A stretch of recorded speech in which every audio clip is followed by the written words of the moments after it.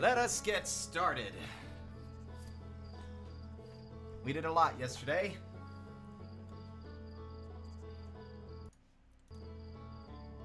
But we're still not done. There are still mysteries to uncover, answers to find, potentially lives to save. We'll see. So we found Feldspar yesterday. We did a little bit of exploring in the deep bramble, or the dark bramble. Haven't found everything there is to find there. We also discovered the solution to getting to the core of Giant's Deep while doing that, and we did. We also found an Easter egg yesterday. We found a model of the Voyager 1 spacecraft with like developer pictures and little GIFs and video and audio just out in space. I thought it was the fable heart of the universe, eye of the universe, excuse me. Turns out it was just an Easter egg that I got super lucky at finding. Anyway, hopefully audio levels are good. I genuinely don't know, but they're the same as they were yesterday, so theoretically they should be fine. But if there is an issue, please, please, please let me know.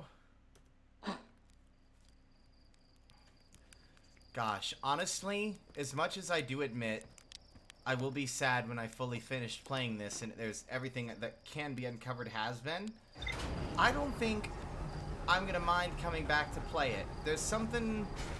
It's very Ugh. Whoa, okay, my game is frozen. Wow, it actually froze. Okay, we good? We good, Outer Wilds? That was a pretty big one. Oh no. It's... Why are you freezing? What is happening? Uh-oh.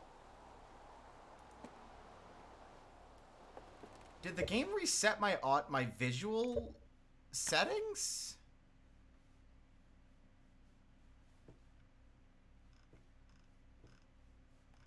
No, it doesn't. I mean, it doesn't look like it. I don't think so. We didn't have that happen yesterday. Let me look real quick to make sure that there isn't something else eating into my CPU. Ah, I see. I figured out the problem, everybody.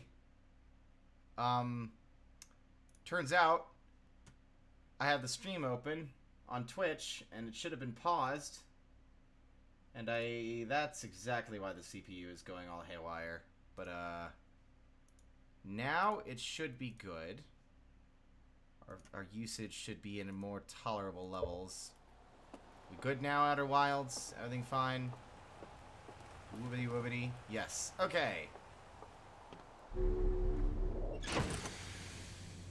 So. We found our way to the Black Hole Forge yesterday, but then we jumped and the gravity... Because it was like an upside down, it was on the underside of the island, and we got too far away from the sort of gravity crystal, we fell into the black hole. We're gonna try and avoid that this time. But I'm actually not even sure where to start today, because we've done a lot. We still have not figured out the quantum moon.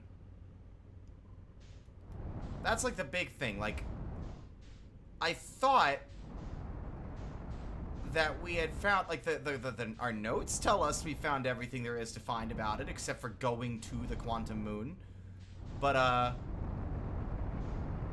we still haven't figured it out, like, the actual solution. Nor have we figured out the solution with the interloper. But I think we should start, maybe simple.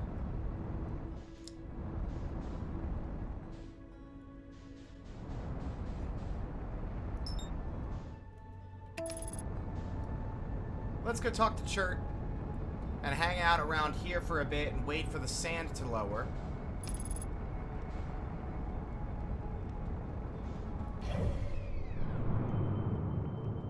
Theoretically, we should be able to make it before they get too far away.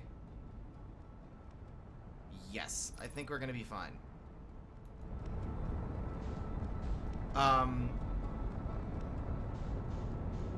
maybe talk to him about stuff. I've already forgotten what I was saying. We also need to do some more exploring in the, Too hot! Too hot! Okay. And we dropped frames on impact. Goody.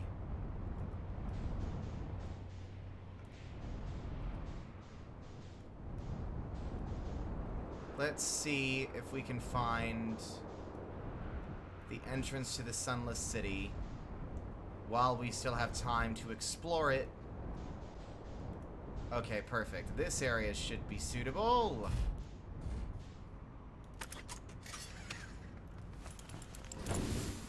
With the sand falling, we never have enough time. Alright, everything's fixed up. Hello, sun.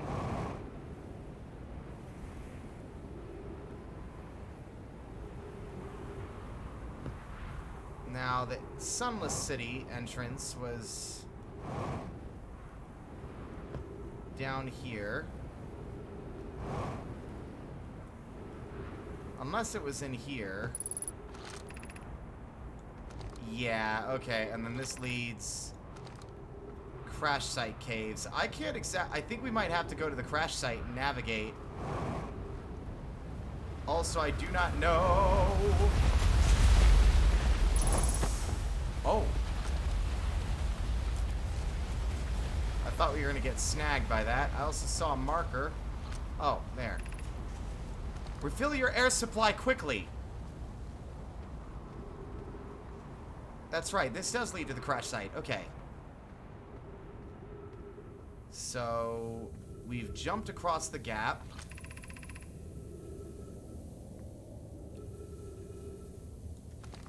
Okay, and then we, this way. I'm also getting text messages about my delivery and my food. So if you'll hear any vibrating sounds, I do apologize.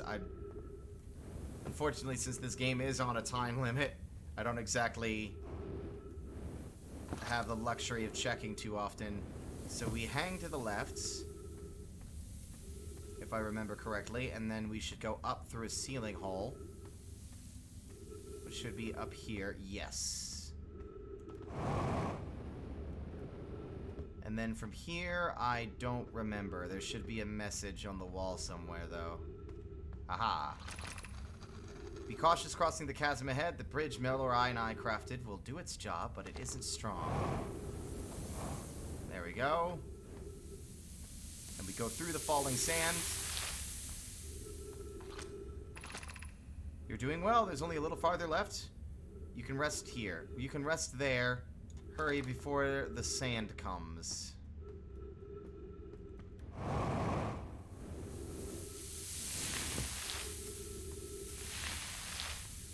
There we are.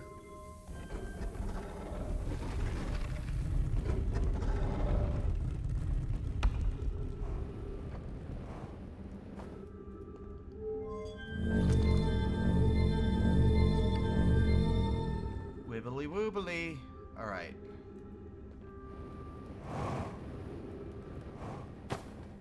Now we have so limited time here as the sand is already rising fairly steadily. I'm hoping that we... it looks like we might have taken just a little bit too long, actually.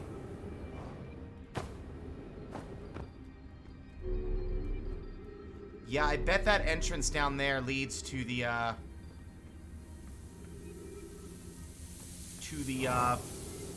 what's it called? The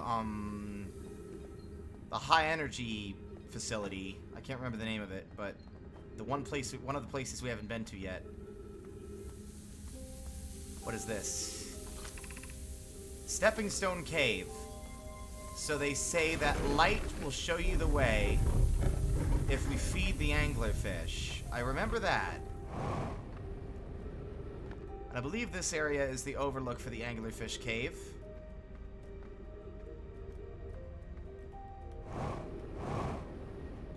Oh no, that's not got it. Where is it? I can't remember. I need to put Scout in there so I can see, but I don't have a lot of time. Fossilfish Cave to play the game. If you too big to climb through the anglerfish overlook hole, you'll have to go the long way, but it isn't far. Go to the stepping stone and then go up into the Fossilfish Cave. I tried to get to the fossilfish through the stepping stone cave, but I couldn't find the entrance. Remember to feed the fossilfish first. Yes, we have to feed the fossilfish a light. And then it will show us the way. Very charming.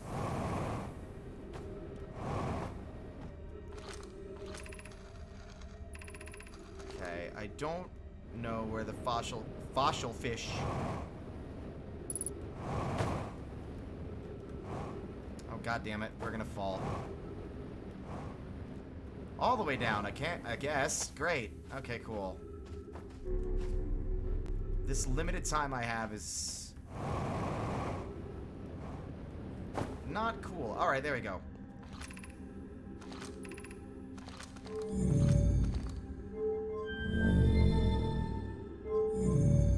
Okay, I was right.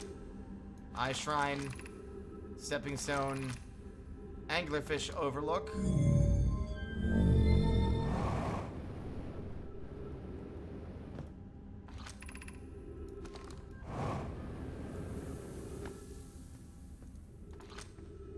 Feed the fish a light.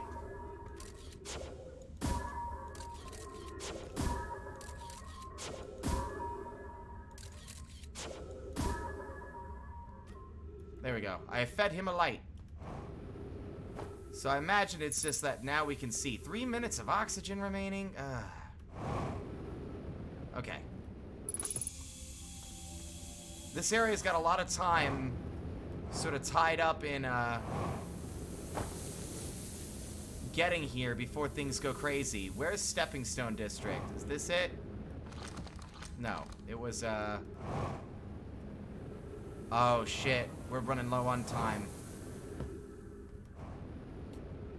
It might be too late, actually. Yes. It does appear to be too late. Then again...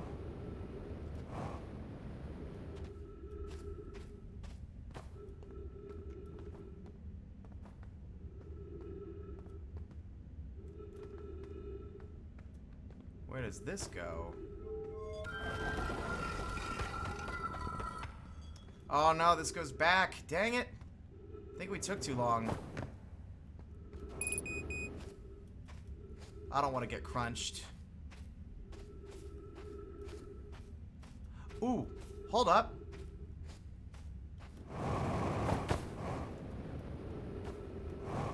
Okay, no, we can do this. We can, there. We made it. Fossilfish Cave.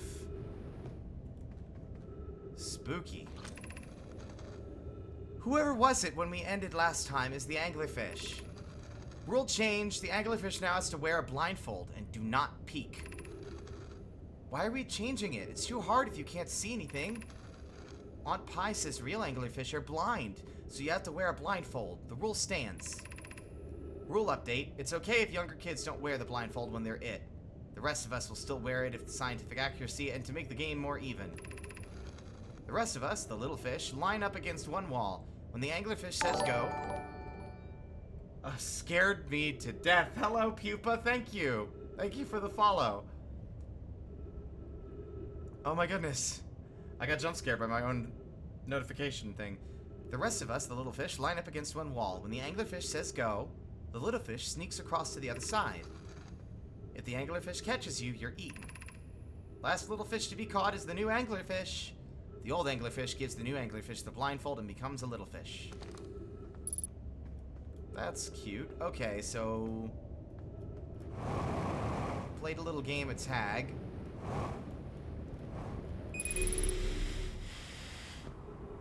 What is this? Anglerfish study.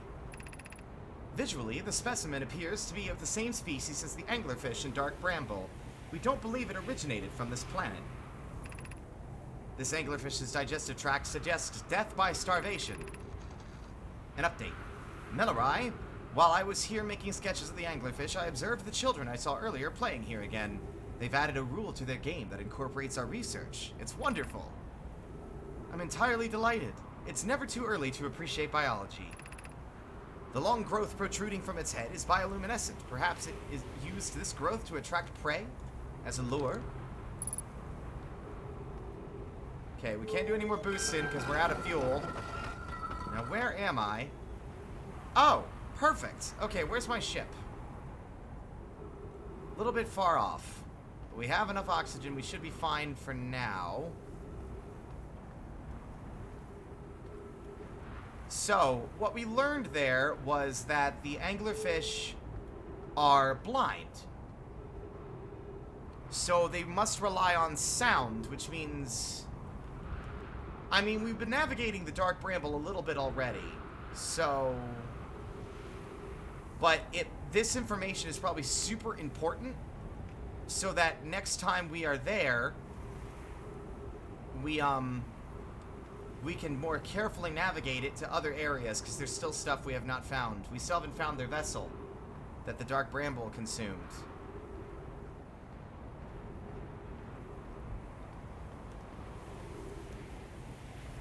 Nor have we found the escape pod, but I imagine if we use our little handy-dandy signal scope on the distress beacon frequency, we might be able to locate...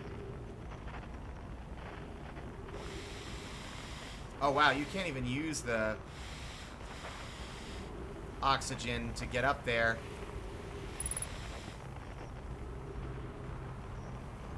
Can I even make this jump? We might die. I don't know if I can get to my ship from here.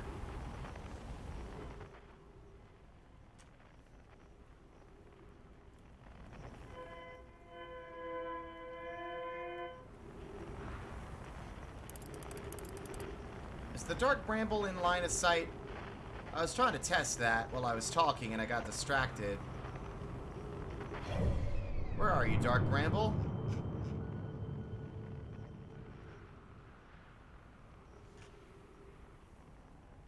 You're there. There you are. Yep, there is a signal coming from Dark Bramble. I bet there has to be a way up there.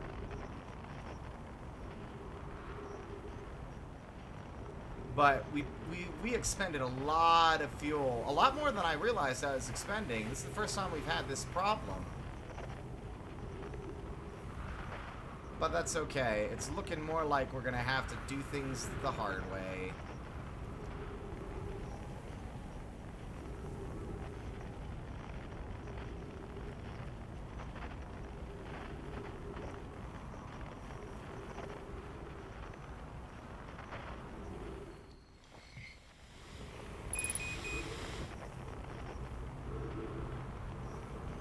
Yeah, we're gonna die of suffocation.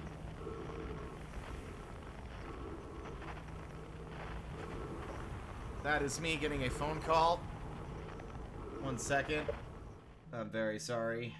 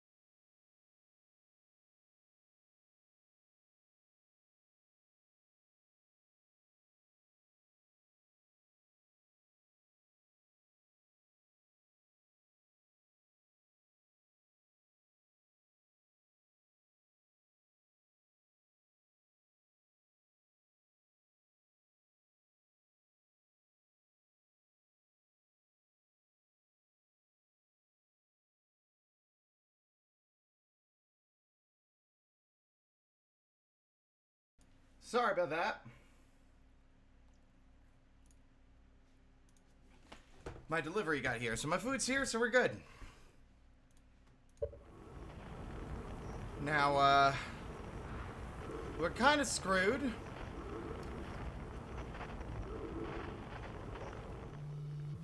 So, and also welcome, Pupa. Thank you for coming. How's your day been going? I'm about to die a very painful death by oxygen deprivation. But that's okay. We have plenty of chances. Hydrate.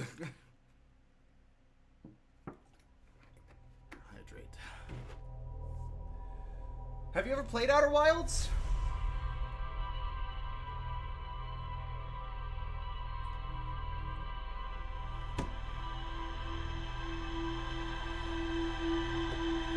As much as this is a self-sabotaging kind of thing, this game, you learn more. The more you learn, the more you can explore, and that kind of makes watching it sort of lessen the experience of doing it yourself. As a heads up, it's like I'm conflicted, because I enjoy this game and I do want people to watch while I play through, but there is a level of, like, you miss a lot of the experience if you don't play it yourself, you know?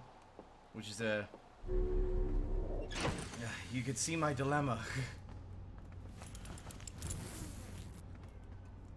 And that's the sound of my cat screaming. What do you want, sweetie? Yes, darling. What are you doing? What are you yelling about? Are you up to no good? Okay. Never trust that cat. I turn away for 1 second and she's doing something she shouldn't be.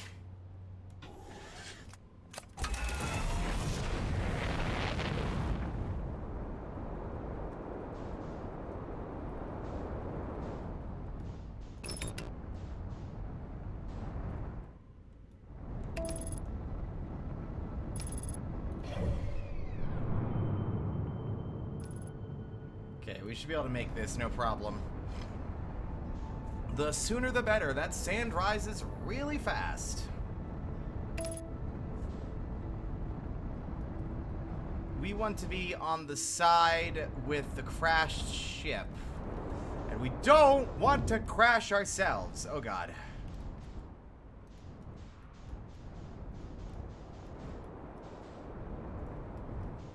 It's a very beautiful game. And I mean that sincerely. I haven't played a game quite like this before.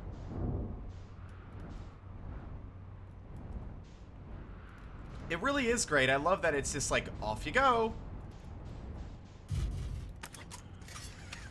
A lot of nonsense has happened. My favorite incident so far is when my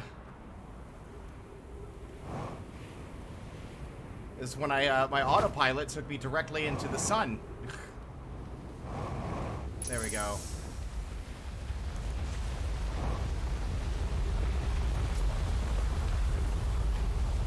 Very warm. I would say the warmest. But what I love, like, it's like a blessing and a curse of this game that, like, all of the experience, it's like a Metroidvania.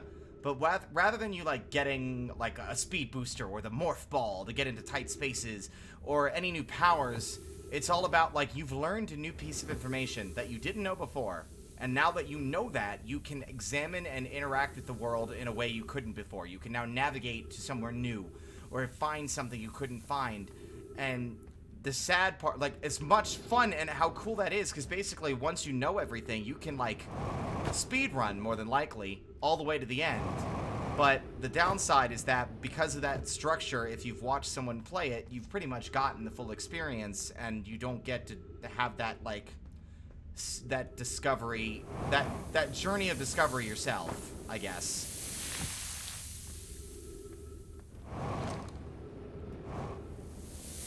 Huzzah!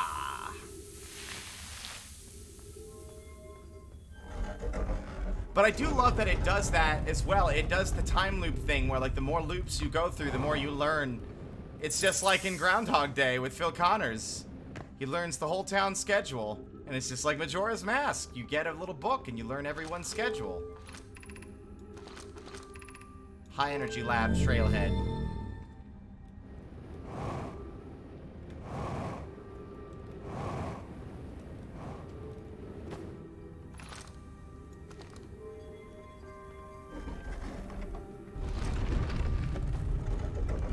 We're on a limited time crunch. I'm glad. Okay, I'm really glad. Yeah. Like I am sabotaging myself in a sense by basically encouraging you to stop watching and play it. But at the same time, it's like, it's one of those games that I love so much that I'm willing to do that because I don't want to rob someone else of that experience. You know? Uh-oh. Oh, god damn it.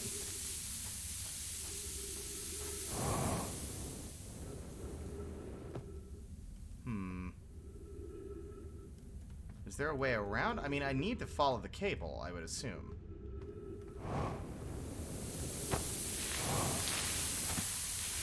Or do I literally have to wait? I don't think so. I think I'm doing... Maybe I just took too long. Maybe I have to get here, like, right away or go through that gap. Ah!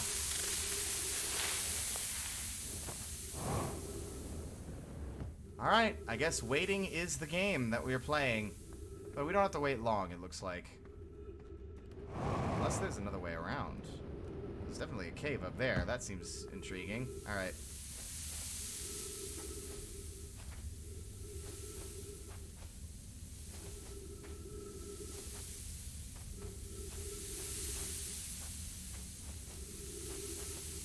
Yeah. Ow. It's like, oh god.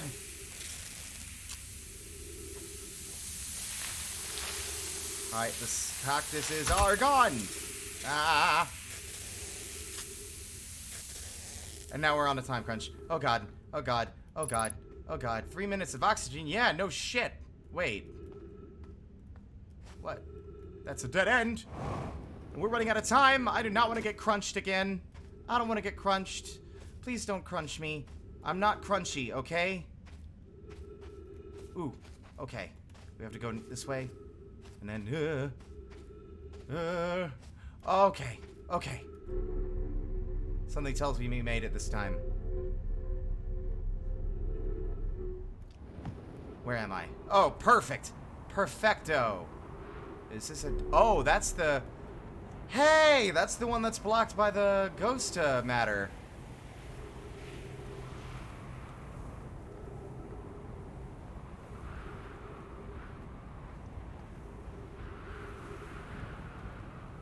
Oh, cool. How convenient. We can get up there. We just have to work fast, because we do have limited oxygen. But there should be trees in here, so we should be fine. Yes!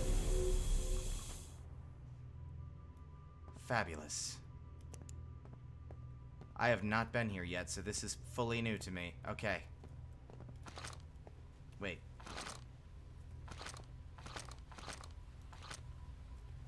Launch scout. Okay, weird. Alright.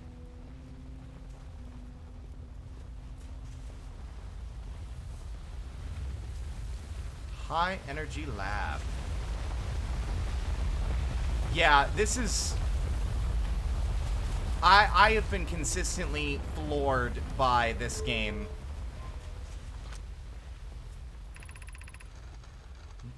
Records show Nomai arriving at the warp receiver on Brittle Hollow very slightly before departing from the Whitehall station. Raimi and I are devising an experiment to test if this is a real phenomenon or simply machine error. In theory, what we wanted to try to reproduce is a negative amount of time elapsing between something entering the black hole and exiting the white hole at its destination. Initial things first, our experiment setup will first pair a small black hole core with a small white hole core to mimic the setup on the white hole station. Hypothesis: it is possible for an object to exit a white hole before entering the corresponding black hole. So...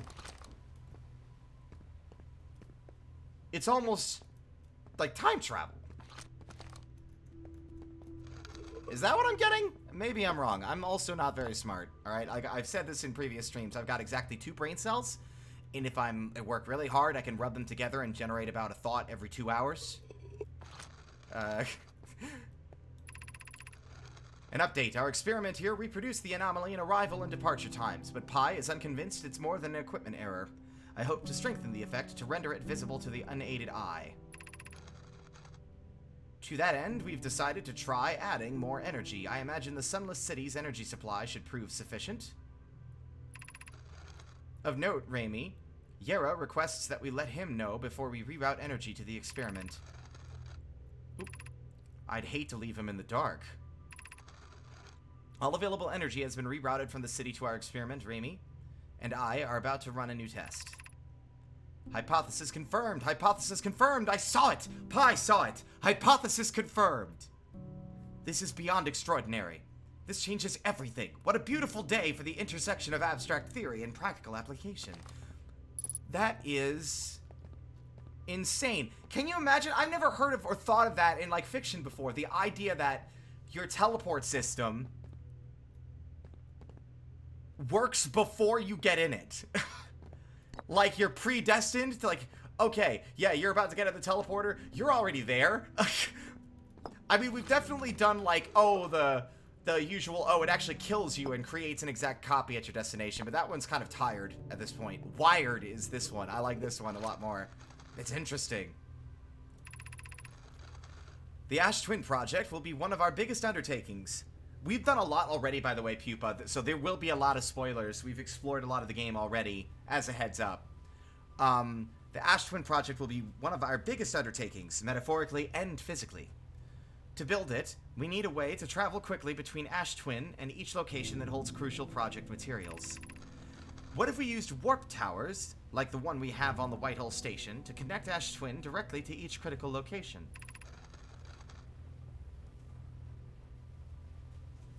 Oh yeah, I doubt I'll finish it as well, but I might spoil small bits and pieces. But thank you for coming. Like, we'll be streaming Metopia next Wednesday. We might not even be doing this next week. It depends on how close I am to the end. We'll see. Of note, each tower on Ash Twin will warp to a different planet. My gratitude to those who noted my imprecise language. Yes, the sun is not a planet. I believe this has been sufficiently clarified. Kindly stop reminding me.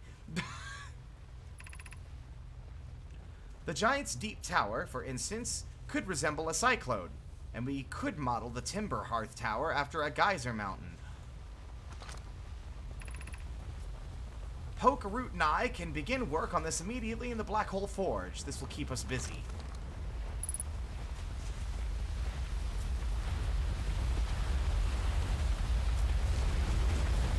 Oh my god, okay. So they have a structure on Timber Hearth?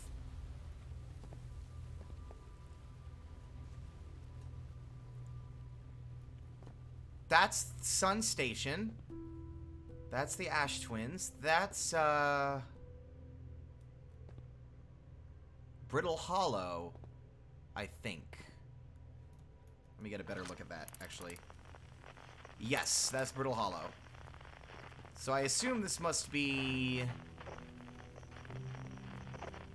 I'm actually not sure what some of these are. I mean, these two are obvious, but some of these are a little bit less clear. Oh, no! No. Those are above views. These are above views. So this is Timber Hearth.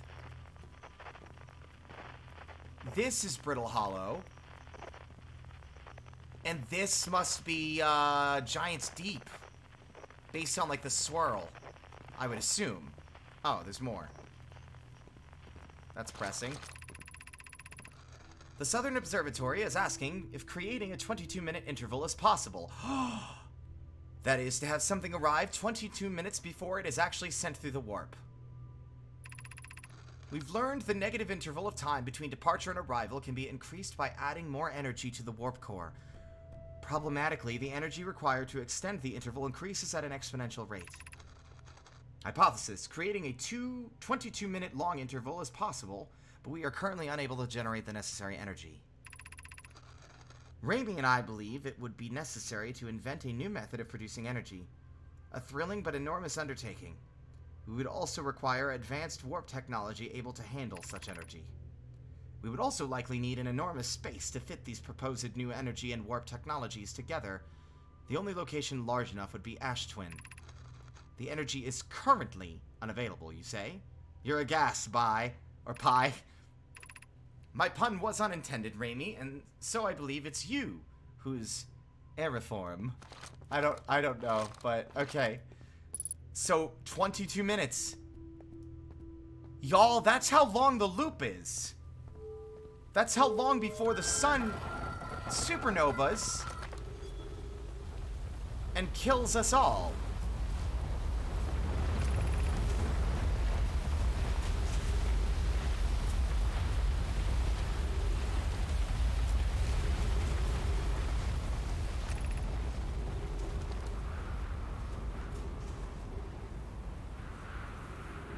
Speaking of the sun, oh hey, look, it's my ship. I parked really close. Monk.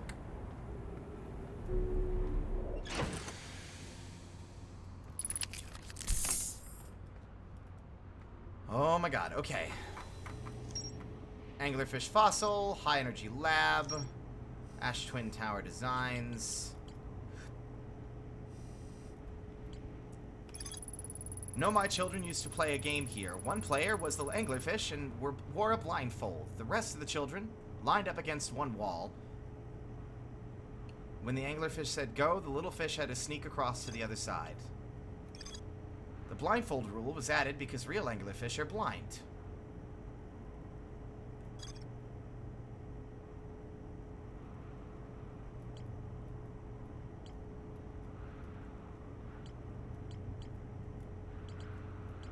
I don't know if there's a way to be quiet with our ship.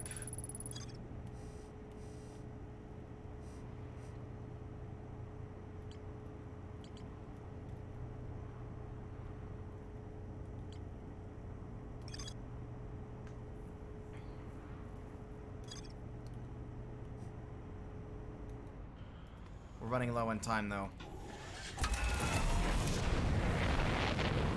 Ash Twin, where are you?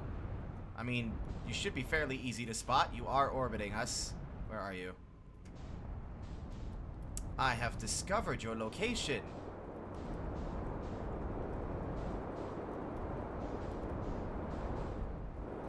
I see now. I see. Okay, so this is the Ash Twin warp.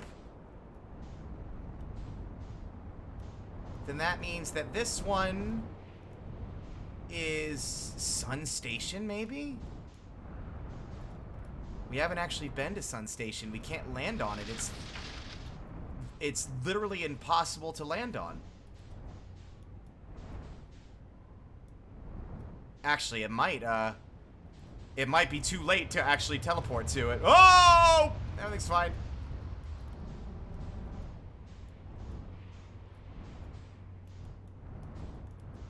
Let's try and land somewhere. There we go.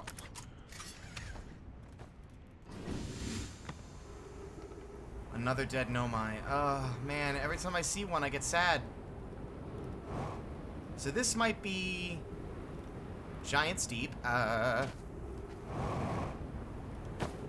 would assume, anyway. Oh, 2 dead Nomai.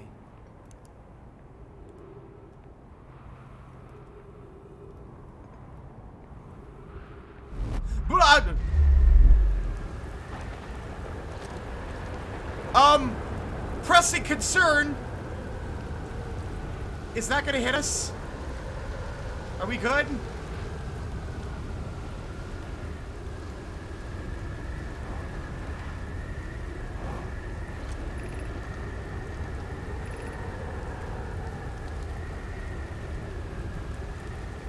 Can I go home? Okay, alright.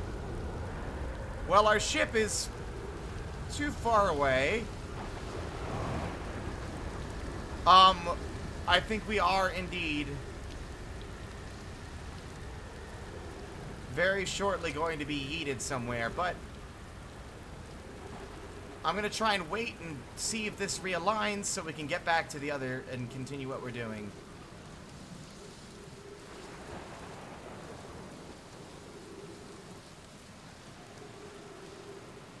It might take a minute, though.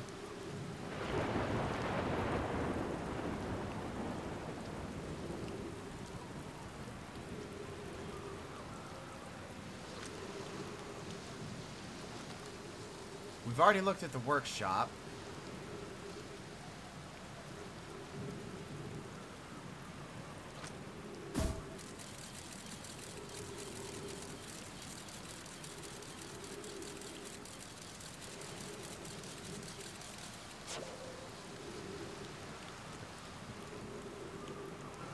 Oh, maybe...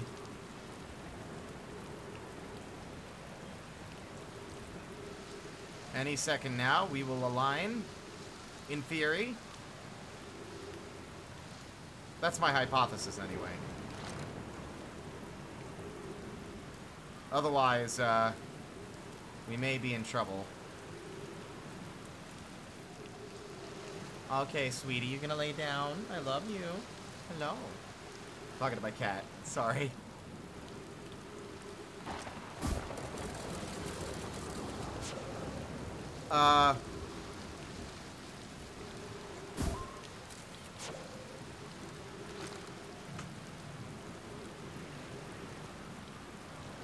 Pressing concern. Is this gonna teleport me before or after we get yeeted?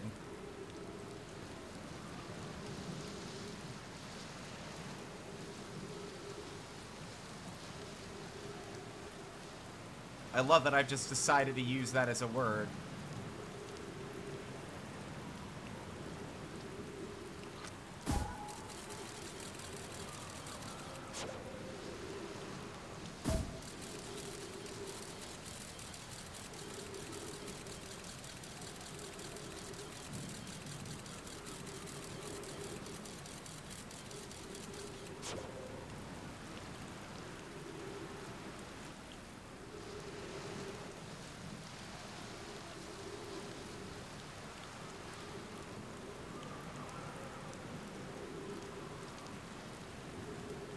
We're definitely out of time, I think. Just this one rotation probably took too long.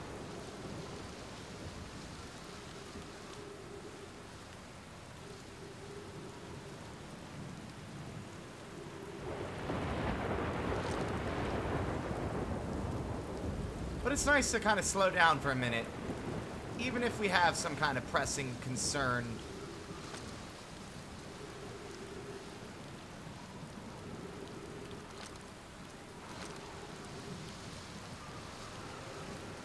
Wait, are we still not aligned? I'm about to run out of oxygen, fellas. You think you can maybe hurry up?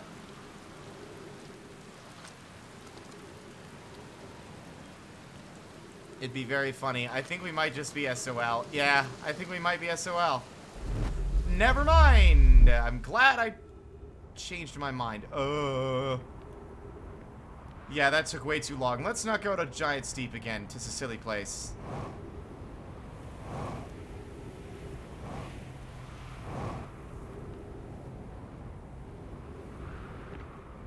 Oh my god, this thing's covered in deadly cactuses. What is this?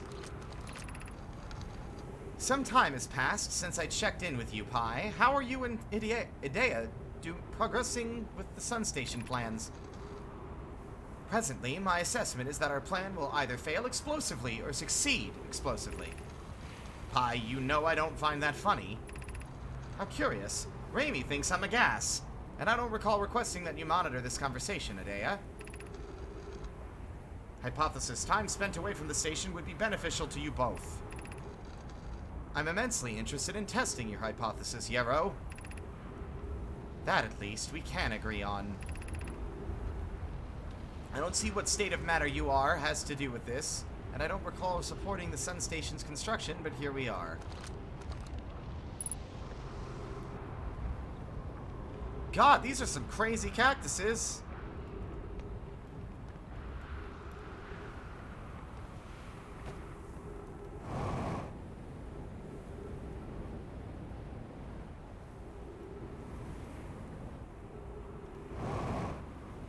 Yeah, the log is fantastic. It's a nice little thing to keep track of information you've gained, so you can follow up on plot threads or leads that you might have forgotten about or got caught up in.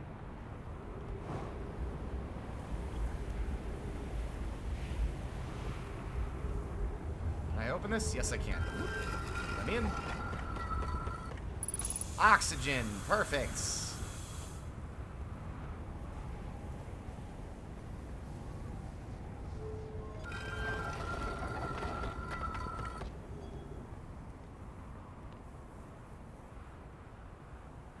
Is our destination incoming? It wouldn't actually be a bad place to go.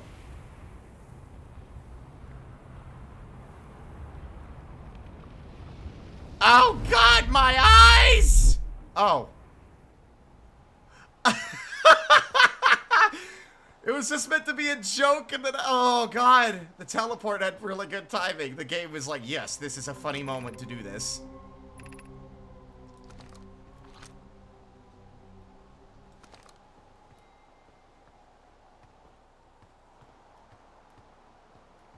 Okay, where is home village?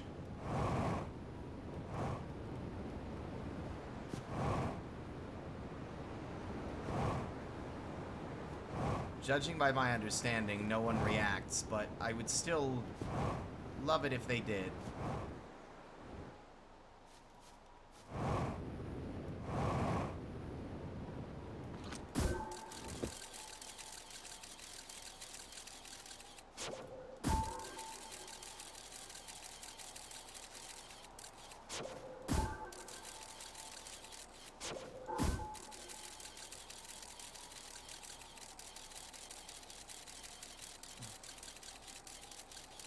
Whoa, there's ghost matter there. I don't think I ever looked into that.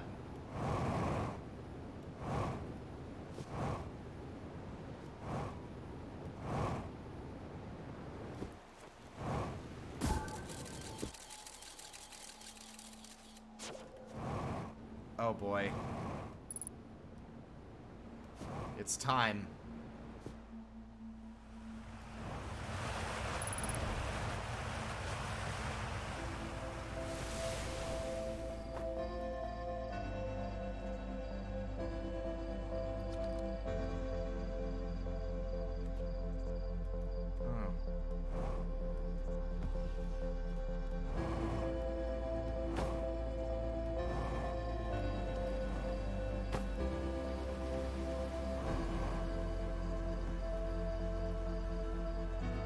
Guys, I just want to tell you that it's been a lovely time exploring.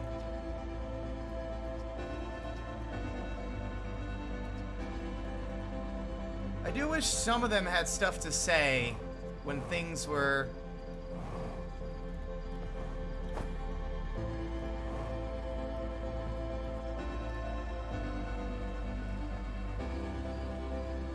so close to the end.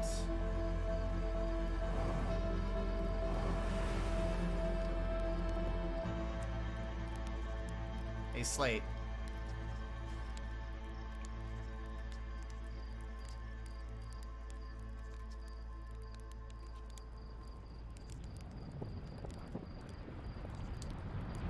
Well, before I get roasted, let us roast one final marshmallow.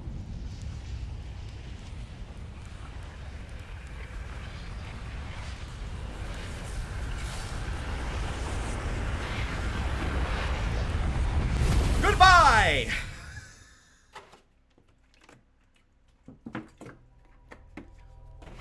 Yes, a great way to go. Exactly. The fact that I managed to roast it and eat it before I died was probably my favorite bit. I'm glad I did that. Awesome. Okay. My greatest achievement so far.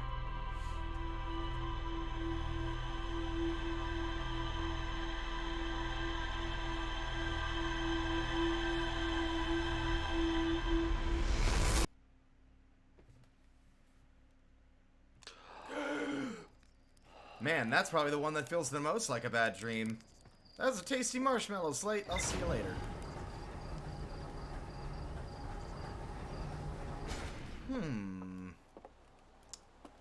Let me see. So, brain, do remind me. Nothing new popped up in our log, it looks like.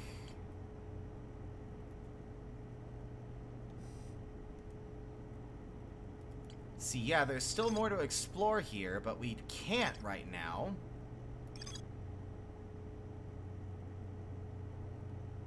The frozen Nomai shuttle.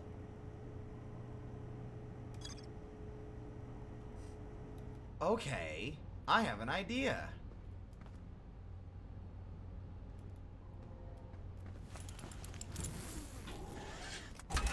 As much as we are definitely gonna die, because the sun really likes to yeet our ship into space when we land on this thing.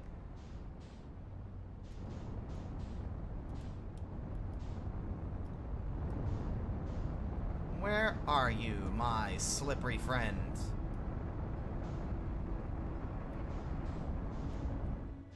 Oh, there's another slippery friend. Hello! Goodbye! Oh, the Quantum Moon's my favorite. Oh, look, he's back! Hello! And goodbye. Alright, now I know... I'm simply lining myself up so that we're not drifting endlessly into space.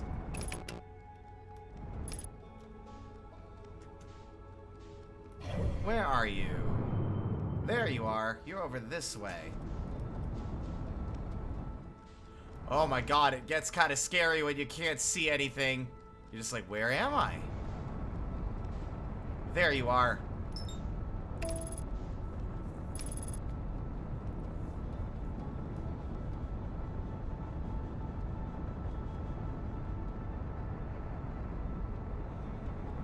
Next loop, we are going to try and get to Sun Station. Because that's something we've been wanting to land on forever, but it's impossible to land on with your ship. Because it's just too close to the sun. You just get pulled in. Hello, Dark Bramble. You sinister and insidious thing. Hopefully you're not in my way. You are not. Good.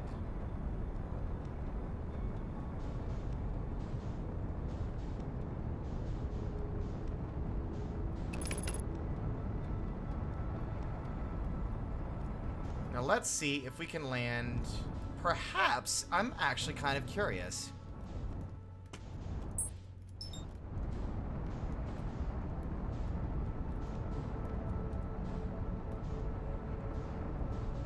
I didn't know if there was or wasn't, actually.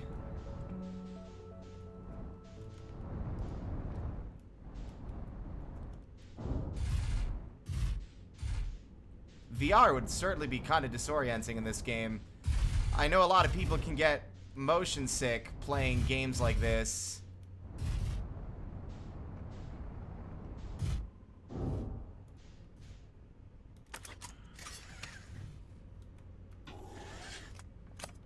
I don't like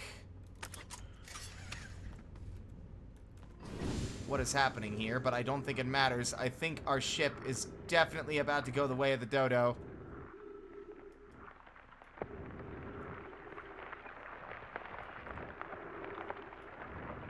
Wait a second.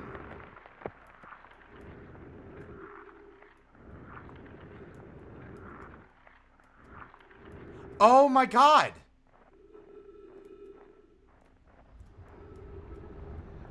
Are you gonna yank my ship off the comet? Oh my god, downward thrust, downward thrust, downward thrust, downward thrust, downward thrust! Okay. Oh man, the sun really wanted to just grab me like I was a prize in a claw machine. Okay. I have not read this before. This is troublesome. It seems the comet wishes to submerge our shuttle in ice. If we stay on the surface too long, the shuttle may freeze entirely.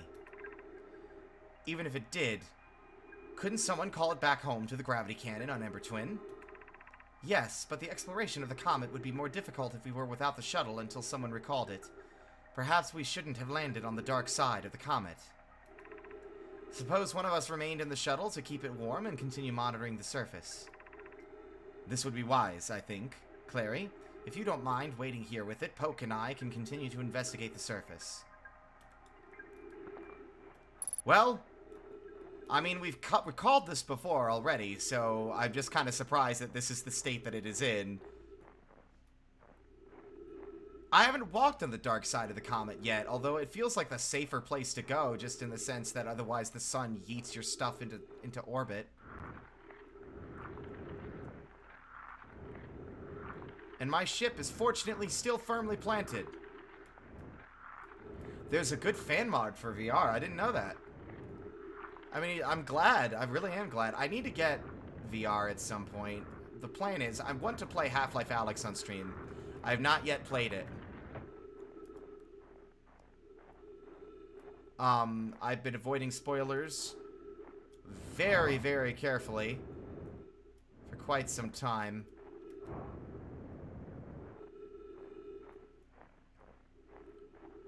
But, my computer just doesn't have, like, the capacity to do VR. I also want to do, like, VR chat at some point, but, you know, it's more fun with VR in that case. I know you could play it without it, but why?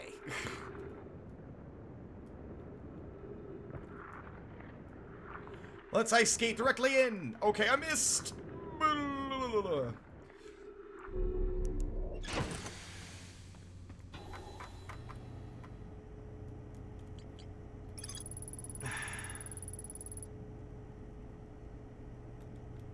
Clary, the Nomai, who stayed behind, lost contact with the other two after they descended below the interloper surface.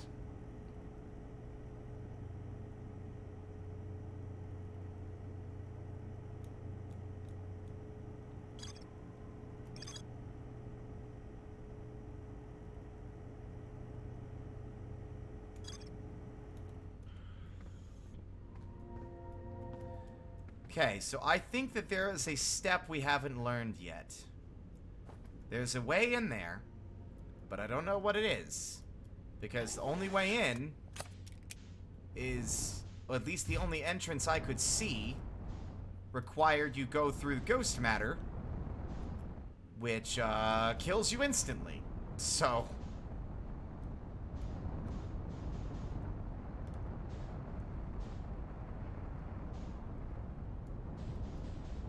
but I think it's pretty clear, at the very least, that this is where it's coming from. I've already been inside, and there's no answers here. We'll have to come back.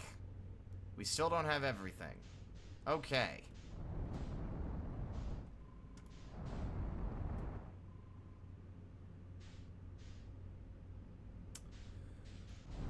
Haven't figured out the solution to the quantum moon yet, either.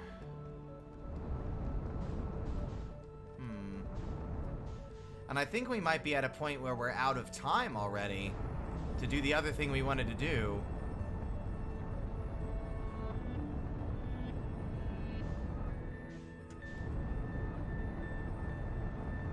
So when one is out of time to do what one wishes, there is really only one solution. Oh wait, no, we're not out of time yet. Never mind, it's too late. Goodbye! We were going way too fast.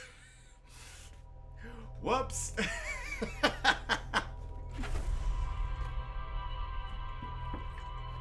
Once you have decided that you're going to give the sun a kiss, you can't back out from that choice. You have to commit. The sun is going to get that kiss, and there's nothing you can do to stop it. Okay? So, you know, be sure you're ready and prepared for the consequences. Like the very painful sunburn. And complete full body immolation. That too.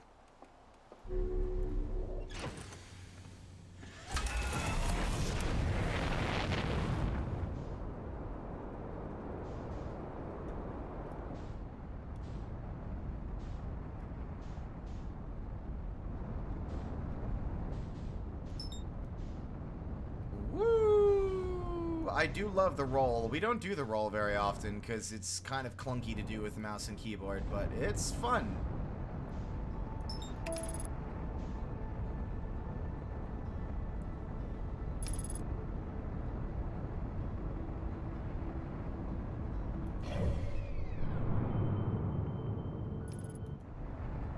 I've learned my lesson. You need to make sure the sun is not between you and your destination, or you will hurtle directly into it. And I love that that is a thing. So we've got some time to kill, just on the nature of the fact that we can't get to anything until the sand has fallen some more. So what we're gonna do...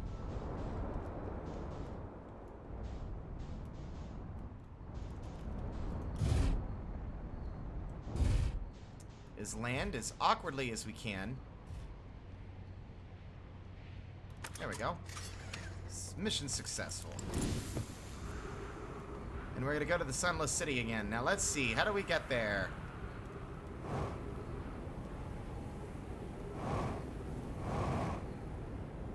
I think this is just the cave with the quantum rock.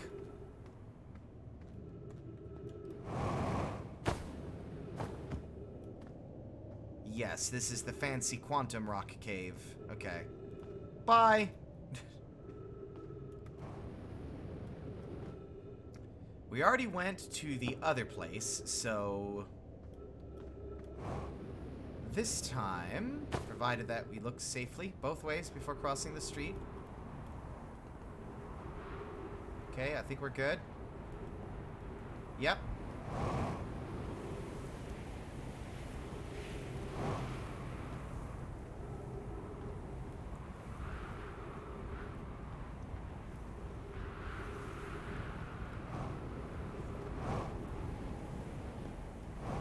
What a fascinating pair of planets these are.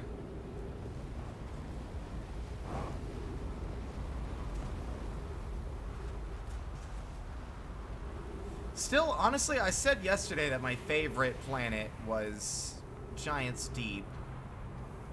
I'm not sure. I like every single one of them now for their own reasons. Each one has its own unique sort of like thing going on with it, and I really, really like that. It's super out there.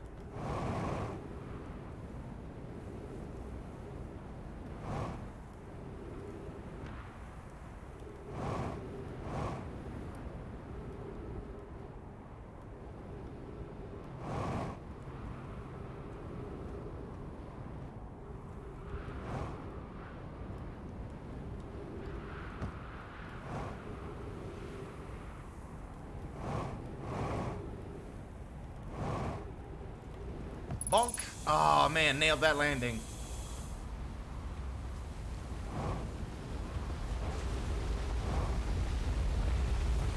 Wonder how they lived in the Sunless City if it's constantly filling with sand.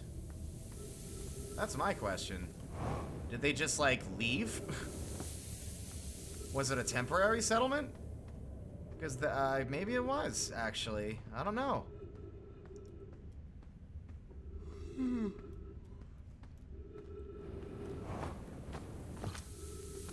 I don't need to read none of your dang instructions. I know this. I'm able to go to the mayor's house at exactly 2:45 p.m. and save him from choking on his ribeye steak. And then he gives me the key to the city. And then after that, I run across the street to stop old woman Jenkins from getting hit by a car. And then after that, I speed on over to the truck depot to stop a dude before his car explodes from improperly filling it with the wrong form of gasoline. I've got everybody's schedules on lock. Aw, man, 50% fuel already? Yeah, I guess we have been boosting around a lot. Sorry, I'm making Groundhog Day jokes. That's such a good movie. If you've never seen Groundhog Day, you should. It's the quintessential time loop movie. I would argue it's the first, but I haven't seen enough movies to know if there's other time loop movies. Y'all saw it for the first time this year. What'd you think of it? It's a classic.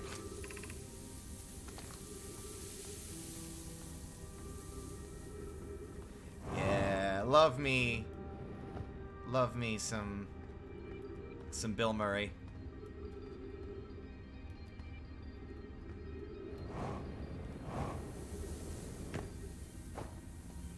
It's definitely very well made. I never seen a movie quite like it. It's I wish there was more like, it's weird that I want more time loop stories as like a genre. There's something about them that's really fun. They really have the opportunity to explore a lot of interesting concepts and emotional themes that other movies don't, like other types of stories don't necessarily have the time. All things like the time to like explore. Hold on.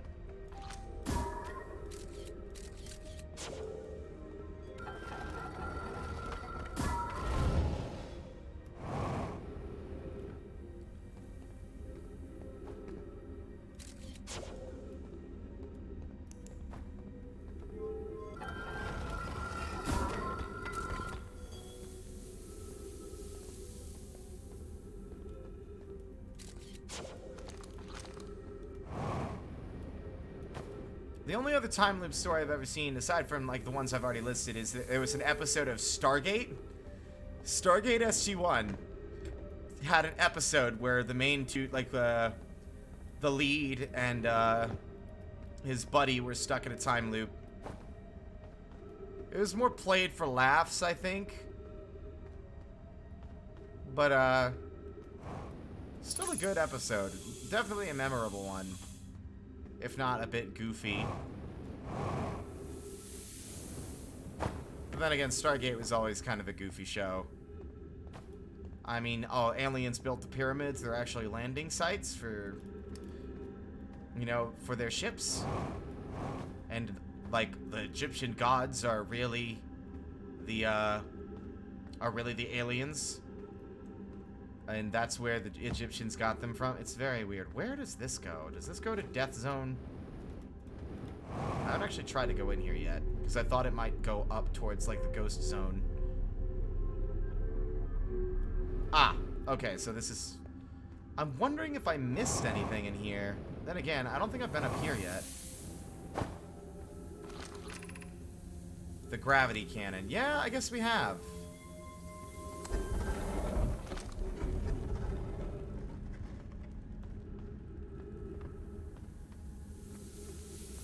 That's the Eye of the Universe. But there's not really anything in here. These are just like homes. I thought it might have been like a temple for worship, maybe? Uh-oh. Ah! Yeah, yeah, yeah, yeah! Everything's fine. Don't mind me. Ow! I'm fine, don't mind me. There's a character on the British show Misfits that had time reversal powers for the first 2 series of it. Ooh. And it's funny that I never really thought if Doctor Who ever did an episode on time loops. I was a diehard fan for a long time, at least for the Tennant and early Matt Smith eras of Doctor Who. So like 10 and 11. And I watched 9 as well. I liked him too. But I don't remember if they did any, like, time loop stuff.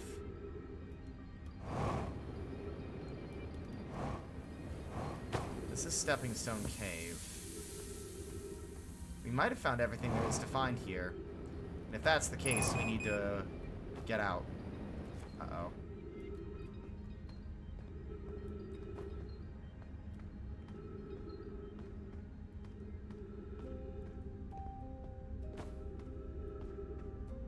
What is Misfits about? I've never really watched a lot of British television.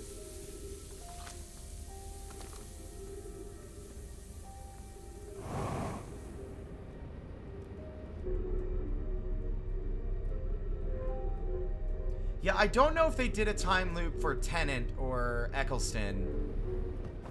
Because those ones I've watched, like, religiously for a long time. I don't really watch Doctor Who anymore. But I used to watch it a lot.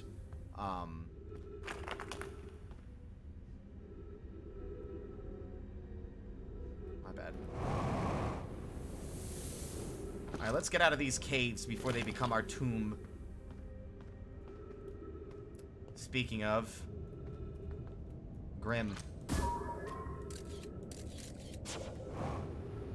I will trust the scout. Just this once. By just this once, I mean all the time. Aha! Well, out of... Wow, just in time, huh? Now we just gotta mosey on over to our ship.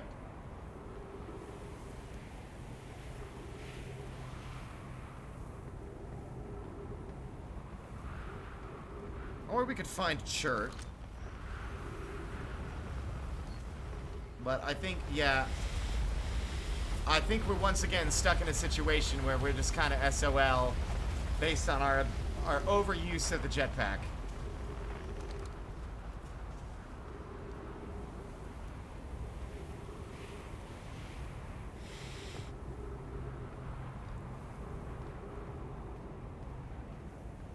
But man, I love this game. I've been getting very emotionally invested. And it's been a long time since the game's been able to do that. Hollow Knight was the last one. And I can't really think... I guess Soma was one as well. Subnautica.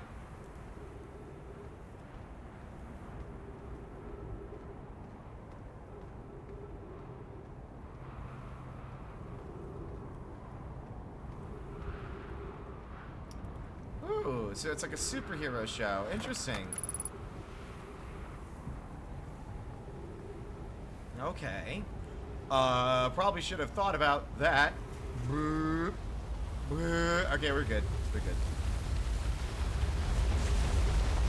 Man, after spending time on Ash Twin, you'll never get the sand out of your body. Like, out of your boots, out of your socks, out of your... Like, every crevice is gonna have sand. And you'll just be stuck with that.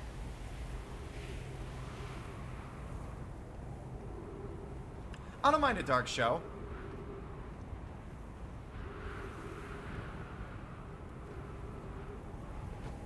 I get what these are now as well.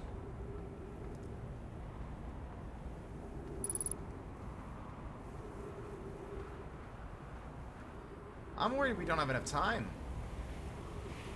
I think I might have taken too long. Now the sun has expanded just a little bit too much.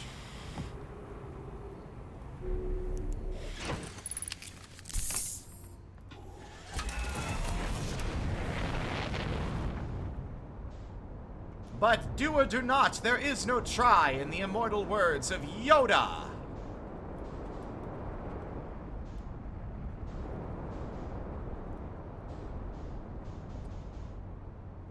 Preacher. I never really watched a lot of television, if I'm honest. Not in a long time. Like, I watched TV a lot when I was a kid, but once I got out of high school, I never really watched a lot of TV. I spent most of my time on the internet at that point. Does this go where I think it goes? Ah, that's right. We couldn't get in here. It was like filled with cactuses. I don't even know if there... I bet you.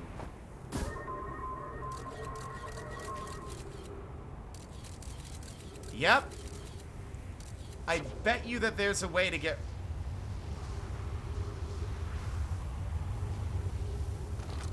I bet you that there's a way to move the cactuses or interact with them, because they have been a significant blockade for some time, but I don't know how yet. So, until then, they are simply that, a blockade.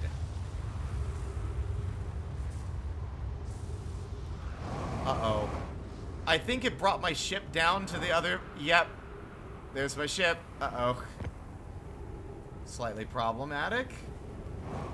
Yeah, there's gotta be... Yeah, we don't know that yet. We don't have that info.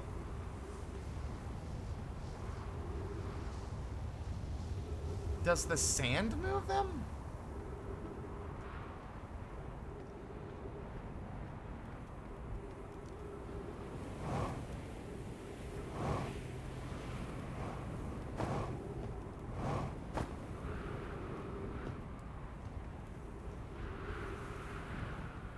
Fascinating. Or dubious methods. Yeah, that sounds about right. Let's just keep it hush hush. Don't tell nobody.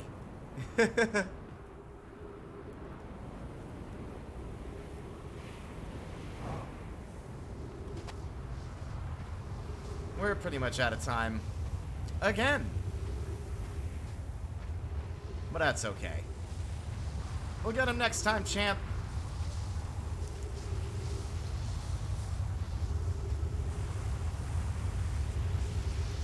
Woo! Then again,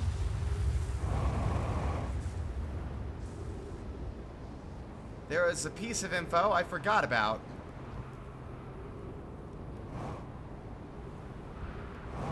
That's the sun station. That one's the twins.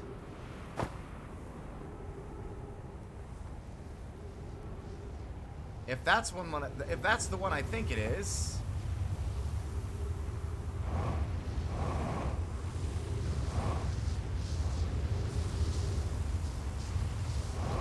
Then this is the one I wanted. So this one we used yesterday, but unfortunately I jumped and fell and blew it. Ah, dang it, I just missed my ride! Ah, curses.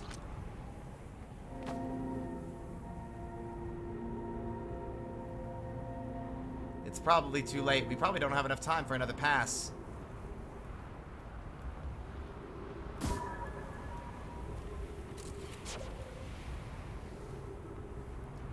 It was a good effort. Yeet!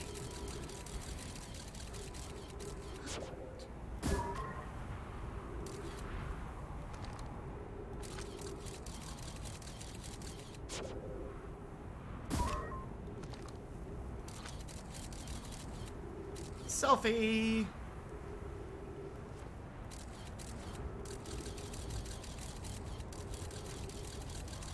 Look at me! Stop motion!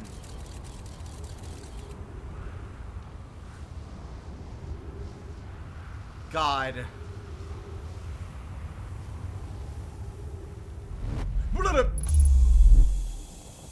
We have made it. Okay, lesson has been learned.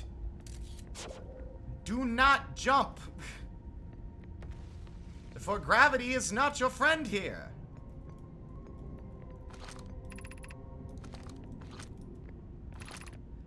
Black Hole Forge. Left 30 meters.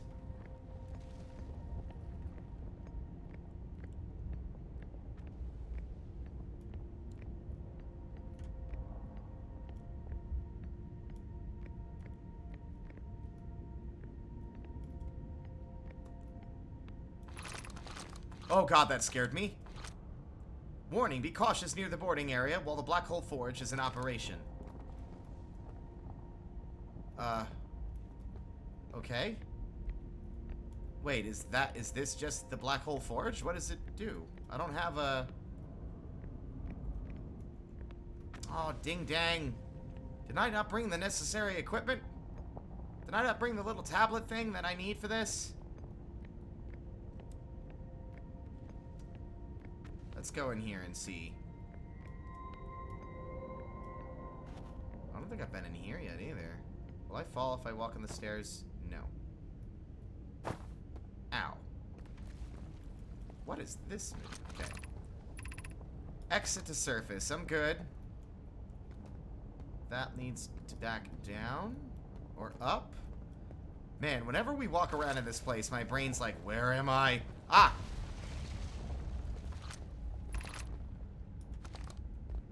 Uh-oh. Oh, okay, thank God. So that must be the Black Hole Forge. Oh, that whole device is, huh? So this whole thing dangling from above is the Black Hole Forge. Okay. It looks like we need to grab a tablet or something, because there's supposed to be... I can slot one into these, but there's nowhere... I don't see a tablet, and I know that based on the way these towers have collapsed, that this is the only way to get up here is from the teleporter. There isn't a way up here otherwise. Uh-oh.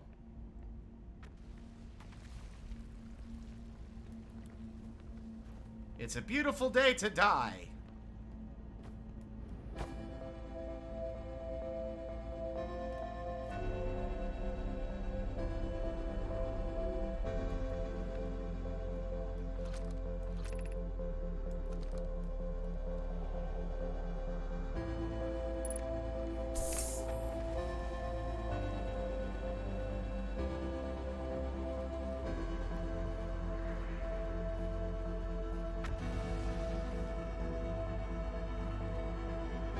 I love this music, though. It gets me emotional. It's very well done.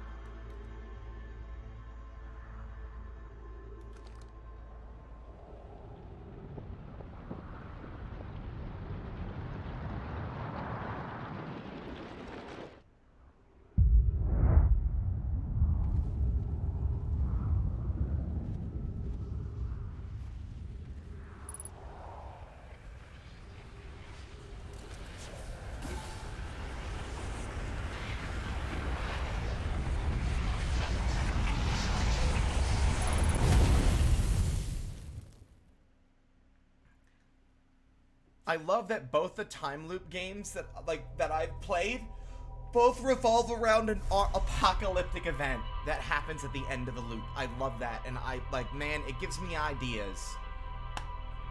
I mean, there's only 2 games, but it has to be a genre at this point, right? You've got Majora's Mask with the moon smashing into Termina and destroying it, and then you've got this game. You got Outer Wilds with the sun going supernova and destroying the solar system. I have ideas. I'm not going to say anything more, because I don't want to spoil it for people who might watch this VOD. Hey, Slick. I mean, Slate. Sorry, wrong name. His nickname, Slick.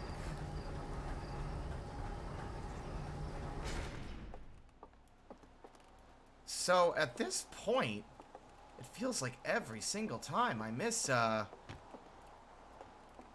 lot of these plot threads, I feel like I'm missing... are getting the window for figuring them out is narrower.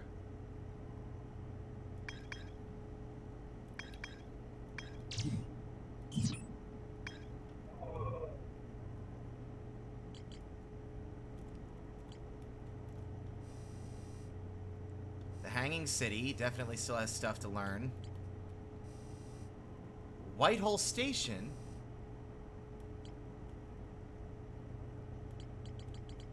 Isn't that the same one that people do Persona? I think it's like the same people that did the Persona games. You'd think I would have played more stuff. And there's a bunch of rumored entries we haven't even figured out yet. The Ash Twin Project.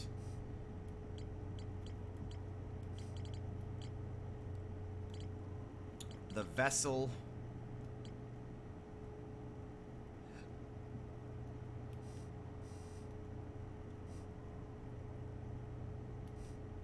And I don't know what the exclamation marks mean.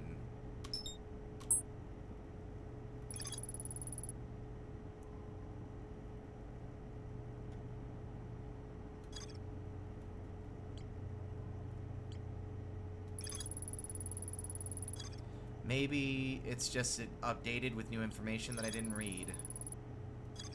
Yeah, okay, figured it out.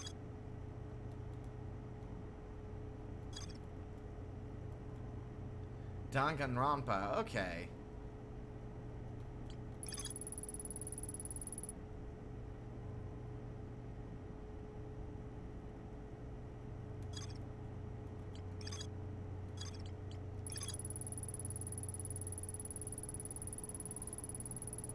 The Nomai successfully reproduced the temporal anomaly first observed at the Whitehall Station. Warped objects appear to arrive before they depart.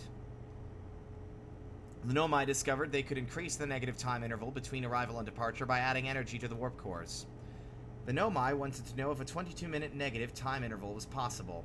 They concluded it would require new technology to produce the necessary energy, as well as an advanced warp core to handle those energies. Ash Twin was proposed as a location for the project.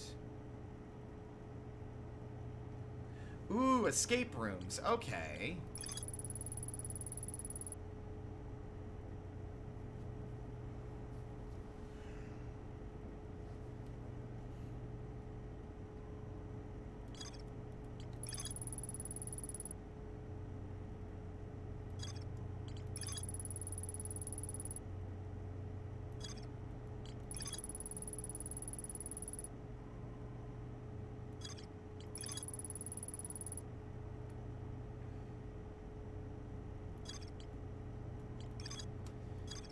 Alright, well, seems that our current only plot thread that we might be able to follow is further exploration of the wall of, I said the Walking City again. Branching story paths. Ooh. It's like an RPG. They're like, yeah, so it's kind of like Danganronpa, because I think Danganronpa, I was never really interested in playing it. I think it's because, like, I saw so much of it on Tumblr back when it was super popular that I just kind of got tired of it, I guess. But,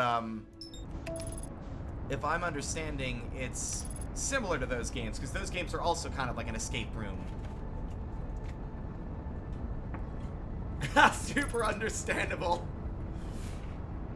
So, like, I watched the Game Grumps play Danganronpa. Also, I'm curious. We'll probably die, but what if...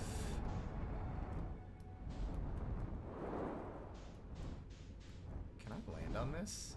Wouldn't that be funny? Oh my god, there is stuff here. Is there seriously stuff? Hold up. Hold up. Hold up. Don't crash into it.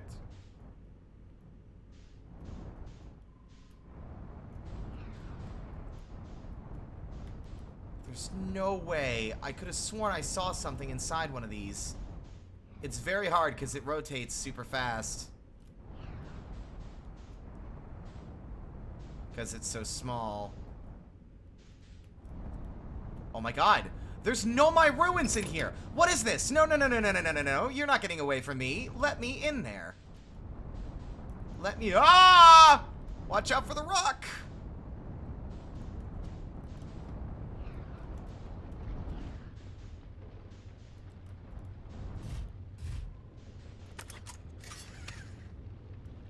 This feels really foolish.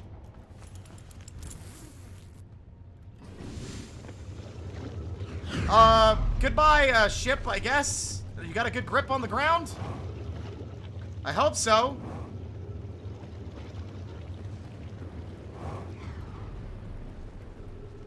Okay, let's wait.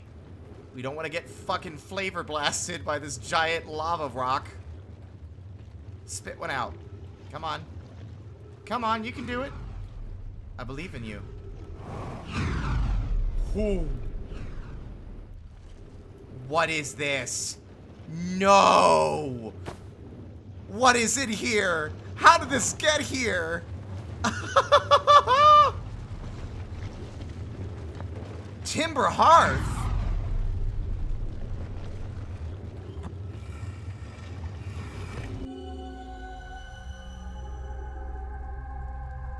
Oh! Oh, we were here. This is the mining area.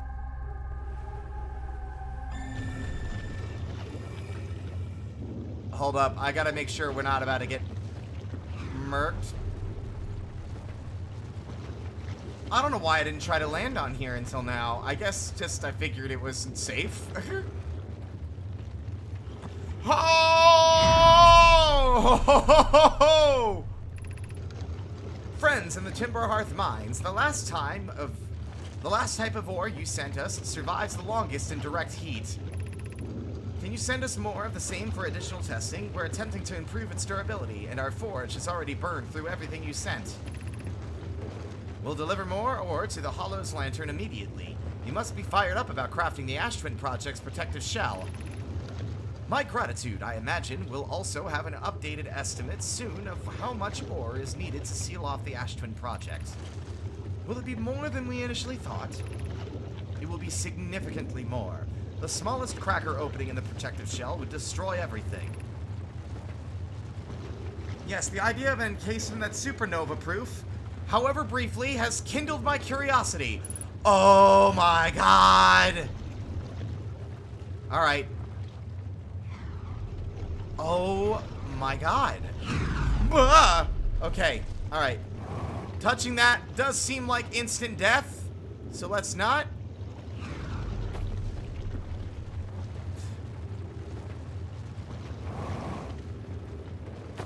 That's super big. That's mega big. Also, just out of curiosity.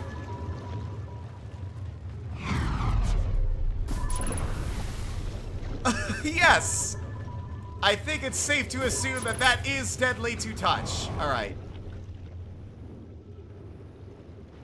Uh-oh. Okay. Alright, well, let's try not to hurtle off the surface. I'm curious to know if any of the other craters or volcanic little caverns have anything in them.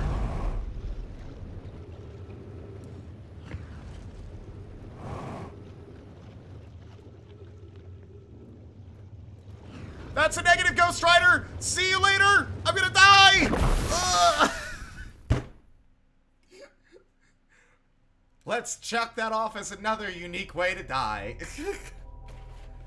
Listen, I died a lot in this game, but I think my favorite one was clipped yesterday. I got crushed by the starting elevator because I stepped inside when it wasn't at the top. When it wasn't at the bottom, I mean. So I got crushed by the elevator and died. I got killed. What a way to go!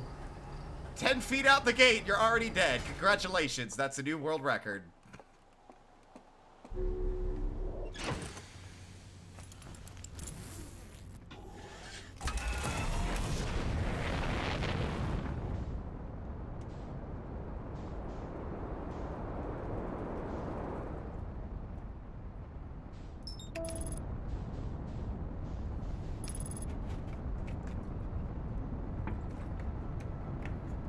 The sun's killed me many times, whether it be crashing into it or it consuming me and everything else in its path, like whatever it is, yes. Alright, so the Hanging City, the closest and most efficient way to get there is from the escape pod.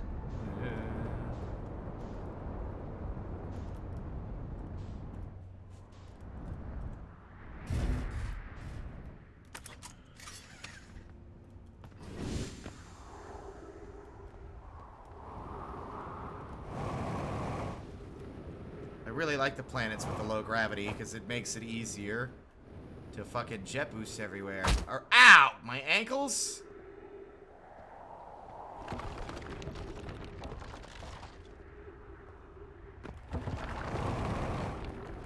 Ho, ho, ho, ho, ho, ho. Okay, everything's fine. So this is not the Hanging City. This is the settlement. And I'm pretty sure that this one chunk here falls very fast. If I'm remembering right. Like, pretty soon. No.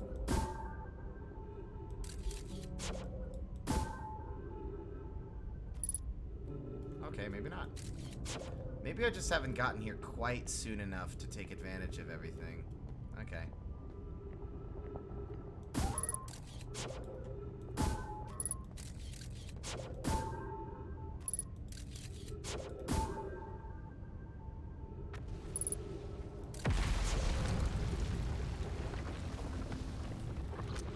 Wow, that went from 100 to 0 instantly. I was correct. Okay, I'm glad that I took a second there to make my bucket move. All right.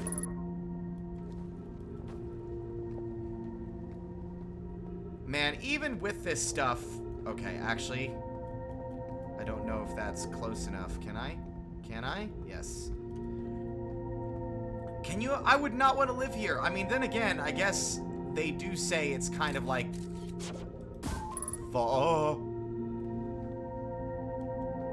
Accidental falling is not uncommon.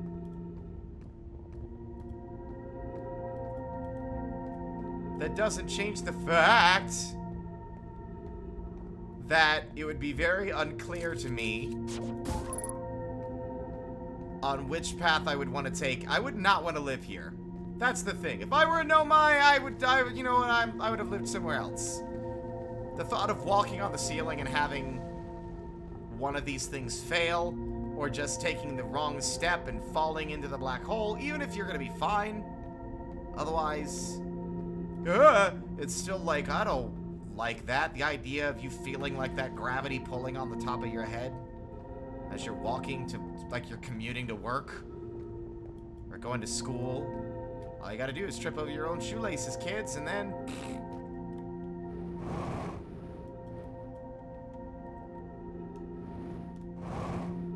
There we go. It is very cool, though. What a fascinating, like, little system. And I do love how, like... Oh. That's not this surface, right? Okay, good. Different surface. I really, really love how seamlessly they seem to transition between different sources of gravity. I love that. Okay. We are in the Hanging City. The Hanging City. Don't go in there, you'll die. So this big dangling thing is the Black Hole Forge. So this is like the other end of it.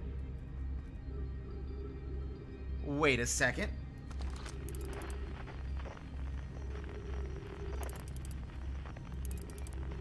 I'm trying to determine if the other half of is something I can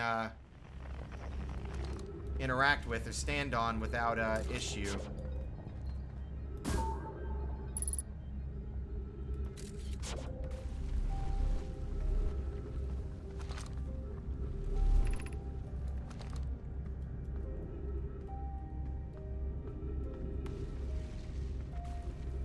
I'm wondering, I can't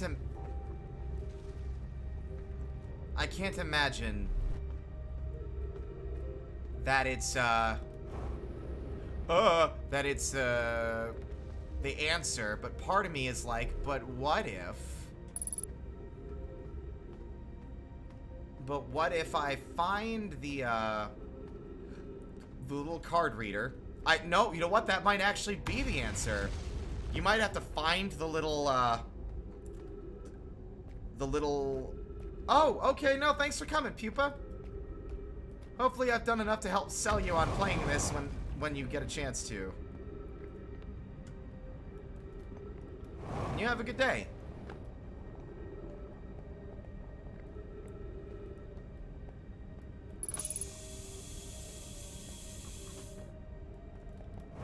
I will.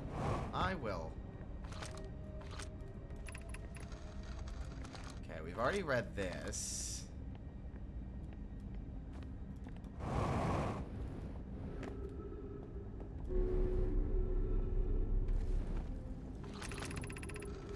Now, Solanum having a crisis of faith. Oh boy. Oh, hold up. Oh god. I haven't seen this before. Wait, what is this?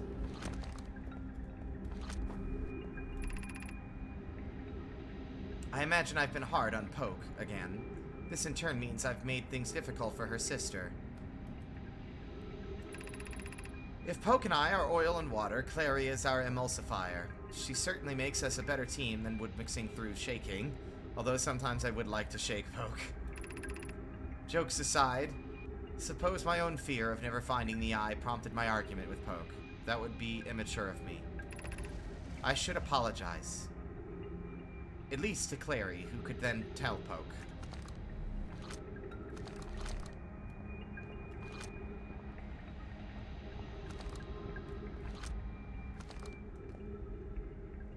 There's the Tower of Quantum Knowledge.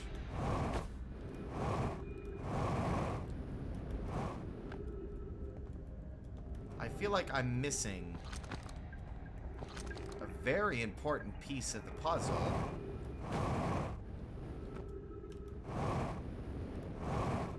And I actually don't know where to look to find it.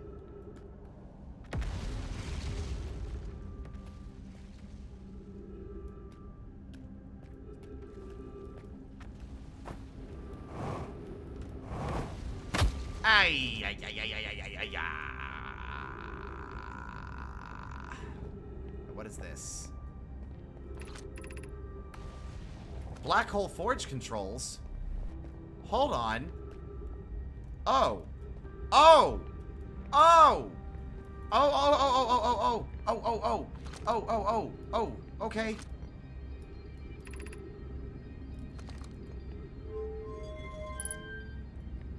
What does that do? Oh!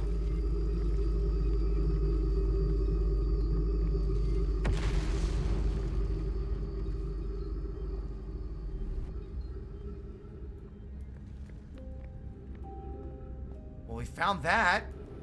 I knew this looked really distinct. I just wasn't sure if I'd been here before. Turns out I have not. There's also water over here.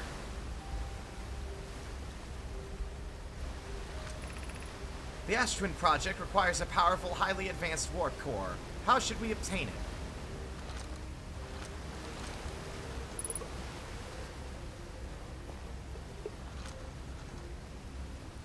There's only one bit of writing. Ah.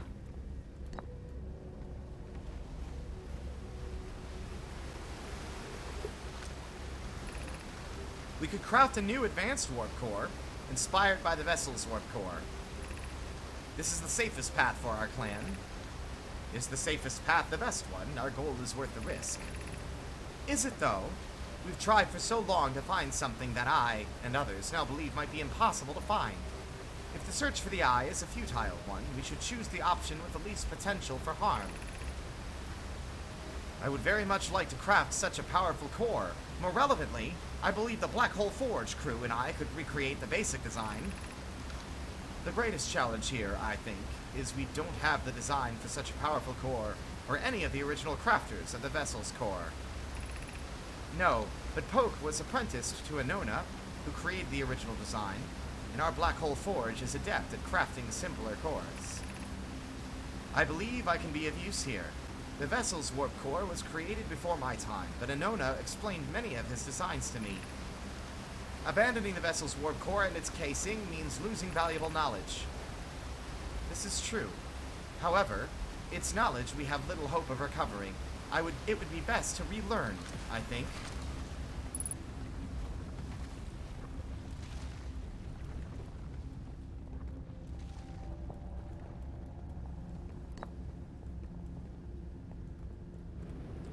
Ah, whoops. I don't know how I missed this place. It seemed like it was right there in the open and I just didn't notice. I feel strange trying to recreate Anona's warp core without him. At times, it still feels strange to no longer be his very young apprentice. Oh. And for the Black Hole Forge to be in my care and not his. I have the chance to try this. To have the chance to try is thrilling, but I don't want to disappoint everyone. I think I can do this, probably. But what if excitement has clouded my assessment of my own abilities?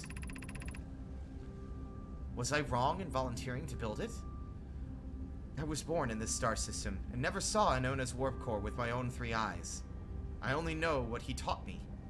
What if I've bitten off a larger portion than I can consume? Hypothesis. This will always feel strange. Even though my time with him was short, I miss my old mentor, and deeply. Still, all I can give is my best, and as Anona would say, should my best prove insufficient, then we will find another way to achieve what's needed. I have Clary and Root in the Forge, and I have my clan. I am not alone.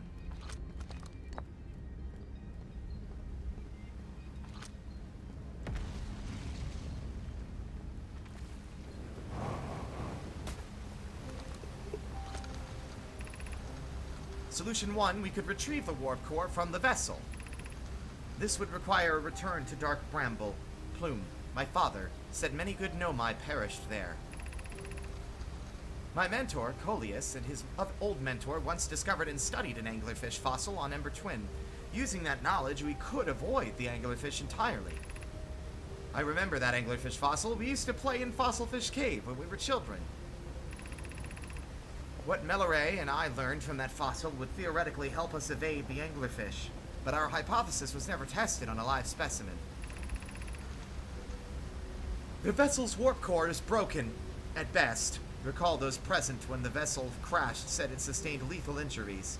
There is no guaranteed reward for this risk. Perhaps we could still repair it. My grandmother told me there was little time to assess the nature or extent of the damage. Even if it no longer functions, the old core could be a valuable blueprint, provided we are able to transport it back here.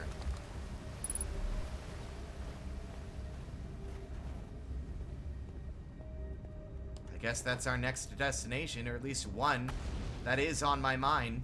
But it looks like that one is going to have to be circumnavigated in a much more difficult fashion.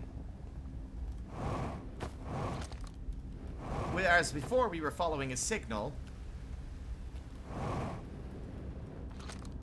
this time we'd very much be relying on being quiet. What is this? Oh.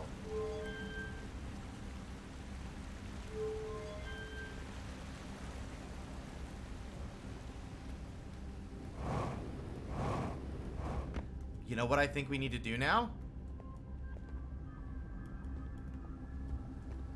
We need to get out of here and head to the Ember Twins. But we're missing... We're missing an important piece of the puzzle, I feel like. Sorry if I'm being all yawny. This game does have an effect on me that does make me kind of drowsy. It's like the ambience, I think. That's fine. I'm not like I actually really like it. The game is oddly relaxing despite how scary everything seems to be.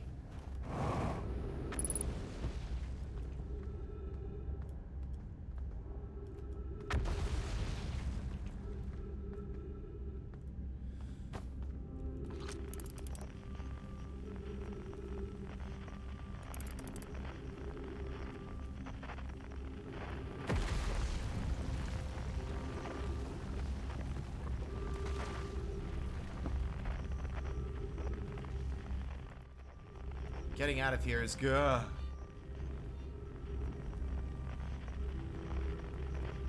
It's going to be challenging.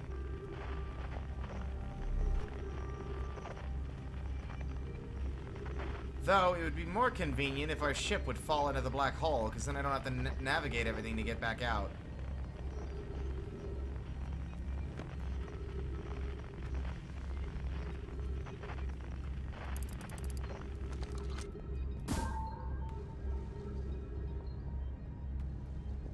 Dang it.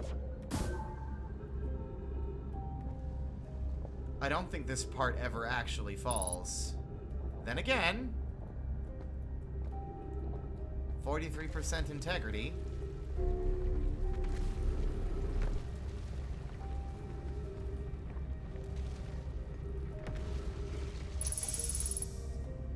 Ooh, ghost matter.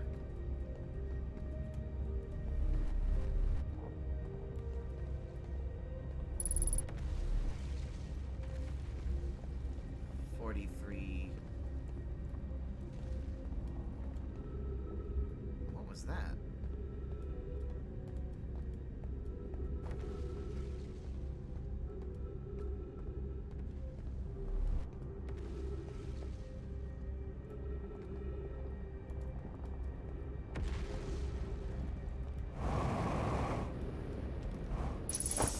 Uh-oh. Ouch! Well, better to land there than land in the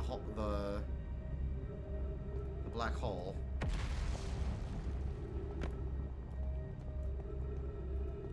Well, the only other way would be to try and slingshot, but I don't think we're gonna make it.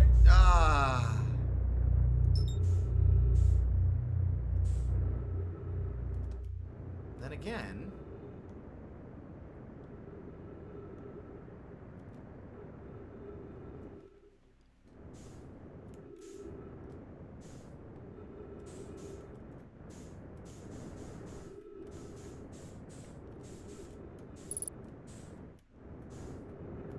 Oh, come on. Inside, please. Thank you. There we are.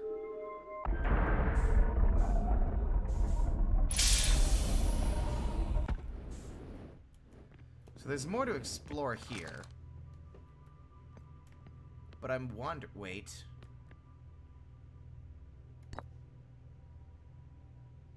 Wait.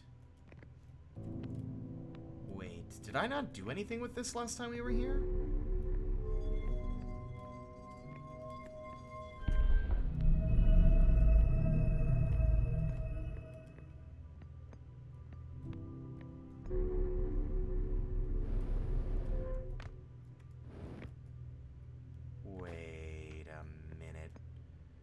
Wait a minute. Is there another part of this station I can interact with? This goes back to Ember Twin. Or not Ember Twin, goes back to Brittle Hollow. Any second now.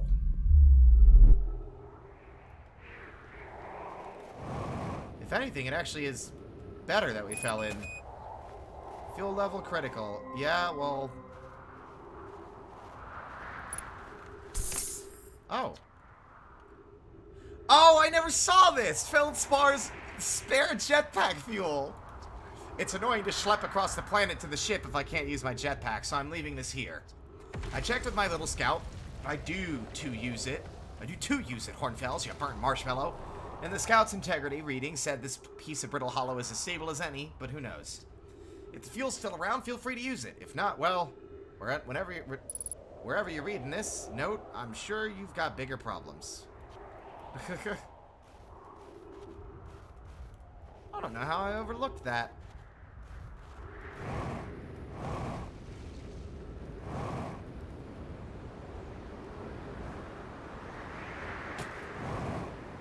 Oh, wait a second. Wait. Just a cotton picking minute. No, don't fall in again. Don't fall in again. Oh, god damn it! Ah! Something very big hit me very hard. And I think it was this rock. Do I even have any life left? Nope.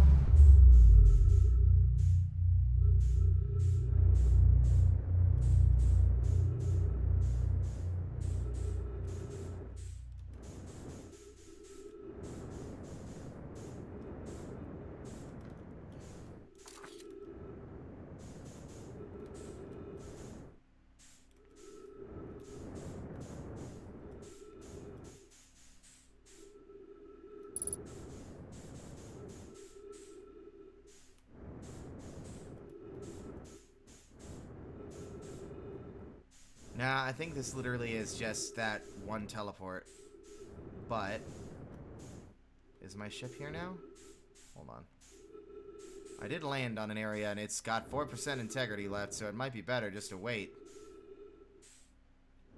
Although, the state of things leads me to believe that there is no time. And it might have been better if we just got killed by that falling rock.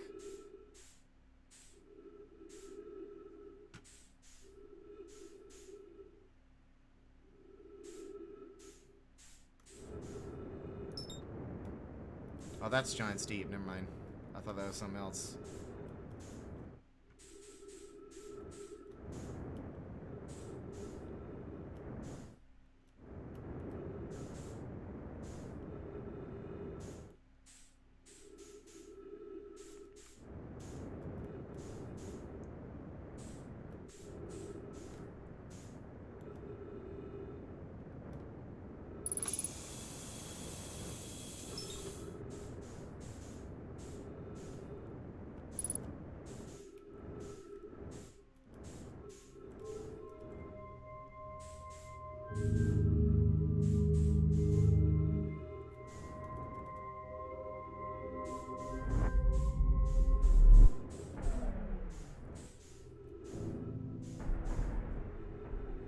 Maybe I shouldn't have done that.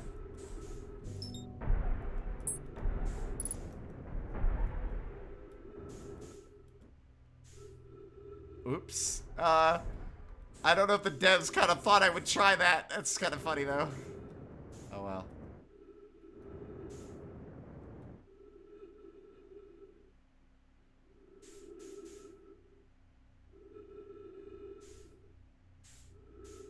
Let's see if we can outrun. Now, I think we're just gonna... We're gonna drift off into that sweet, sweet good night. Adios, Whitehall Station. Brittle hollow fragments.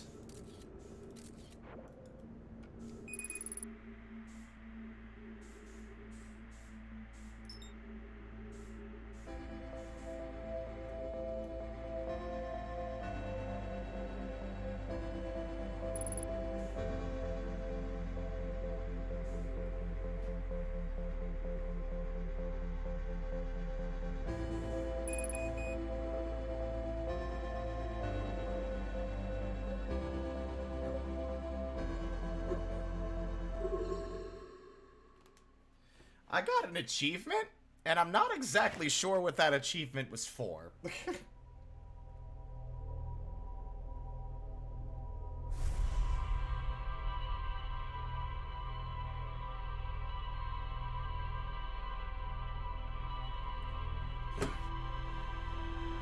Cutting it close? What do you mean? I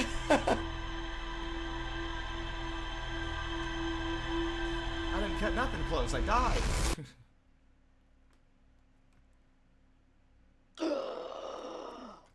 Alright. Speedrun strats. So.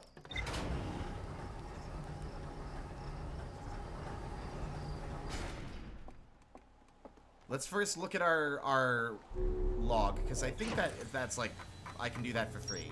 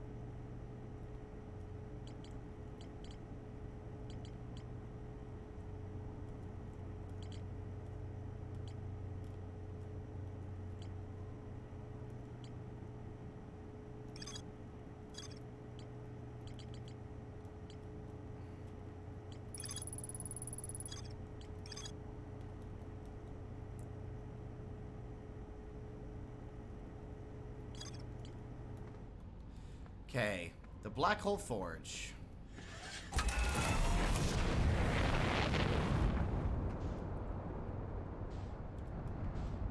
So what I think we need to do is we need to go to Brittle Hollow,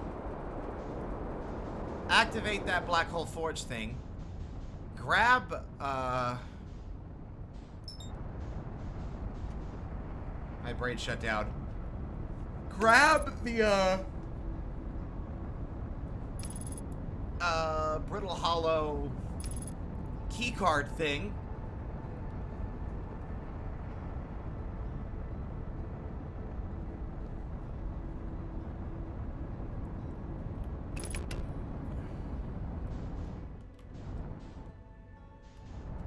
And then book it.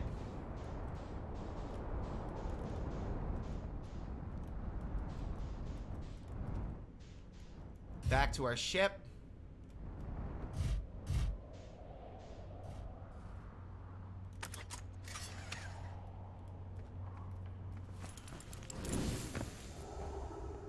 And head to the Ember Twins.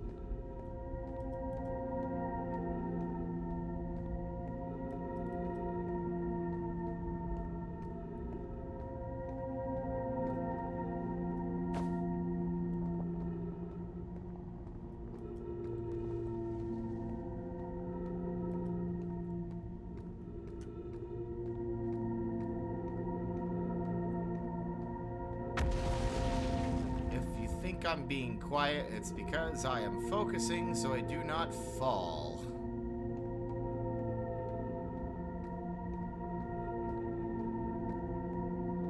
Because that's the last thing I want to do.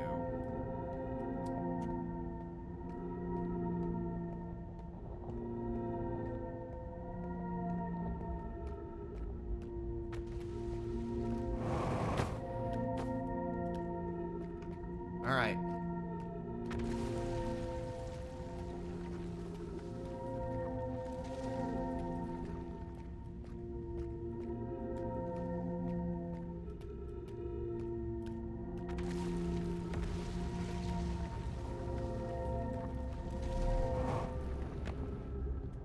Okay, so now Black Hole Forge. That's the Tower of Quantum Knowledge over there. Black Hole Forge is right underneath us. Or above us. Both.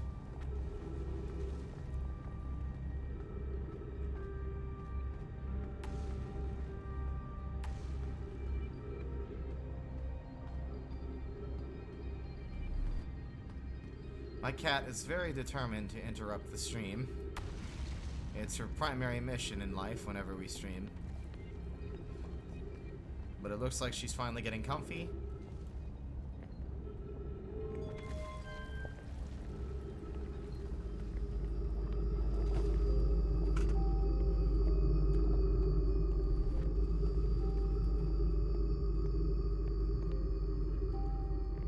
I'm wondering if I could ride that and save us all some time.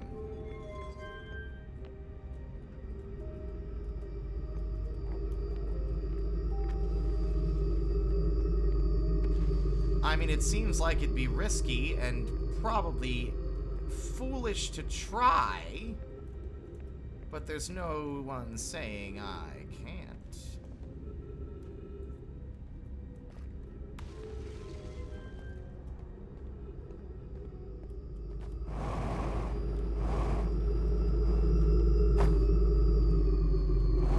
Well, I mean, it was a good effort.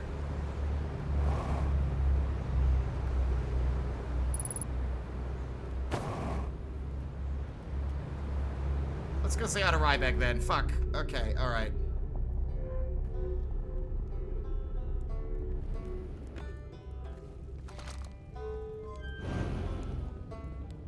Hi, Ryback. Don't mind me, I'm in a hurry. Otherwise, I would stop to say hi.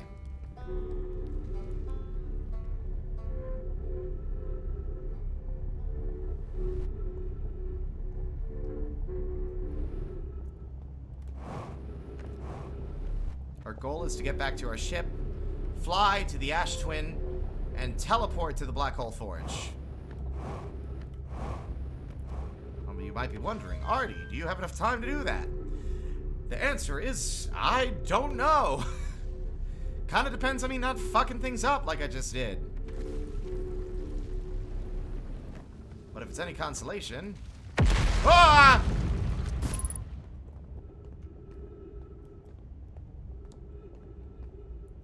If it's any consolation, it's no consolation. I don't have an answer. Let's get out of here before the whole thing goes kaplooey. Ship! Ship? Ship? Ship.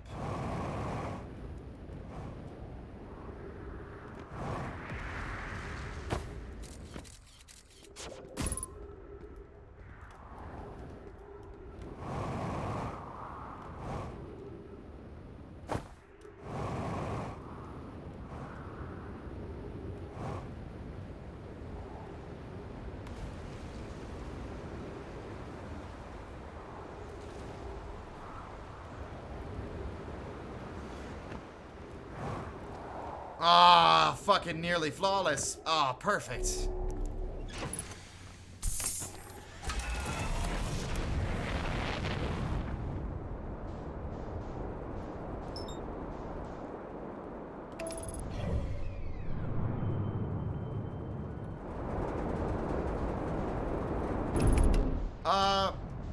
Slight miscalculation.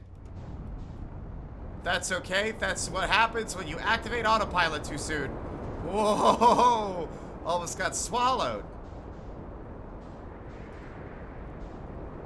Oh, that cheeky old black hole trying to eat me. No thank you, sir.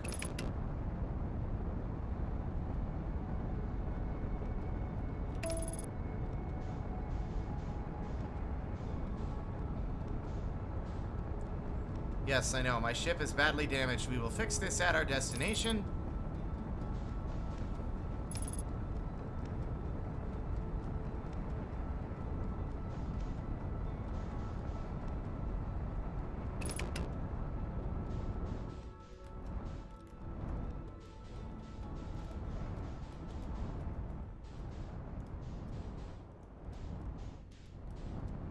Okay, that's the sun station.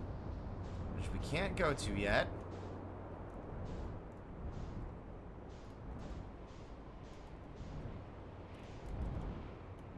That's, the hearth. That's Timber Hearth, home planet, and this is where we need to be. Okay, in fact, I think we got here just a tad too early.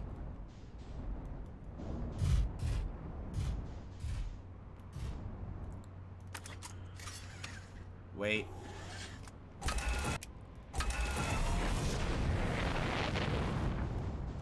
We need to figure out where the sand column is going to be.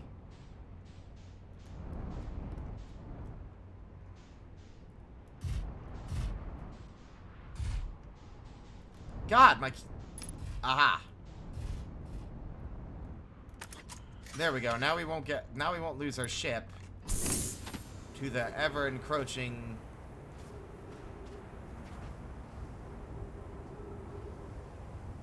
that is going past us. Never mind, it's coming right for me. I parked directly in front of it. Congratulations. Okay. Last minute change of plans. There we go.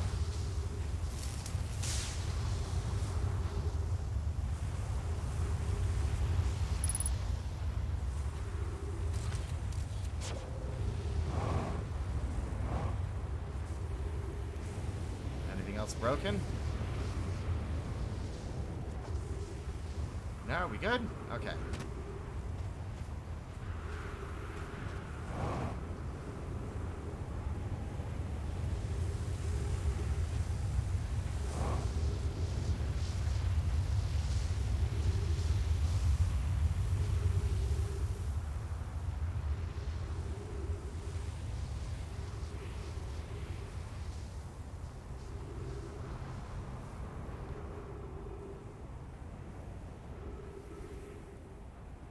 That's Giant's Deep. What a fascinating system. I really love these. These are so cool. My cat is currently sitting with her back to me, looking out the door, in a position that doesn't look like I'm comfy and getting ready to nap, and more like, Dad's not talking to me, so I'm angry. So, just wanted to give you a little kitty cat update, because that's what she's doing. And the forge is here this time. So, can we go inside this thing or interact with it?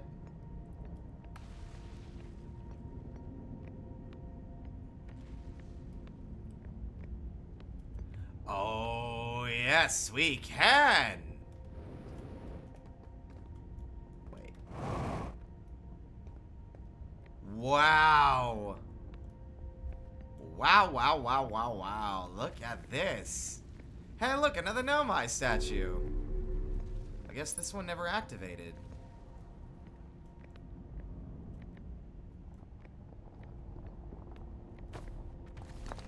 Projection stone. What is this? What does this mean? Regarding the warp towers on Ash Twin, does each tower have to be perfectly aligned with the center of the astral body to which it is tuned?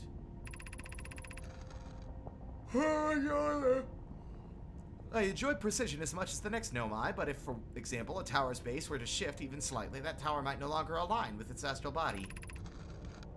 We don't need the alignment angle to be exact. It only needs to be within 5 degrees of the astral body's center. Of note, this gives us a slightly longer warp window. I imagine this window will last roughly several seconds. As such, any Nomai stepping onto the warp platform during the active window will be immediately warped. We will need to be careful around the platform for the duration of the time it's active to avoid accidental transportation. More accurately, I enjoy precision as much as the next Nomai, provided the next Nomai is not Poke.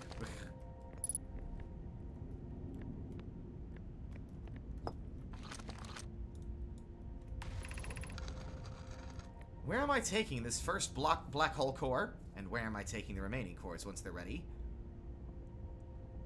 My body needs to stop this! I'm listening to the white noise of, like, the humming sound in the background, and my brain's like, sleepy time! All of the warp towers are being constructed on Ash Twin, so the black hole cores will go there. My gratitude! In that case, Poke, Clary, I'm leaving for delivery. I'll send Yarrow your regards. Poke, I'll return to the forge shortly. I'm going to catch up to Root and help him deliver the first core to Ash Twin, just to make sure Yarrow receives it. Of course you are. The white hole cores are for the warp receivers. Each of the 6 receivers are being constructed at different locations, so those deliveries will be of greater pain in your cervical spine. The power designs in the high energy lab on Ember Twin reveal each receiver's location. Ask Yarrow, he's familiar with them.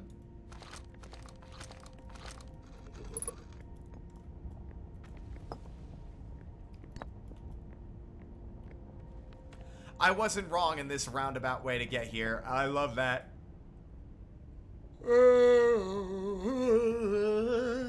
Don't know when I'll be back again. Okay, sorry.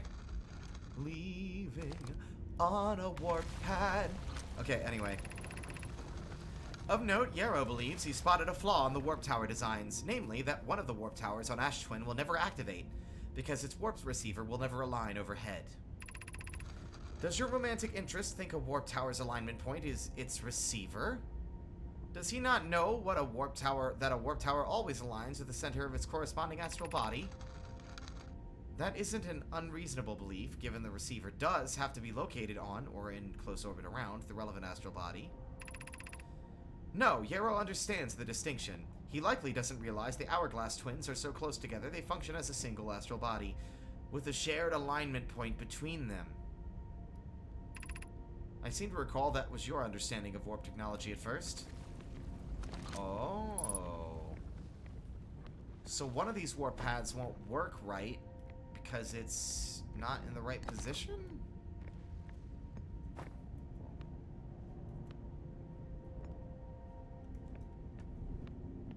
Well, we have a projection stone. Also, this feels kind of important.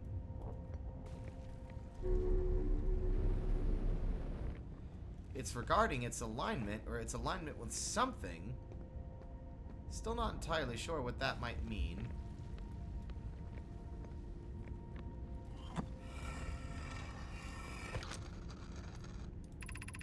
I have good news, Yarrow. The advanced warp core is ready to be installed in the central chamber of the Ash Twin. I'm intrigued, love. Everyone here working on the Ash Twin project is excited to see it. Pi is beside herself with joy. What? No, it isn't. Okay. Is everything well at the forge? Don't worry, love. Poke is only nervous. The core is extraordinary, and her design work is beautifully clever. The core's durability could still be improved. I need more time.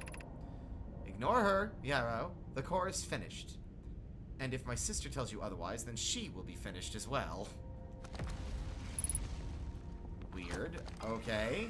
Did they maybe rush things on when it wasn't ready? Or was Poke just a perfectionist?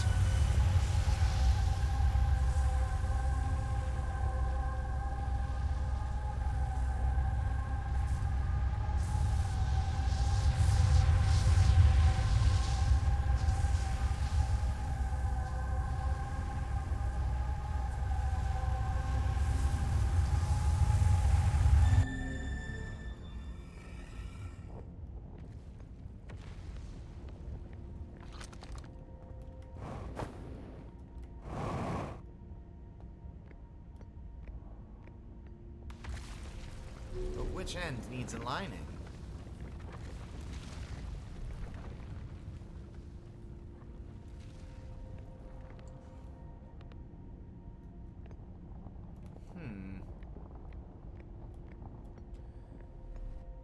Mysterious. Very mysterious. That's the downward elevator. Maybe I should use my brain. Ah! That is, yeah, that is a very small window for whatever purpose it's for. I still don't quite know if there's like a warp that I'm overlooking.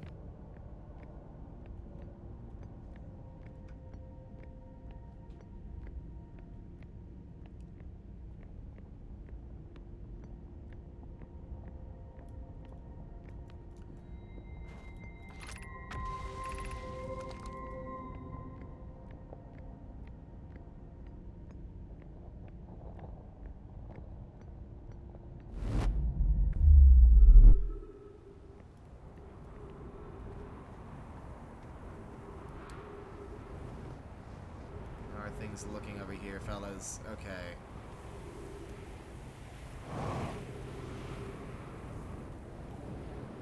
Significantly lower than they were.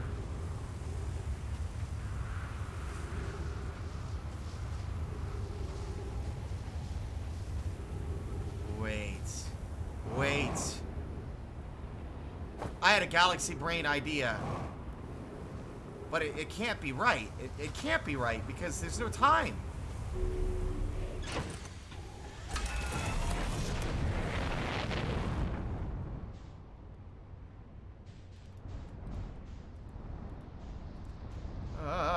Dodge.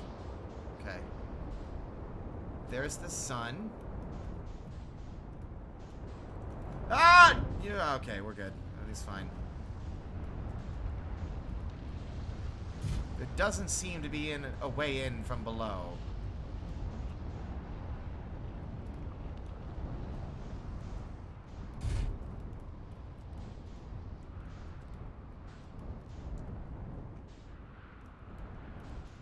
At least if there is, I can't fucking find it.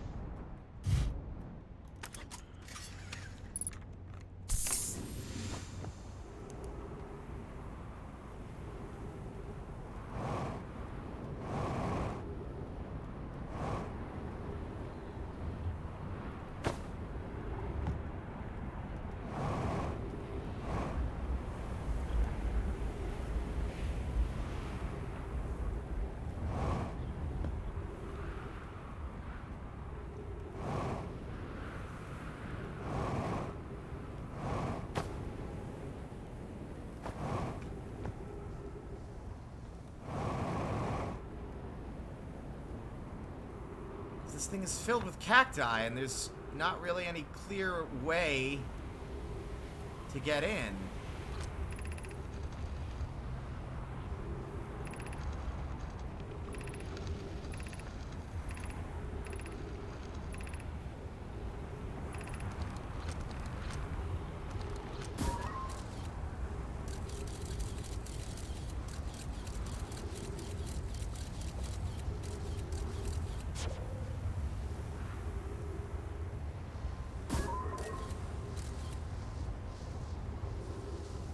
Oh my god, there's no way.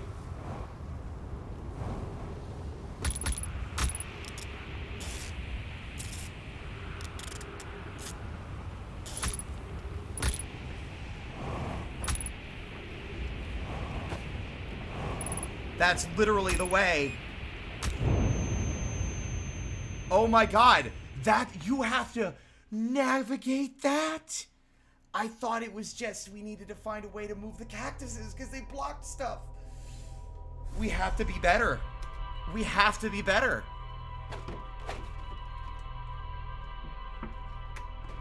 While time is rebooting, I'm gonna grab the snack. I'll be right back.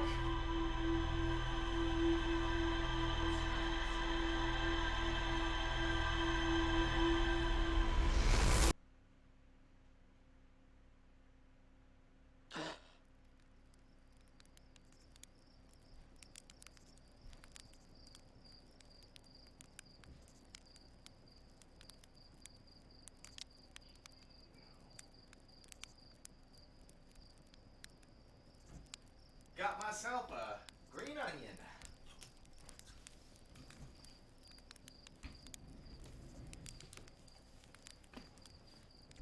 Definitely a healthier snack than potato chips, but very oniony because it is an onion. But now, let's assess. We have died in a new way. Death by cactus.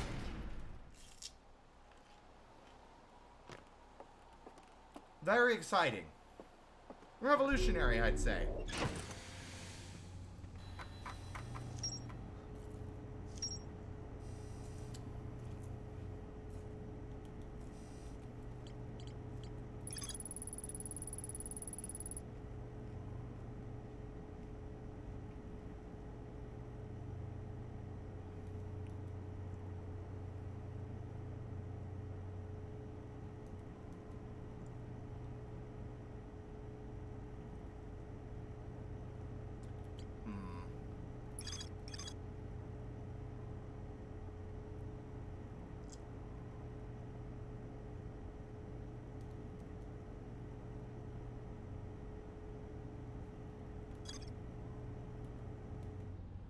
Well, we understand that.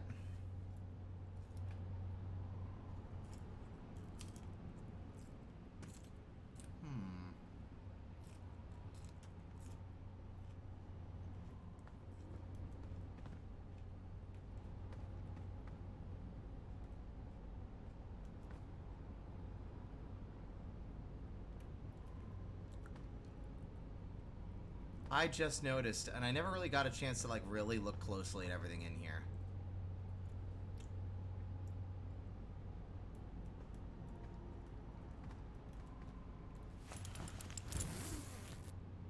Those are Kansas sardines. And fucking cans of jumbo marshmallows.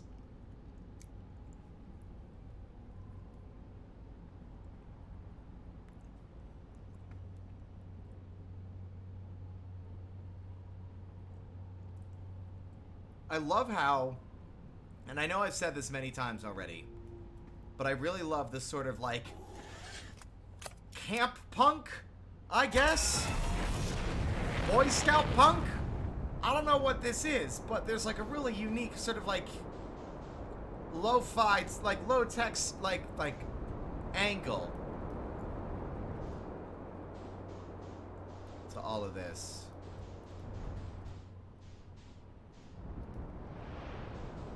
And I really appreciate it. Some questions are raised here and there, but they're none that really matter in the grand scheme of things. My brain's like, but devs, where do they can the marshmallows? How do they make the marshmallows? This planet's very small. I don't see a factory for making cans. But that's fine. Doesn't really matter. So we have a limited window. And it's a window that's difficult for multiple reasons. We're going to want to land on Ash Twin. And then wait until the Sun Tower is the one that's available. Now, we aren't going to crash into the sun, right? No. Good.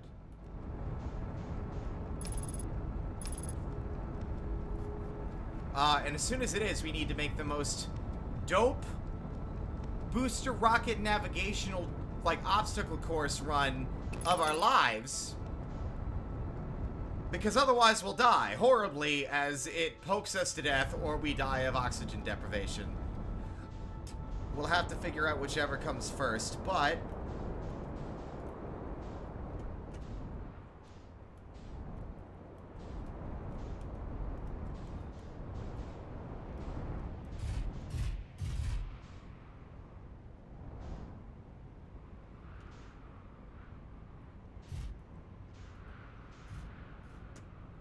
this thing becomes available so early.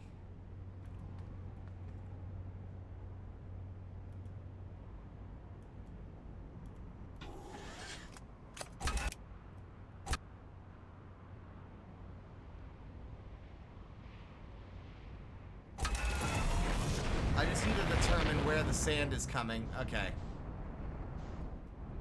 So we can park accordingly. Alright.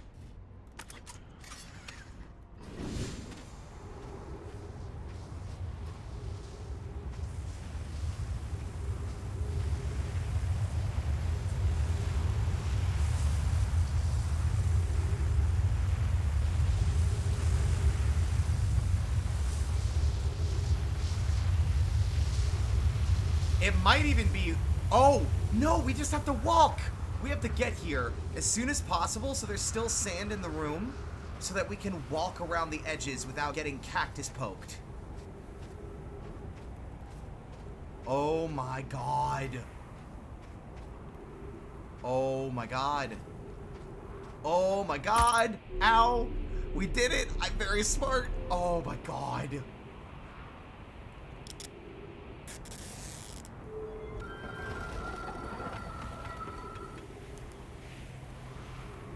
Now, what are we gonna find here? That's the question. I have no idea.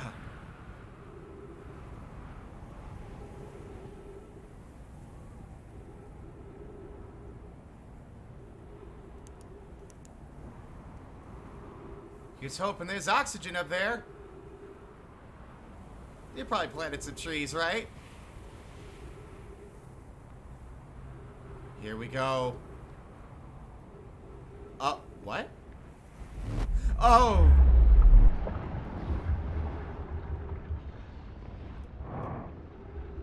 Okay. We're here.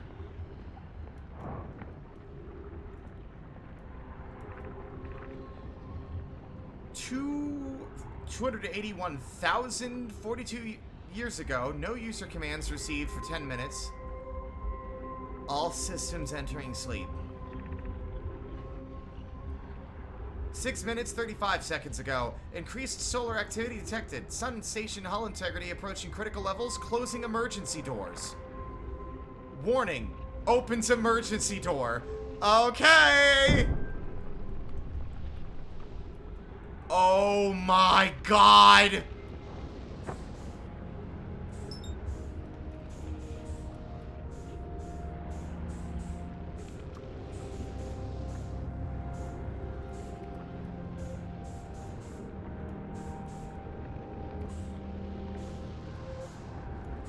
No, no, no, no, no, no!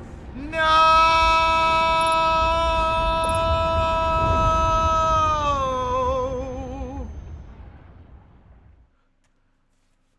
Oh my god, I got a flashback to two different things. One of them is, weirdly enough, called The Core. It was a hokey disaster movie from like 2000, I want to say like the mid-2000s, late 2000s. Where the core of the Earth had stopped spinning, and mankind had assembled a crack team of scientific minds to devise a way to travel to the planet's core and restart it so that the world would not end. Science was bullshit, but at one point they're deep in the Earth, and they are in a ship that's got segments. So, like, their goal was to nuke the core, and like the shockwaves from the explosion would cause it to start rotating again, which, again, bullshit science. However, they realized once they got there that the core was too thin and the nuke that they brought was not going to be strong enough. They would need multiple smaller explosions in order to restart. So, and this all has a point, I promise. But, as a result, their ship wasn't designed to, like, detach each segment manually. It was meant to be in case of an emergency. If the ship got damaged, those parts could be ejected so that the rest of the ship would not be vulnerable. But the guy had, unfortunately, the only way to like bypass this feature was to climb into like the entrance way that they used to get onto the ship, which is currently flooded with like core fluid, which makes the thing unimaginably hot. So one of the guys has to go inside after they flushed the core fluids out, just so that they can activate this thing so they can save the world. And during that scene, it's so well shot, in my opinion. He's in his little, like, heat-proof suit, but it's not enough. It's only meant to withstand, like, half of the temperature.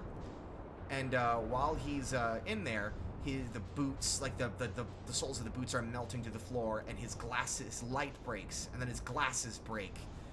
And he's like desperately, like he manages to reach in, and he's like badly hurt, and he eventually dies. He eventually just like tells them to open the thing and flood the chamber so that it kills him instantly. And it's really emotionally charged and scary. And that's kind of what that section up there reminded me of. Like when it says opening emergency door, my brain's like, uh-oh, that's bad. Also, I am desperately trying to find the sun station so we can give this another shot. But I was too busy rambling and I don't know where it is.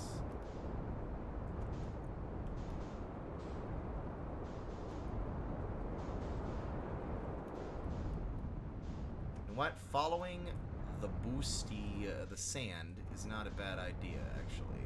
Provided we don't crash into it.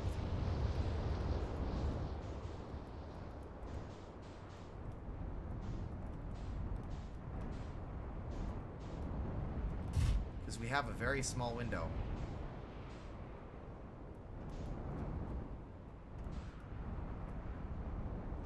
And I don't exactly know where it is.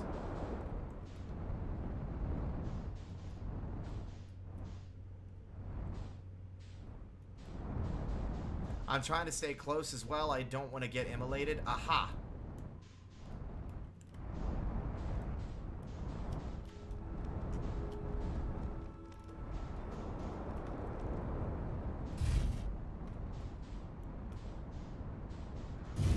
Alright.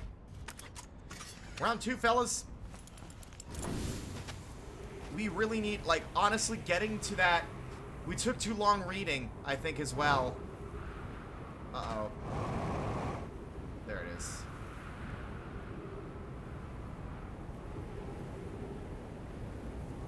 Just by reading that brief message, we probably wasted too much time. We need to open that door immediately and do the best we can to make it across, because that thing's all sorts of whack.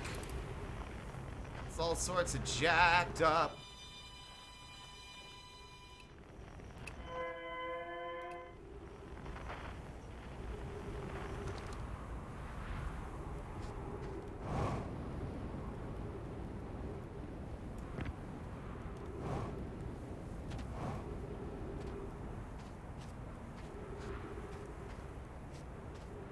Okay. Okay. Man, there surely are a lot of time-based, like, stuff on this hourglass planet. Almost feels like that's sort of thematic.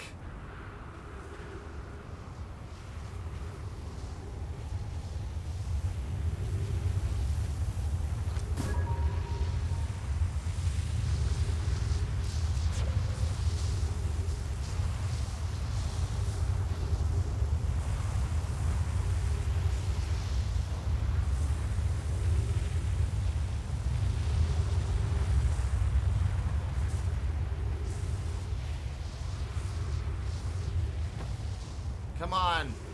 We gotta get in there, Arti. We gotta go. Right now. Okay. Excelente.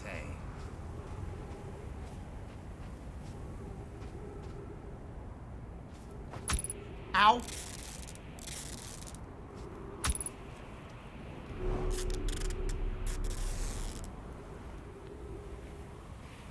We took a little too long, but then again, I guess we really do have, like, so little time. I don't know how to get across without dying. Like, it moves too fast, and I just can't get in before the heat kills me. If anything, I lost my fucking grip with the fucking station and, like, sunk in and fell into the sun. Like, I mean, I died of the heat first, but...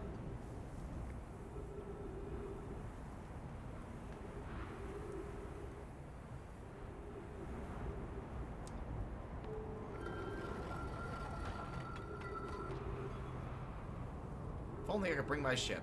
But nope.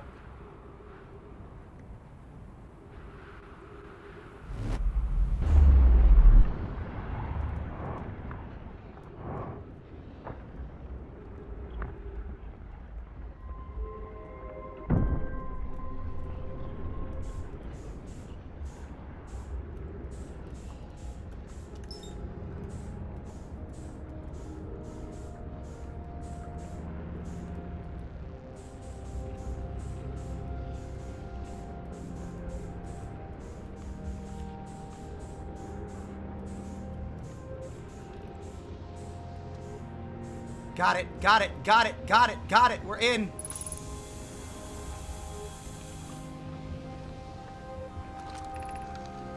Mission, science compels us to explode the sun. What? Can't we change this? I don't enjoy working in view of such a morbid mission statement. Here's a better one. Mission, determine if it's possible to prompt the sun to explode. You lack a sense of humor.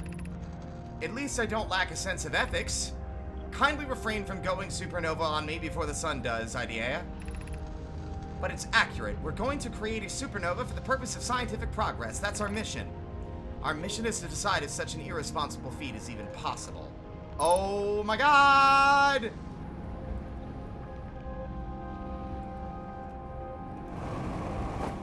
Ow.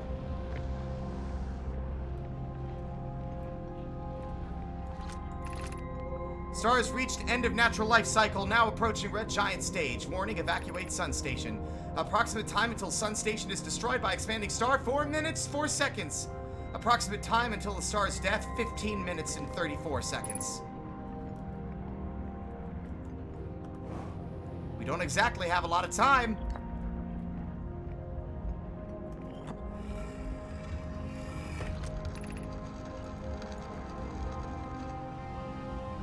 What happened? Did the sun station not fire? It fired, Yarrow, but it failed. The sun barely responded. There were infinitesimally small surface level changes, but they were barely visible, even to the third eye.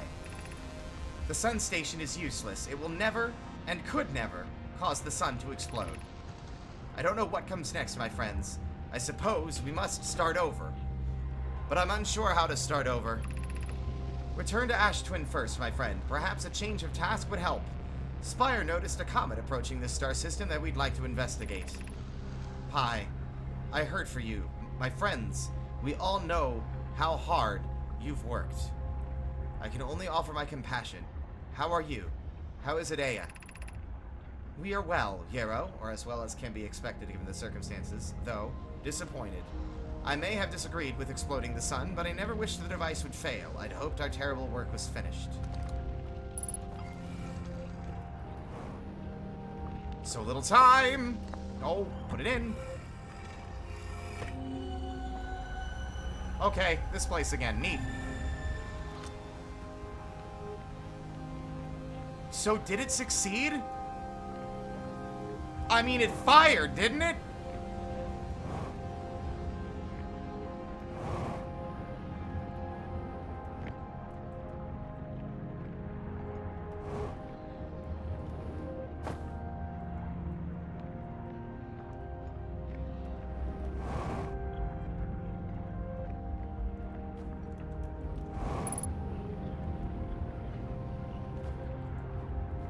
We have so little time. We have to go.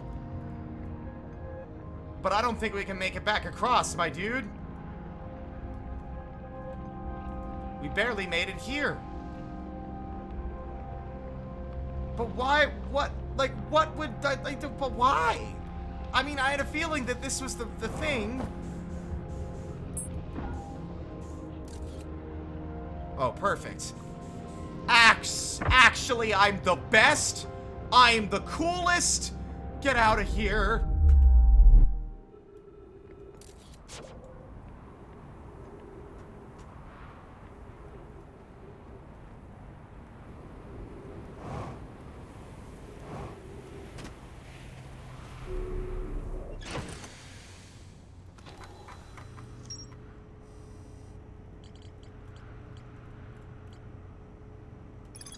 The sun station was designed to make the sun go supernova. The Nomai fired the sun station, but it had no effect on the sun. They concluded that the sun station could never cause the sun to go supernova. After the failure of the sun station, the Nomai took a break to investigate the newly arrived comet. According to a Nomai computer, our sun has reached the end of its natural life cycle.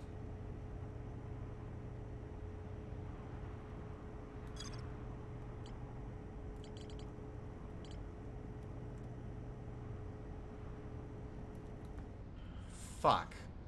Oh, wait, I still have this? I got a bit carried away trying to escape. Okay.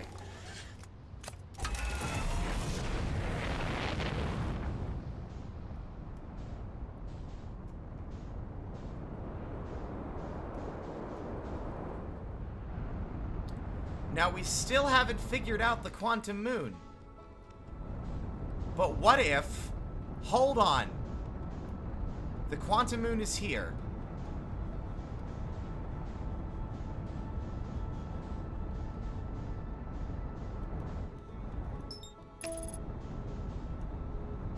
Do you think if it... Oh, do you think it's possible? I feel like all of these rules are in favor of some, I've learned everything, but those rules haven't helped me figure anything out.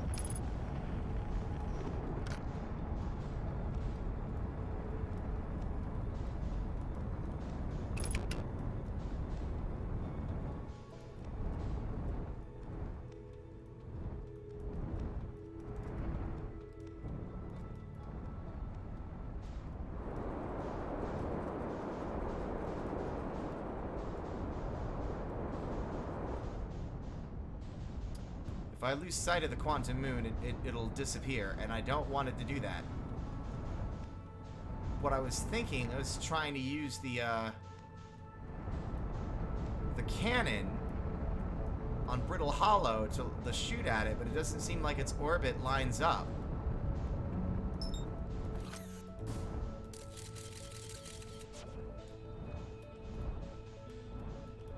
South Pole?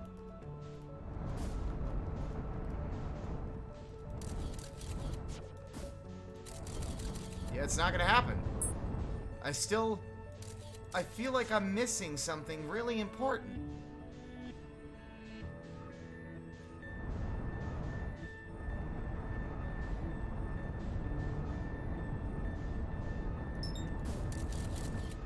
I'm just gonna go at it at high speed. Oh!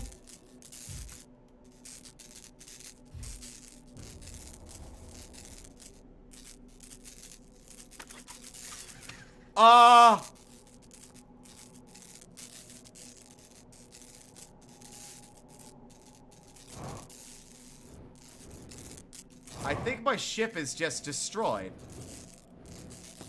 Then again, maybe it's not. Oh God, I can't make this. Oh. Is the solution really just to fucking hurtle at it at high speed? Oh, I can't believe that worked. But I don't think it's gonna work again.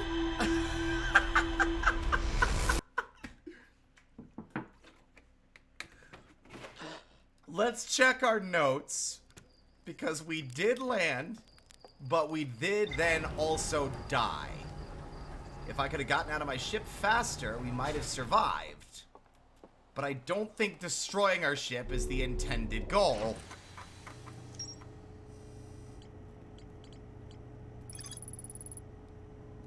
Yeah, I don't know if, listen, I don't know if that actually counts as a landing, but you know, if it makes you feel better, we'll call it that.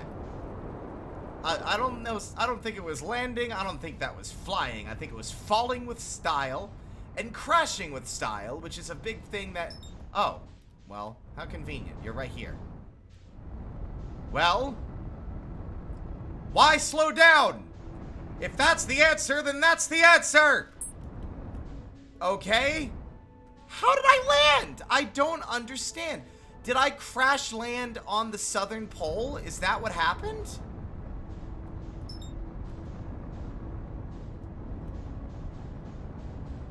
I'm beginning to think that might have been it. Like, they did say the South Pole, so the only way to land is to go in from the south.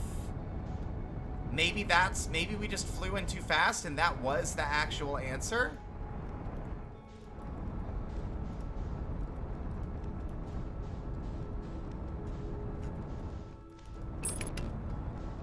Oh, come on.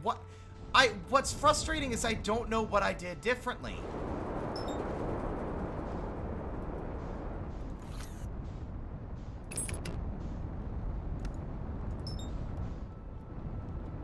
Like, all I did that last time was look at it and be like, okay, I think this is the South Pole. based on the rotation of the fucking planet and its alignment,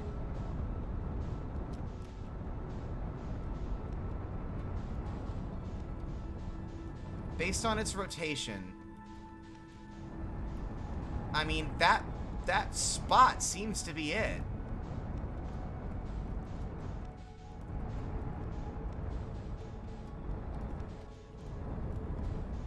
I'm doing it. I feel like maybe that's just the answer.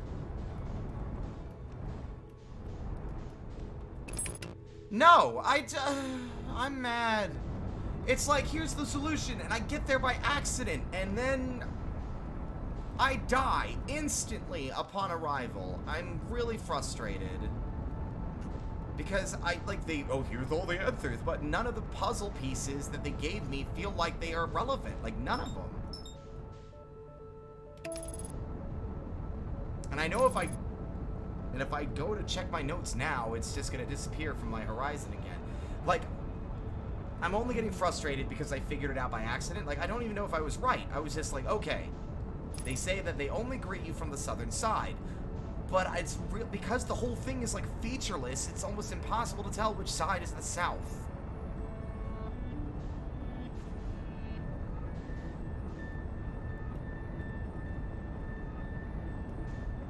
Based on the rotation, I would venture to say that the other side over here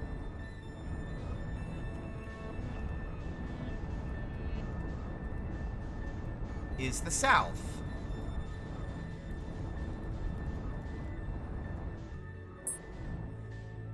And yet, I'm consistently, like, given the middle finger. I keep having to play fucking Ring Around the Rosie with this asshole.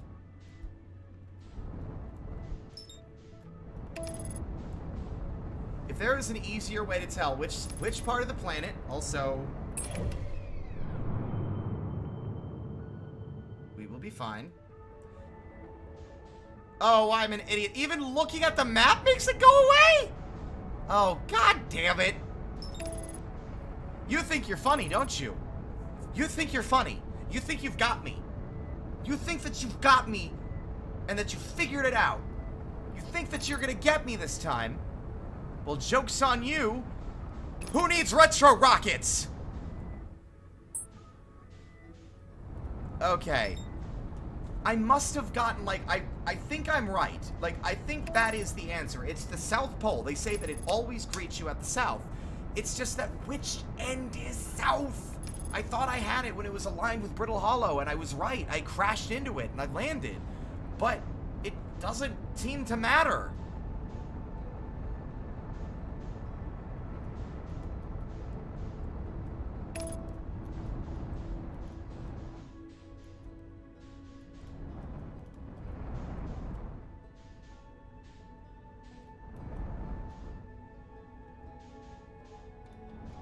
Maybe it's the side facing the planet? Maybe that's it. I didn't try that. Nope. What are you looking at, Dark Bramble? Shut up.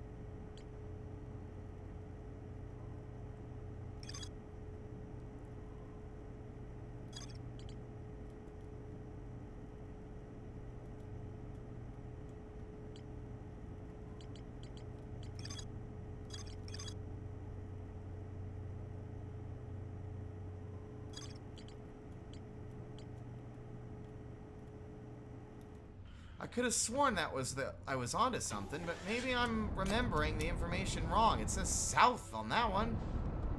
Or north, rather. Fuck, I got it wrong again.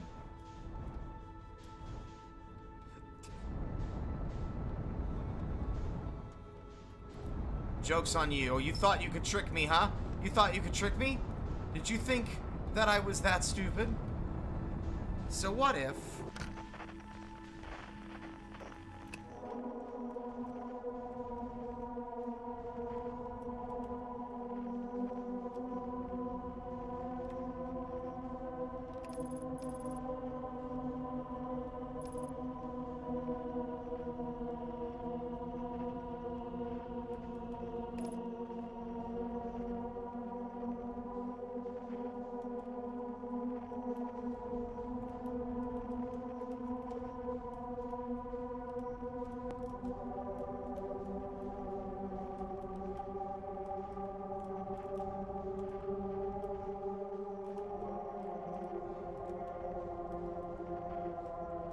gonna figure this out today.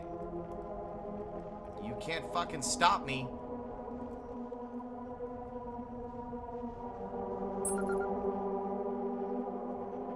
Well, I mean, at least we got the quantum moon signal. That's nice. This radio station sucks. Okay. Like, brute force is not the answer. Like, what's frustrating is that I've gone, literally everything that we have learned is not being applied. Like, one of them is that you can't... One of them is that, oh, you can travel with it if you and it are in complete... Wait. If you are in it... Oh, God! No, I won't exit to repair anything. Fuck you.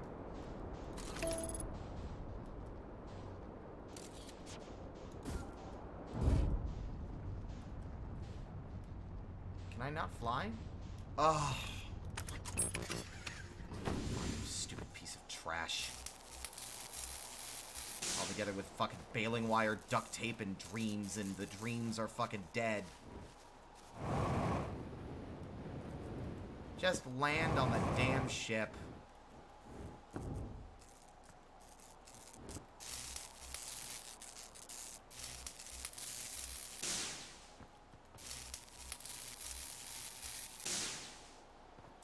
We all good?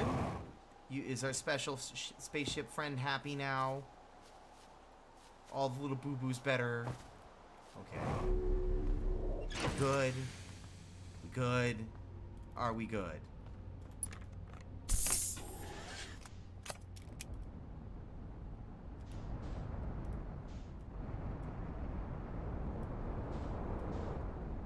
Seems to be the case. Okay.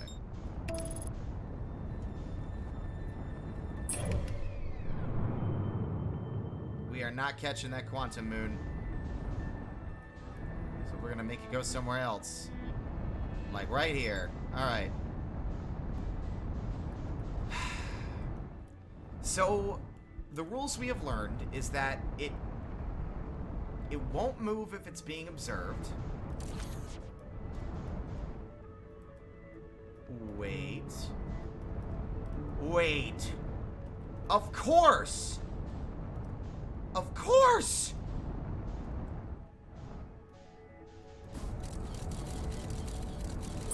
That's it! Oh my god! I think I figured it out. For real this time. It wasn't fly at it at high speed like a moron, land on the South Pole. What are you talking about?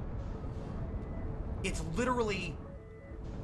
It literally is. You need to... Oh my god, you need to have it. You have to have a picture of it. On your dang... you have to have like a live camera image of it before you lose sight of it yourself. So that way you can get on the... Oh, I'm kind of excited. Oh, I'm very excited. This time we're making it. We must have done that before by accident. I must have, like, fired the scout. Oh my god, wait. It's probably even easier than that. Oh, don't disappear. Okay, thank god.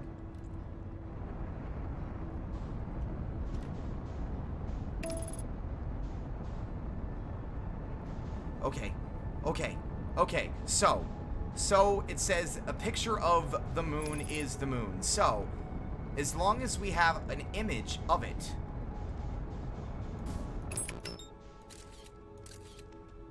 we should be able to land, right? Oh my god! I was right! Oh my god! Where are we?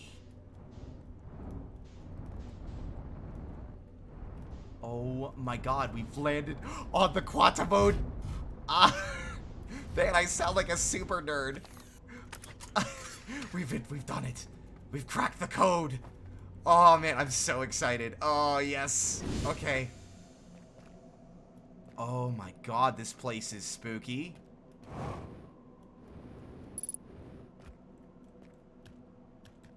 Rest in peace, whoever you were. You've been dead for 200,000 years at least. Is this place gonna do the same thing it does? Yes! Aw, man. Love that kind of spook.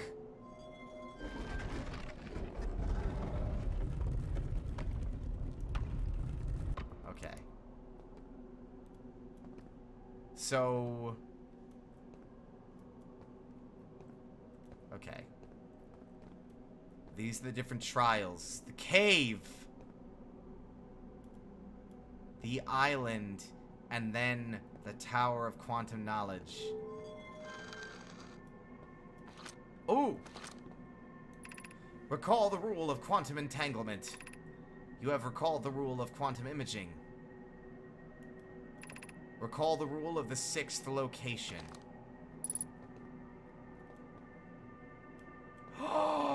Is it? There's no way. Did they actually find the Eye of the Universe? So the shrine has to be on the North Pole.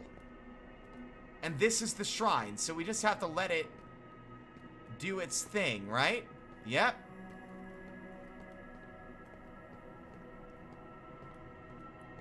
This is Solanum's ship.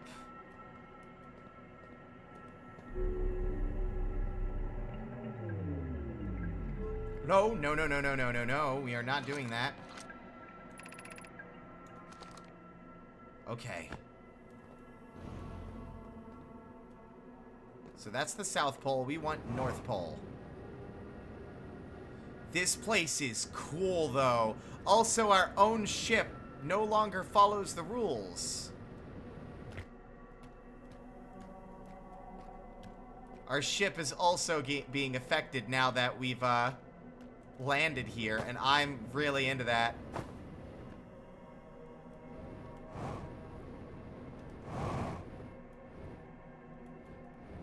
This place also seems to be a little bit of a maze.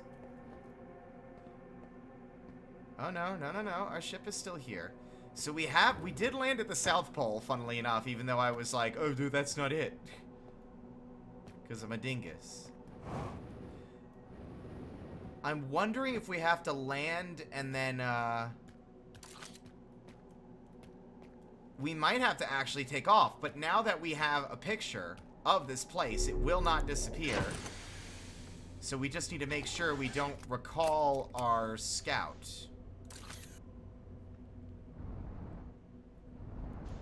Okay, so this is the South Pole, so we should probably fly around the edge.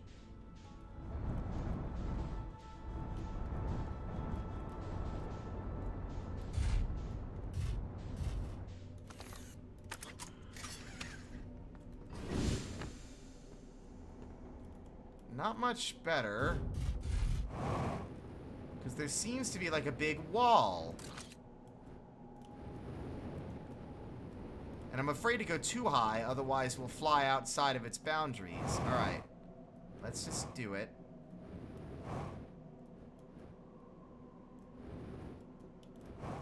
I don't think I was meant to do that. But we're gonna pretend I didn't. And call it good. Okay, that was kind of wild. Alright.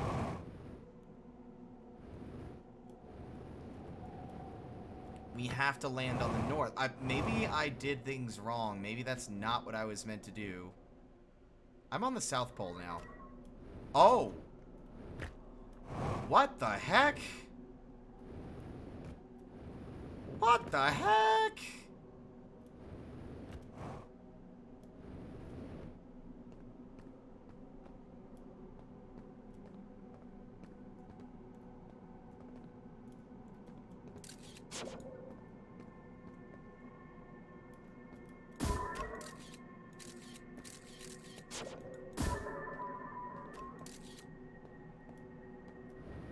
I don't know how to get to the North Pole. Like, there's walls everywhere, and going too high throws us off the planet and resets us at the south. Oh, that's right! That's right, I remember. In some of their notes, they said that the only way to get to the North Pole was to walk.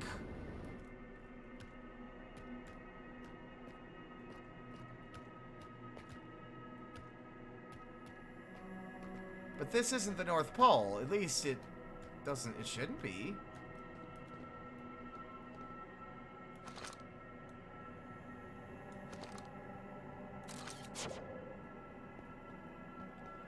Recall the rule of quantum entanglement. So we want to be in the dark. I'm wondering if this is supposed to happen. I don't think so. I think the holes in geometry are purely an accident.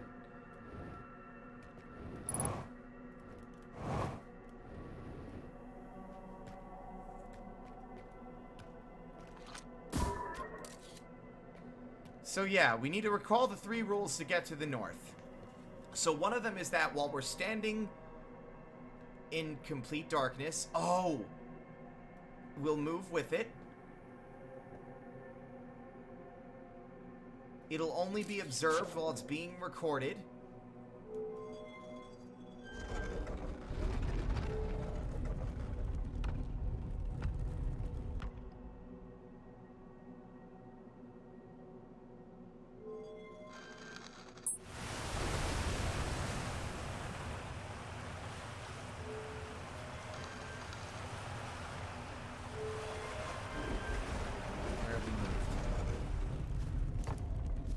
What? What? No! No! No! Unable to pinpoint location, we're...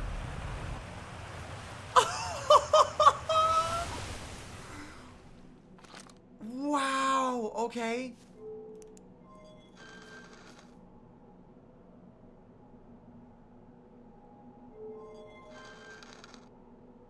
Now we're in the dark bramble? I'm afraid to open this door. I feel like I'm in the TARDIS. Ugh.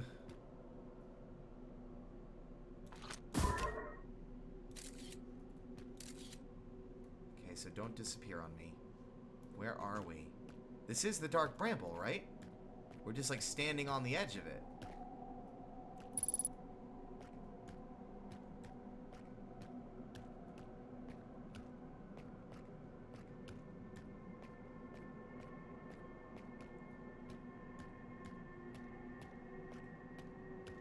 Oh my god. No! We're not on the dark bramble! What kind of whack shit is happening? Oh my god. We're not on a different planet. The quantum moon is taking on characteristics of the places it orbits. So when it's orbiting Brittle Hollow, it has, like, the different basalt pillars. When it's orbiting Timber Hearth, it has, like, the geysers. When it's orbiting the Dark Bramble, it's covered in thorns. I mean, it's taking on the characteristics of whatever it's orbiting.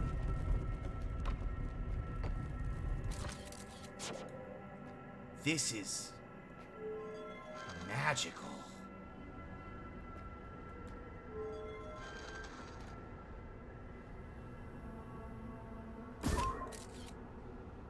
Are we here? Where are we at the...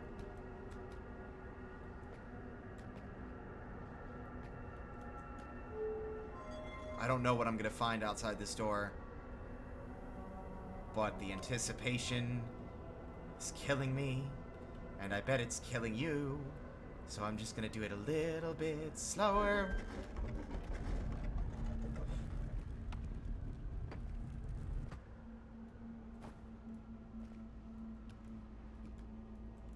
The Eye of the Universe doesn't seem to be working. Are we inside this? It's a joke. Okay.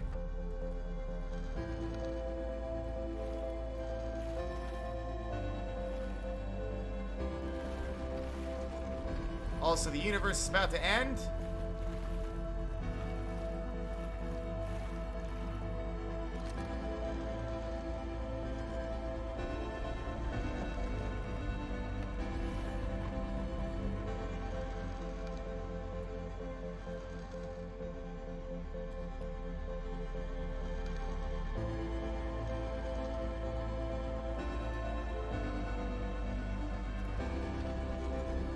I mean, I thought I understood, but...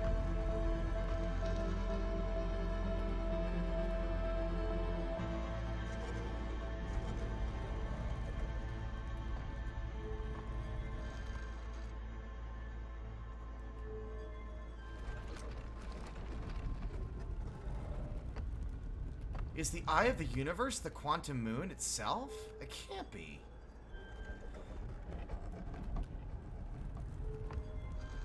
Also, you'd think that we might be able to escape our fate by being on the quantum moon.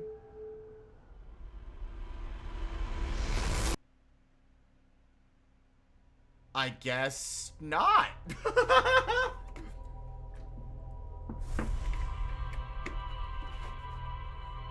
So when we go to the Eye of the Universe, it's just quantum rock. But it says that we can't go to the 6th location unless the shrine is on the North Pole. So I bet you what I'm doing wrong is that I'm staying inside and treating it like a TARDIS, when instead, now that we understand that the different places are still the quantum moon, that the other locations will allow us to get closer to the North Pole, where we can then orient and align the shrine. Guys, there's a level of giddiness inside my body that I can't even, like, explain. The fact is that we could have gone here from the moment that the game started. The fact that the only thing keeping us off of the quantum moon was understanding how it worked. And I'm not even kidding. It breaks my heart to know that we are close to a point where this game is a game that we will not be able to replay. That's very sad to me.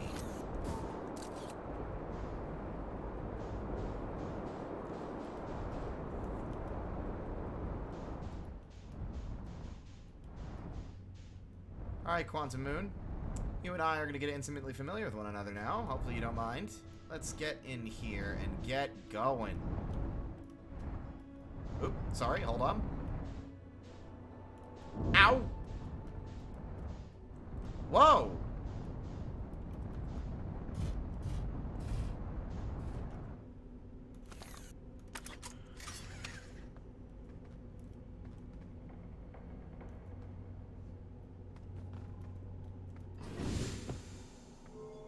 Well, there's the shrine. Oops. Thank you. I will deal with that in a moment. But... fascinating. Okay. So, we have to travel with the shrine. It's a pilgrimage, after all. In we go.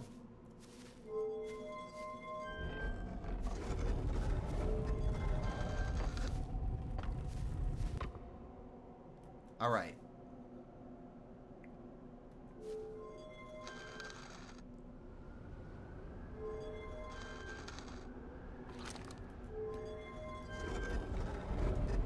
Oh, okay. Alright, so this is the... I think we did go to the Eye of the Universe. Whoops. Alright. We specifically want another planet. I said another planet. Okay, maybe I just need to give it a little bit more time.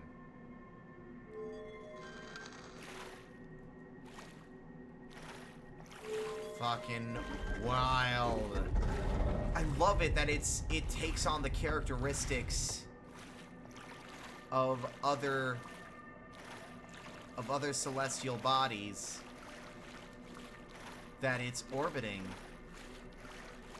What a crazy, crazy, crazy... Whoa. Of course there's a cyclone in the way. But... you can't get through there, I'm assuming.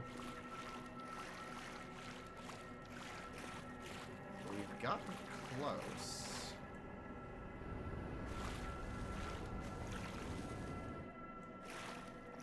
Quantum Moon? Where's the shrine? Woofa doofa. Shrine? Shrine? A shrine?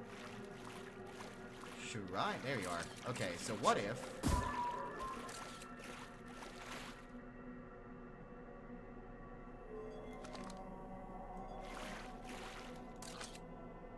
where are you now, Scout?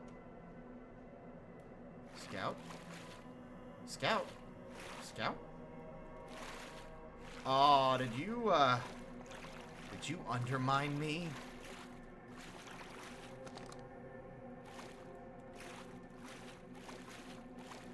I don't see my... oh.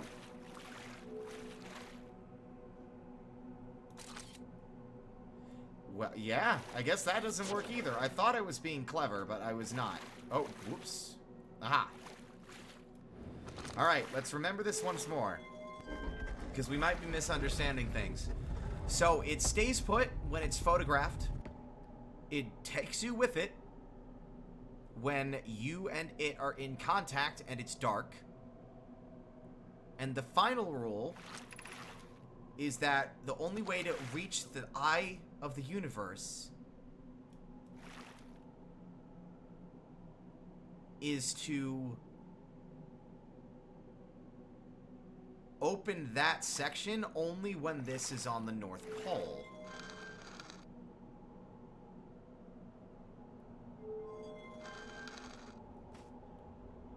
Ash Twins, huh? Okay, we haven't been to this one yet. Cactus?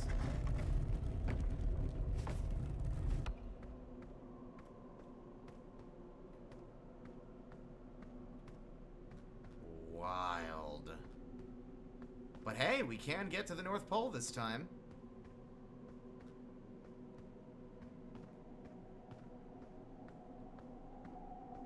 This is it.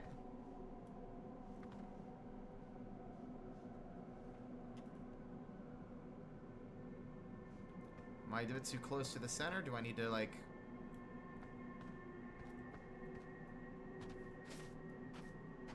we're at the North Pole, fellas. The anticipation is killing me. Okay. If I'm understanding correctly, the only way to get to the 6th location is if you get there from the North Pole.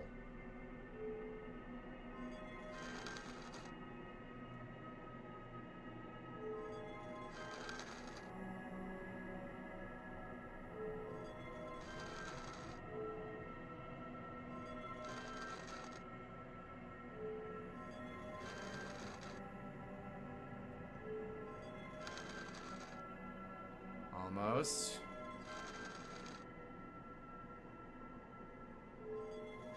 That feels pretty ominous. What the hell happened there? That was wild. Okay. Not sure what that is.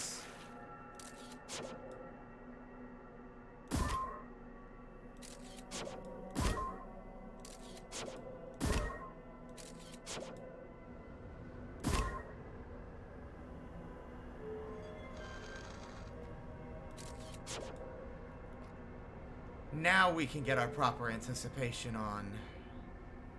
Ever so slowly. I'm just kidding. I'm not gonna do that again.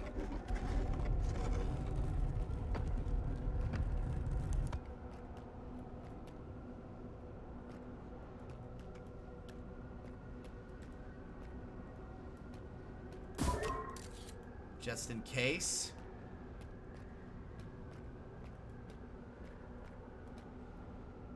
this is the true quantum moon. What is it orbiting, then?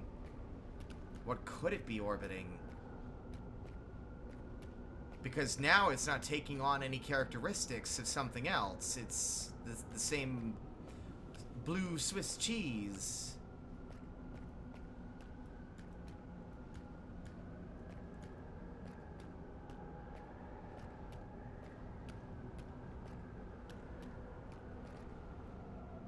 What is this?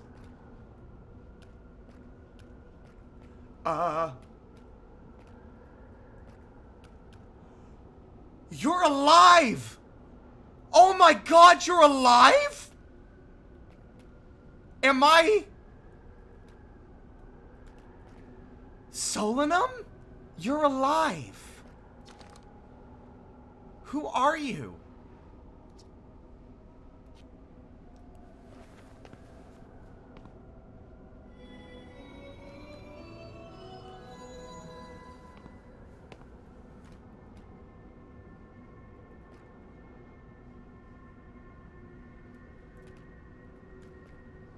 Pick up U-Stone. Pick up... Oh! Who are you? Oh, I love this!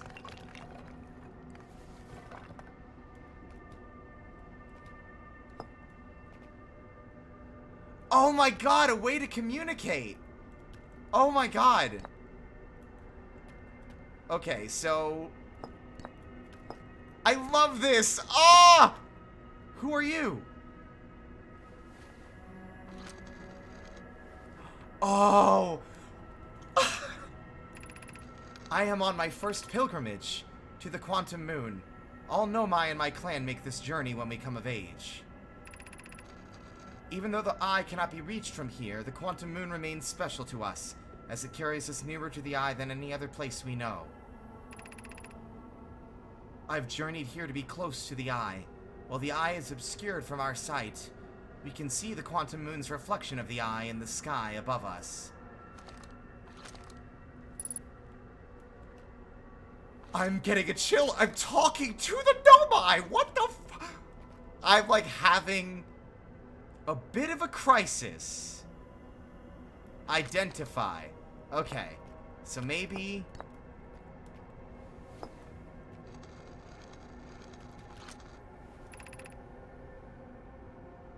I am Solanum. A Nomai, my clan arrived in this...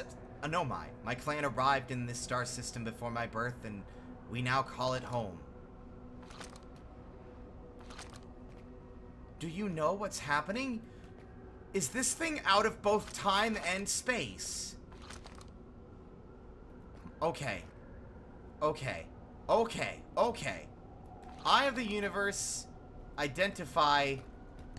Do you know who I am, or what I am?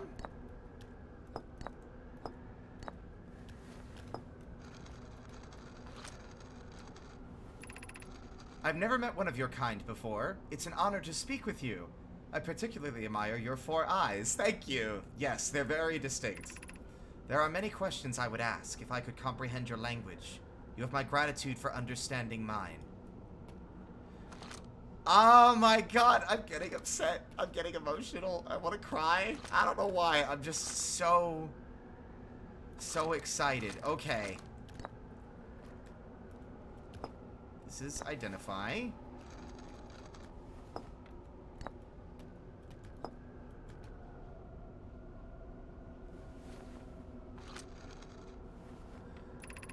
I imagine your purpose here is the same as mine, to learn about and to find the Eye of the universe. I am unsure how you arrived here, however. Perhaps you came from another star system, as my clan originally did?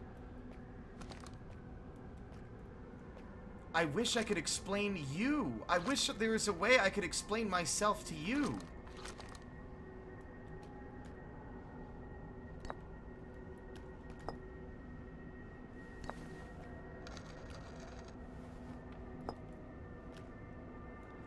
This is so cool. I mean, I knew one of them were around. Have you encountered a quantum shard on another planet? The shards look the same as the quantum moon's surface does now while at the Eye.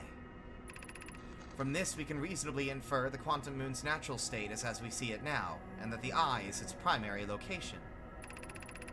Given the quantum moon is the eye's moon, it's likely that any characteristics the moon exhibits are also exhibited by the eye itself.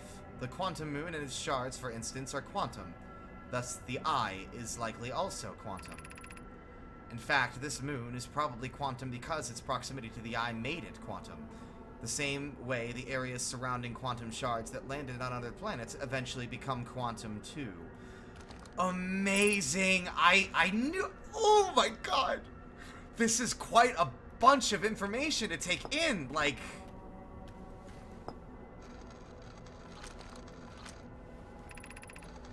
There is fundamental uncertainty throughout the universe. Normally, this uncertainty is only observable on a very small scale. As one approaches the eye, however, that uncertainty grows enormously. The quantum moon probably exhibits macroscopic quantum behavior because of its proximity to the eye. Shards that broke off from the quantum moon have a similar effect as I imagine you've seen elsewhere in the star system. Conscious observation forces a quantum object to collapse to a single possibility. But what would happen if a conscious observer somehow entered the eye itself? Over time, this has become my clan's greatest question.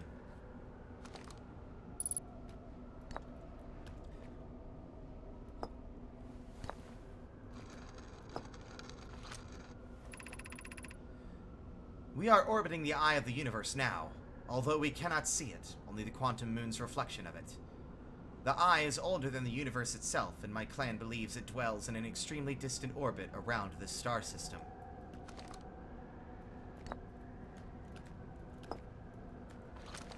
Identify... Did I do an identify me? No, I don't know if I did. I can't remember.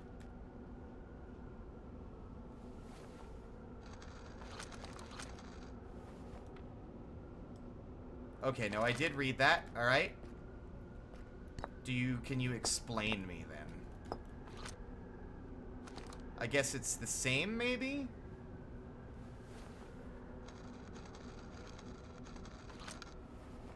Yeah, okay. I wish there was more I could say to you. It seems so... What if I put them both down?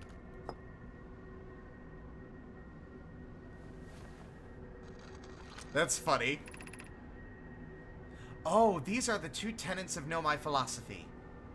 To seek out and to understand is our way of living. Oh my god! Now what if...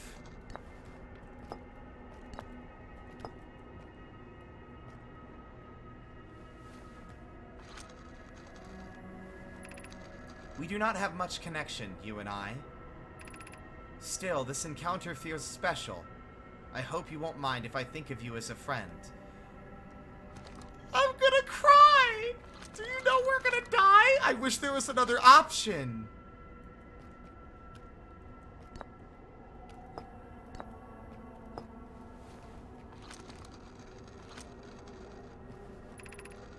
Many in my clan have believed the Eye called to us for a particular purpose.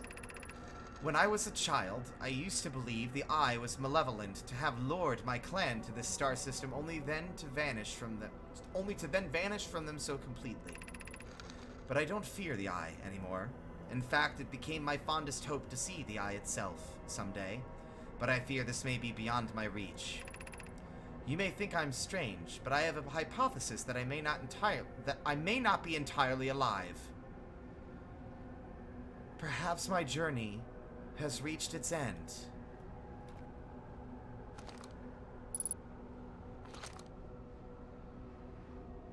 That's his body. That's his body when we found it on the quantum, when we found the quantum moon, when we landed on it. When we landed on it, on Brittle Hollow, there was a body lying in the sand.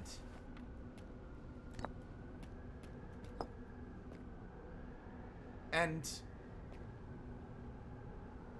he has become quantum. He is both alive and dead, like Schrodinger's cat. I imagine you've noticed the quantum moon changes in appearance depending on which location it is currently orbiting. For instance, the moon looks quite different from orbiting Giant's Deep than it does when orbiting the Hourglass Twins. Because the quantum moon clearly changes in its different forms, the eye, being the moon's primary location, must be similarly malleable. From this, we can hypothesize that the eye represents extreme changeability. That said, despite its malleable nature, the quantum moon becomes locked to one specific version of itself when it's consciously observed. But what would happen if a conscious observer were to enter the eye?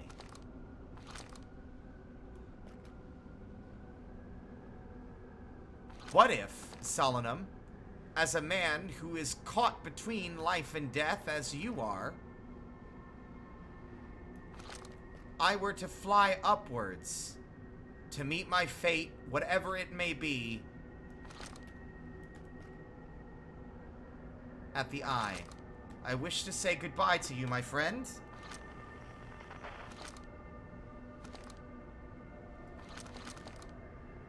Thank you. It has been an honor and a pleasure to meet you. I'm going to say, just so that way I don't feel bad leaving him behind, me and you, unless there's combinations for the other way around. I'm just testing. Maybe reorienting them gives us yet more info. Nope, it's the same. Okay. You and I, Solanum, friends lost in time. In a brief window we get to meet, and now I say goodbye.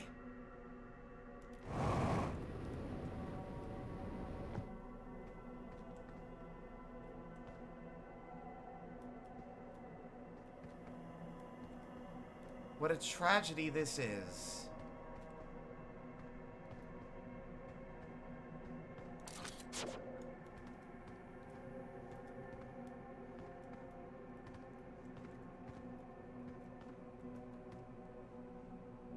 What a terrible fate.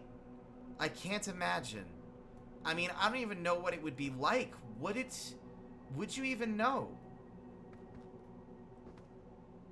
Dead and alive in 1,000 different ways. Dead and alive in 1,000 different timelines.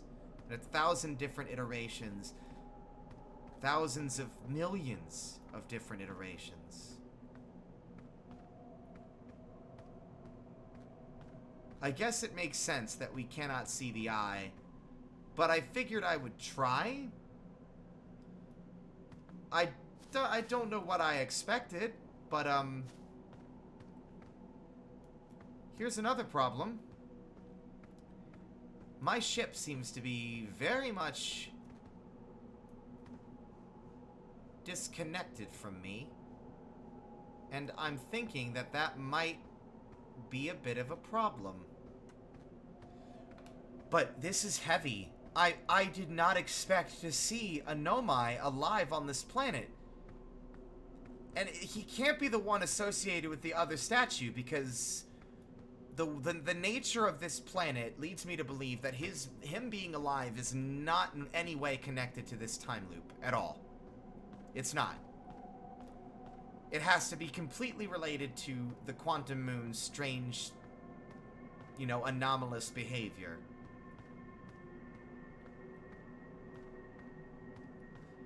Maybe his ship's the only way out. It could be. Because my ship doesn't have a signal anymore.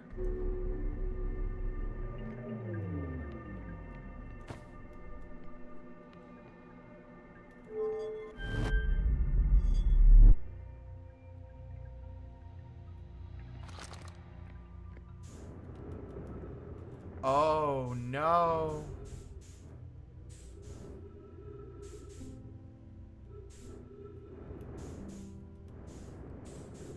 It makes me so sad that I can't even communicate with him what has happened, but I guess he's somewhat aware. You know?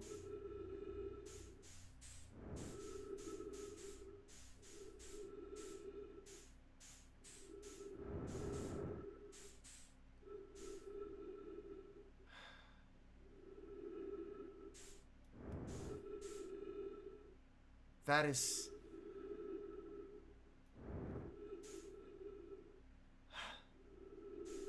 There are still mysteries that have yet to be solved.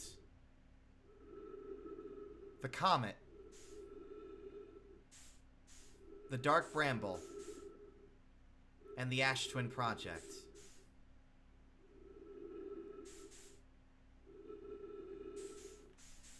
I'm genuinely just kind of sitting here thinking. I'm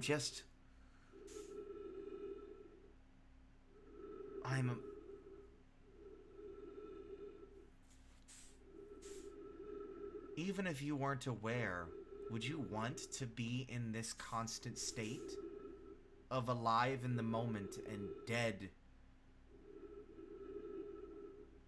at the same time? Would you even know? What, like, if you did know, would you be able to stop it? Would it matter? My ship is 24 kilometers away.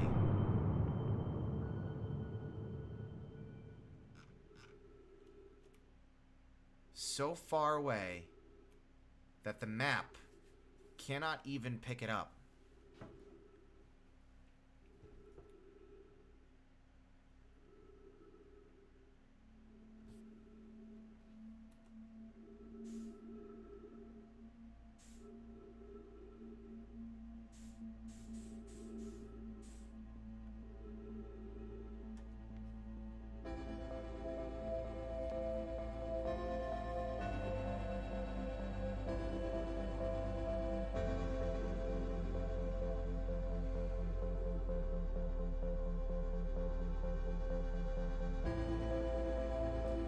Thank you for sharing your knowledge with me, Solanum. And whatever state of being you might truly be in, it was a pleasure to meet you. An honor, really, to be able to speak with someone so long gone and to understand them just a little bit better.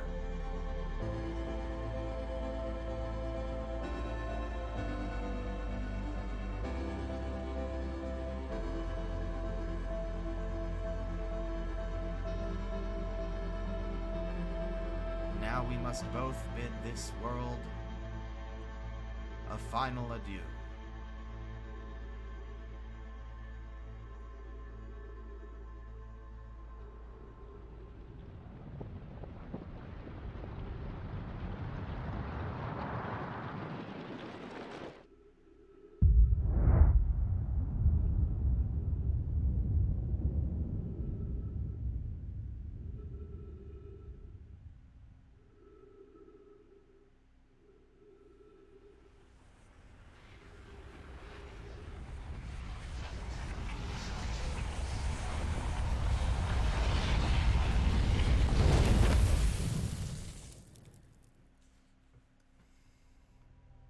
I had a sincere belief I couldn't possibly even find my own ship again. And maybe that's what happens, or could happen, or will happen, or has happened, or had happened.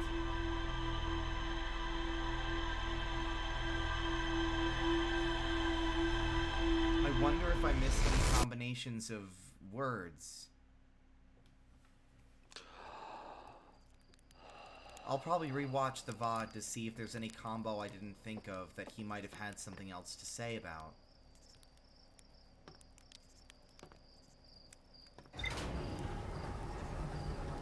Chert is the guy that really is fascinated by the quantum moon.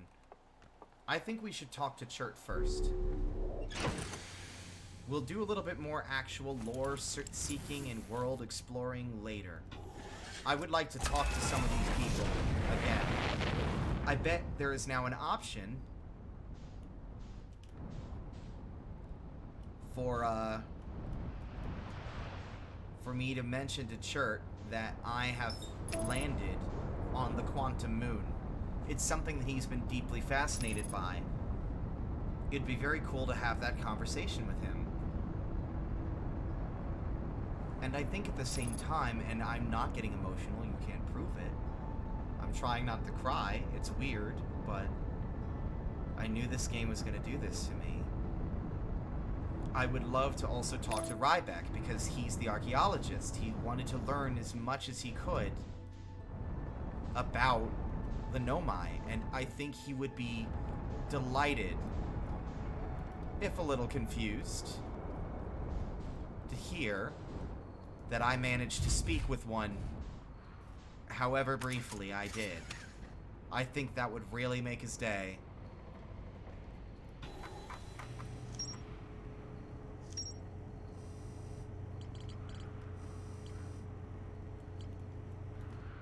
Oop.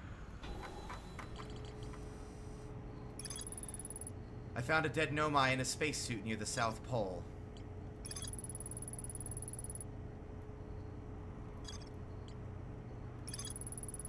I met a living Nomai named Solanum at the South Pole. The quantum moon is the eye of the universe's moon. At this location, the quantum moon becomes a reflection of the eye itself. The eye is likely the source of all macroscopic quantum phenomena in the solar system. Solanum wonders what would happen if a conscious observer were to enter the eye. Solanum has a hypothesis that I'm getting their genders wrong. I'm so sorry. I like her. Solanum has a hypothesis that she may not be entirely alive.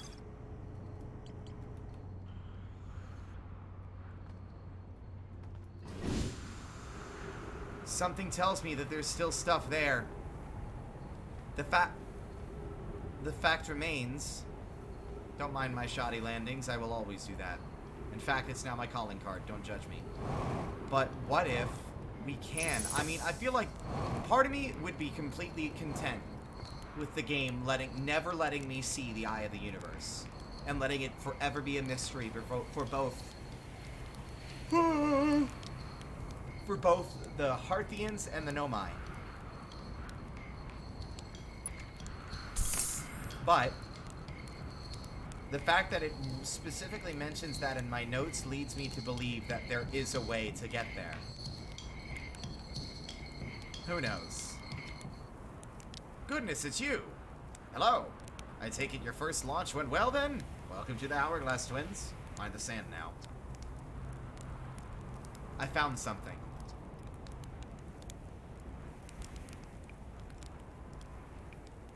I found Nomai writing about the sun station. Is that what's in orbit around the sun then, do you think? This sun station? Quite clever of the Nomai to devise a way to study the sun up close and personal. It must have been tremendously difficult to construct. And hot inside, I can only imagine. I wonder how they were able to travel back and forth from the sun station and the Hourglass Twins when the slightest slip-up would have meant a fiery death.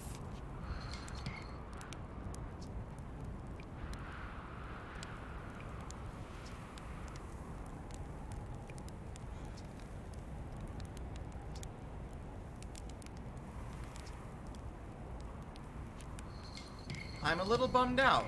Okay, well, I guess there's only so much that you could expect a character to understand about that kind of thing. Would you even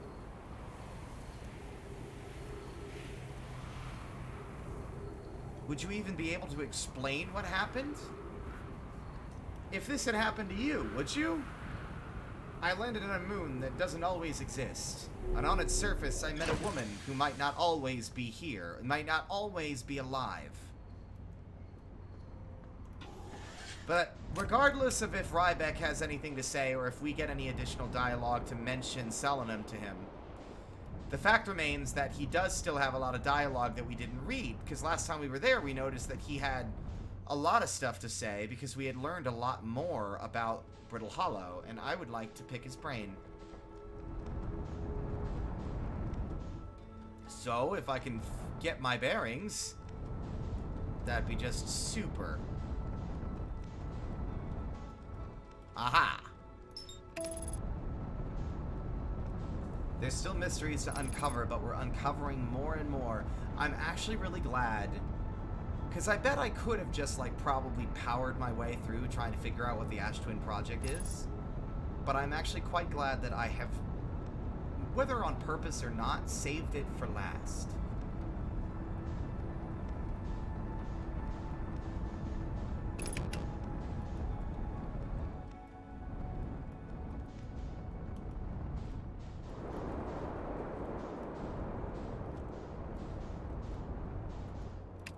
It would be kind of prudent for me to maybe use the landing like this a little bit more. Super hard mode lunar lander. That's what this game is. That's what it really is. It's just a super hard mode lunar lander. I don't know if anyone's ever even played that game and knows what I'm talking about. That game's old. You just have to land the lunar, like the lunar lander from the Apollo space mission. You have to land it safely on the ground, and if it teeters too much in one way or another way, it crashes and dies. It's a very old game. I think it might even be pre-90s. I wouldn't be able to tell you. I never really thought about doing research about this game I played a lifetime ago, honestly, at this point.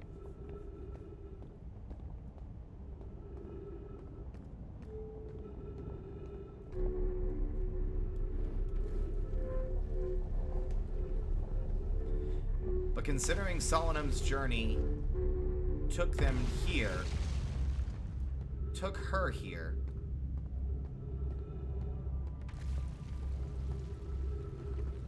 it stands to reason that we might have some stuff to say about it to Ryback. So, let's do that.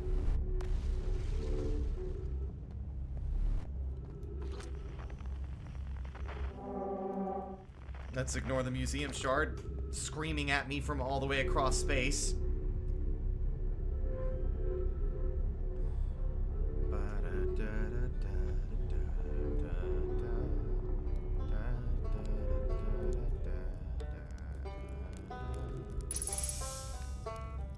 Hello, my friend.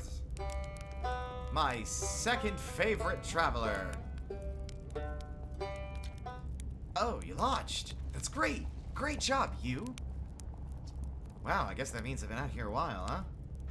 Well, this is Brittle Hollow, but you probably knew that. Lots of history here. It's great. What are you doing here? I'm here to see the Hanging City. It's always been my dream to see it with my own 4 eyes, ever since I was a hatchling. An alien race lived in this solar system long ago. How could I not want to see what their civilization was like? Only... yeah, we read this already. I learned something. Oh, cool! I found the Nomai escape pod on Brittle Hollow. Wow, so then the Nomai probably came here from somewhere outside the solar system. And they must have been in trouble when they launched their escape pod. But what kind of trouble? And where did the escape pod launch from? I'm so curious. This is an amazing discovery. I hope we can find out more about how and why the Nomai arrived here. I saw the old settlement. Isn't it amazing? Hard to believe the settlement is still standing, but there it is. It really makes you appreciate living somewhere like Timber Hearth. Or Hearth. You know, somewhere that isn't being constantly bombarded with meteors and rocks and stuff. I saw the Hanging City. You visited the Hanging City? Oh gosh, how was it? Was it amazing? Was it beautiful? Was it scary? The Hanging City is where the Nomai settled permanently on Brittle Hollow. It was their most advanced settlement here. Why they chose to build their most advanced settlement so close to you-know-what is beyond me. Maybe that kind of thing makes sense to a Nomai, though. Maybe they needed the black hole for something?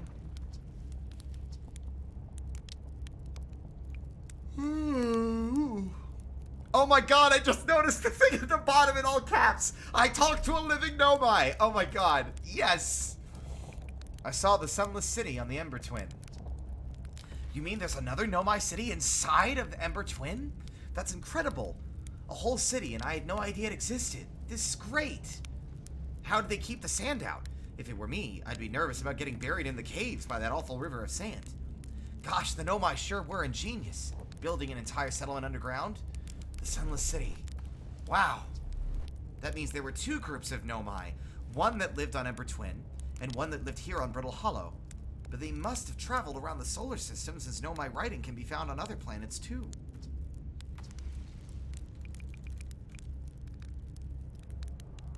The Quantum Pilgrimage. A pilgrimage to the Quantum Moon? The Nomai mentioned the Quantum Moon in a lot of their writing, so it was clearly special to them. And, special enough to make a trip there by themselves. It sounds like a coming-of-age ritual, like how hatchlings stay hatchlings until their stomachs are strong enough to drink sap wine. Maybe once a Nomai journeyed to the Quantum Moon, they were considered an adult? I talked to a living Nomai! Ah, that doesn't make any sense! I don't understand. I'm very excited for you, though. Please stop yelling. What? On the Quantum Moon, you said? There's a sort of living Nomai on the Quantum Moon? Well, why didn't you say so? Oh, wow. Wow! This is the best thing that's ever happened to the history of Outer Wilds ventures. I can't believe you talked to an actual Nomai. Great. So I just have to go back into space, fly to the Quantum Moon with 0 visibility, find a spooky ruin, and travel through a few different types of dangerous terrain to get there. Okay, yeah, that's not so bad. That's, probably doable.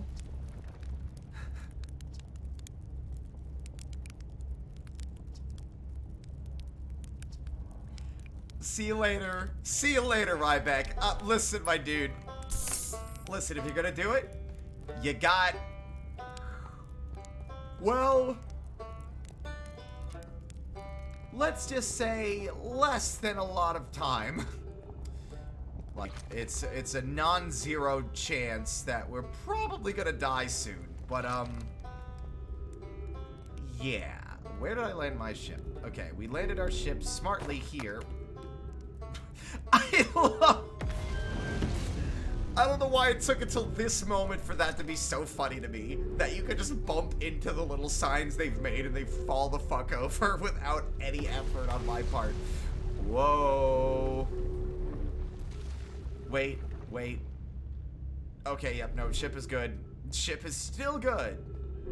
I did indeed land my ship somewhere slightly safer than that. It does seem apparent, though, that we do need to take off soon. So let's do that.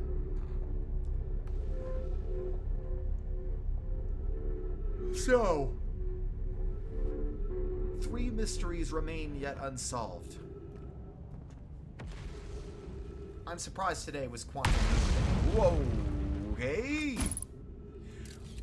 I think it's about time we just get to going. Time to hit the old dusty trail, as they say. But we have 3 mysteries. Well, probably more than that. We have like a couple of mysteries left. We have the vessel and the escape pod and the dark bramble. And really kind of an explanation for why the dark bramble, like, reacted the way it did, because it seems almost like an attack. At the moment, it seems like a plant filled with hostile... I almost said jellyfish. No, not correct. That's the other place. Filled with, anglerfish. So we've got the vessel and its escape pod in Dark Bramble, which we can do next.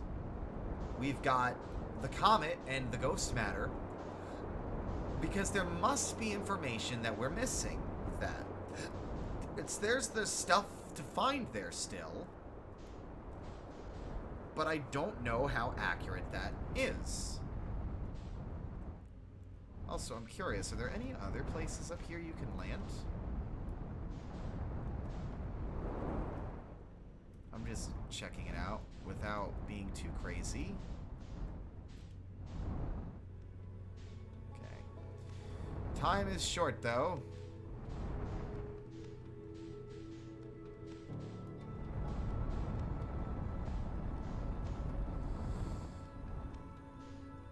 So short that I don't know if we have enough time to start goofing off in the Dark Bramble. I see a cat.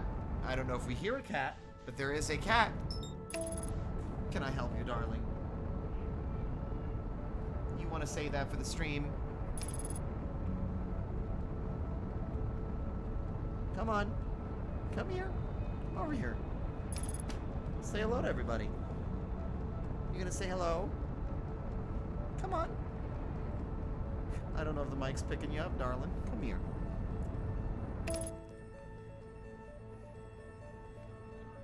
Meow meow? No? Okay. It's hard to tell if it picked up. It might have. Also, my mic boom, despite the fact that... Oh, hello? You gonna get up? You wanna say hi now? You wanna say hi? Not rub your face against the mic, doofus. You're such a goofball. What are you batting at me for? I'm a little too close to the mic, darling. I got a little too loud. Come here. I forgot how close to the mic I was. Oh, God, hold on. Come on, baby. You gonna say hi? You're just gonna keep rubbing your face into the mic. Okay. All right. Enough of that. Enough of that. All right.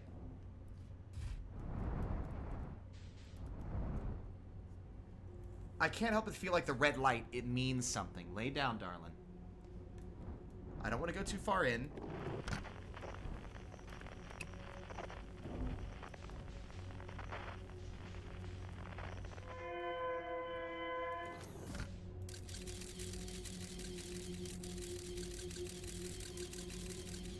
Okay.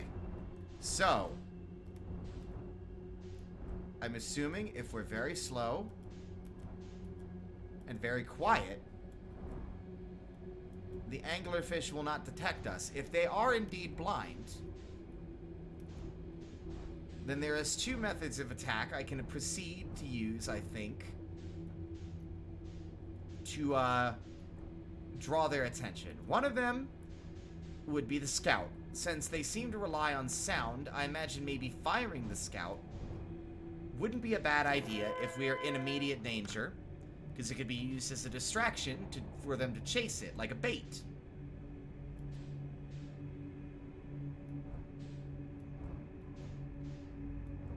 But I am very nervous in here, because in here is very, very, very easy to die. We're gonna keep going down several layers.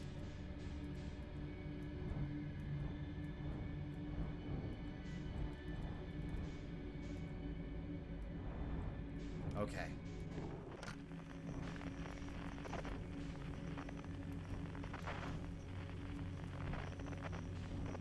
Can't tell if that's an anglerfish or... There's no oh!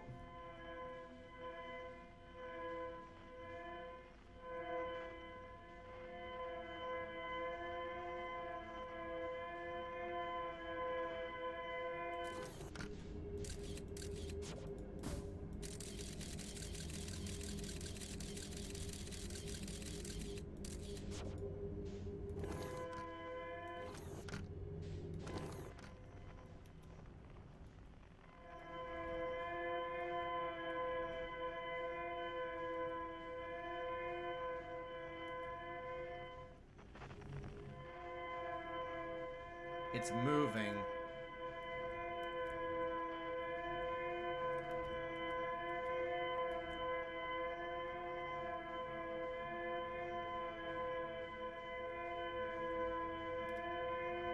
I'm also thinking if we fly slowly, that counts as quiet. Very minimal use of the boosters. We will find our way. We found it.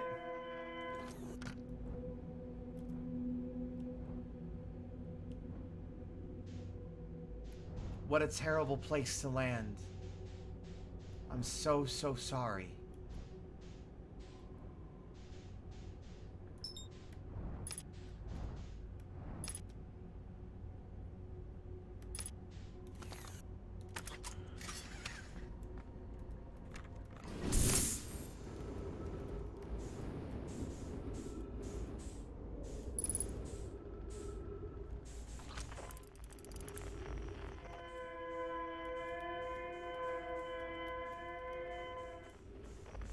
That red light is very bright down here, though.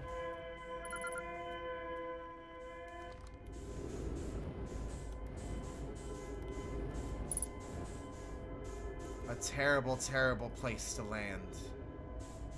I'm so, so sorry.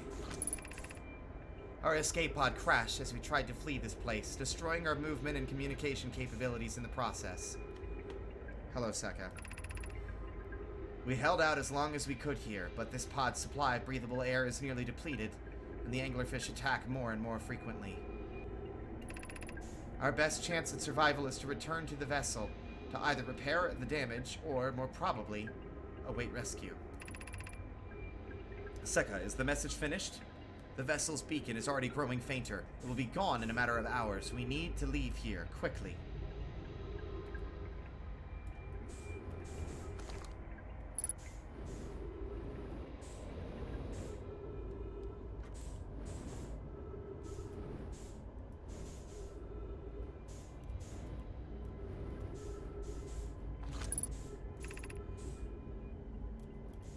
Vessel 3 has been mortally injured. Okay. There is a new problem. Our equipment is detecting two distant beacons from the vessel. Two distinct beacons from the vessel. But it isn't possible for the vessel to be in two different locations at the same time. I agree, but the beacons are exactly identical to each other. Perhaps if I had more time. We're nearly out of time already, Din. The vessel's beacon is quickly fading. Soon it will be gone, and we will be lost. We will follow the beacon whose source is nearest to us. But suppose that beacon is false. We likely don't have enough air to reach the farther of the two beacons, Din. The decision is made for us. We'll leave a trail of lights as we go. There's still a chance someone could hear our escape pod distress signal.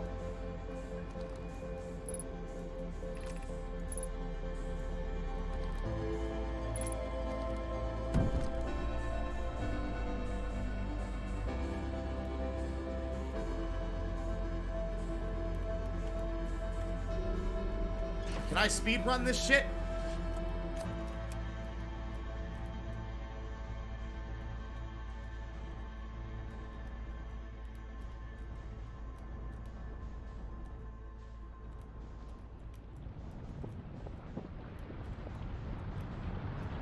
Oh no! This is so upsetting. This is probably the most upsetting.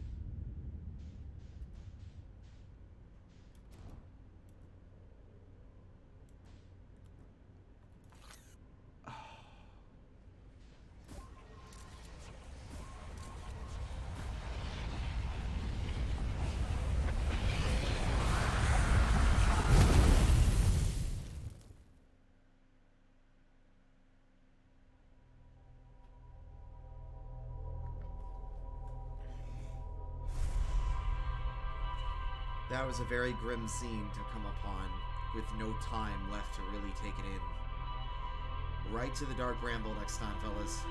And now we know where to go. We do not need the signal to guide us.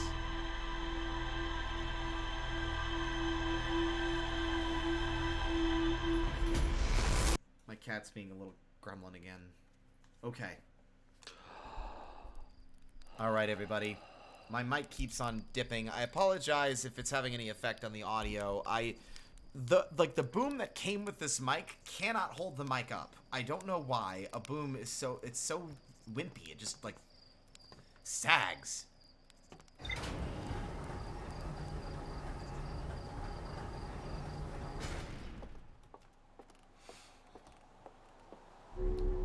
I was already really emotional about finding Solanum. She was very delightful, and the fact that her first response to seeing me was offering me a way to talk to her. Like, what? It's interesting to see just that small little bit there gives you a lot of insight into the kind of person that she was. And is, and will always and forever be, I guess.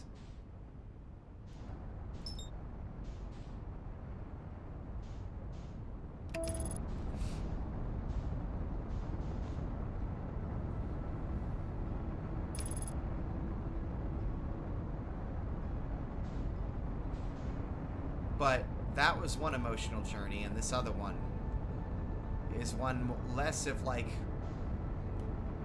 sort of like, I don't know how to describe it, bittersweetness, which is kind of the feeling that I think comes from the Solanum situation. This one is just bitterness and sadness and tragedy. They couldn't fit the Dark Bramble's strange, eldritch-like dimensions and way of functioning led them astray, and they all died without any way to... What a horrible fate. What a horrible, horrible way to go. I'm gonna use this just in case. I know I don't really need it.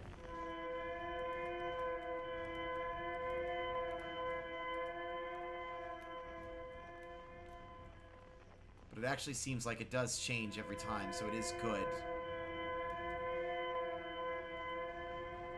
It might not be changing every time, I might just be coming in from a different angle every time. I bet you now that that red light is supposed to be a sign of the vessel.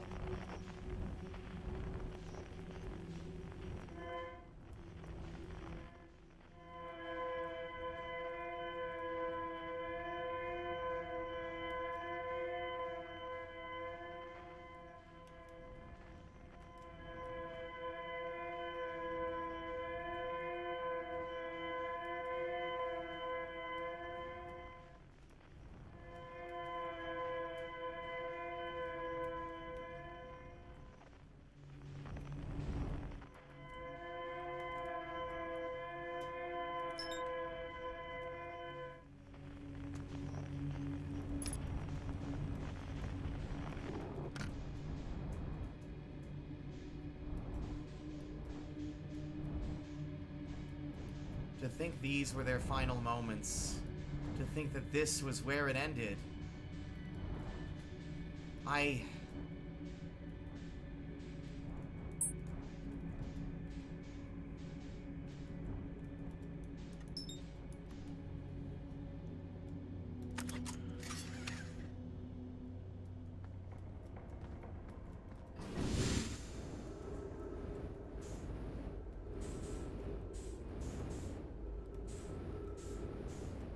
So many Nomai lost.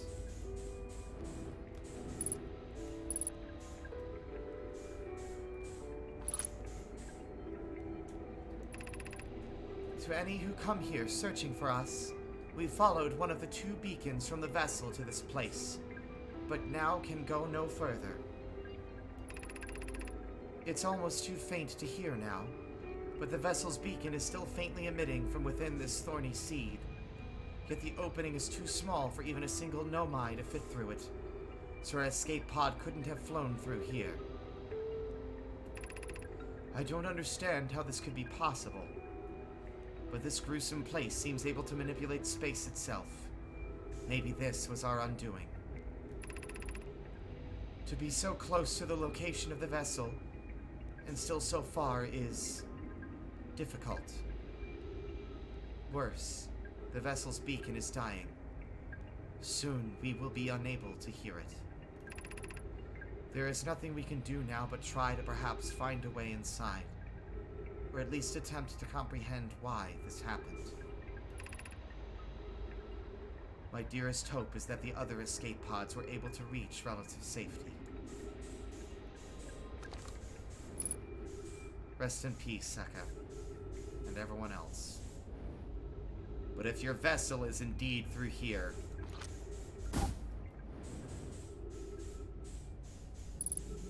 then I am going to find it for you.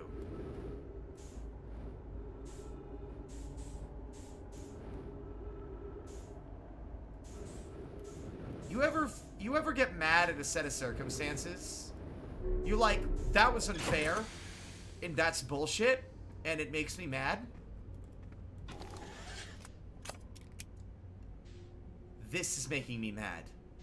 In like an in-universe, like this is cruel and unfair and like fucking hell am I going to let that fucking stand? Here's the problem. We are now at a precipice of a giant pit. I'm sorry. And this far away, without the luxury... You know what?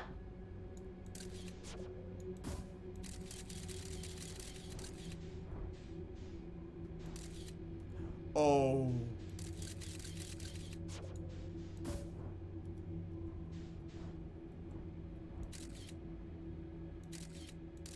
This is just a den of anglerfish.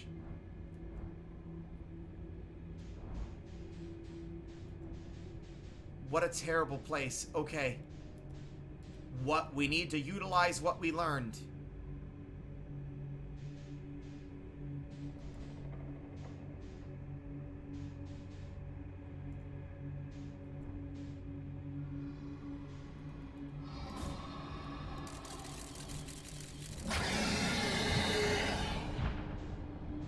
Never mind! Okay. We're back in space, aren't we? Okay. So, the ship makes noise. I hate the idea of what we might need to do, guys. We might have to do this outside the ship. Or use the ship as bait. This might be a one-way trip for this one adventure.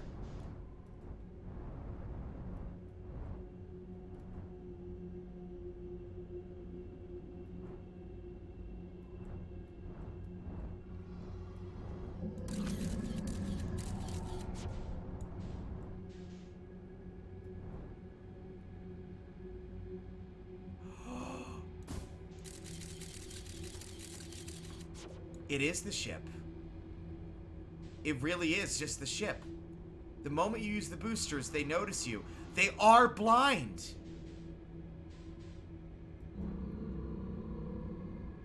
Oh my god.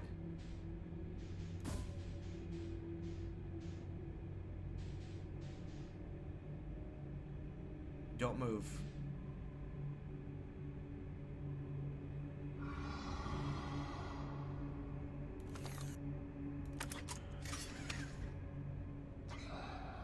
If there's any time to test it, it's now. I can't believe I'm about to do this.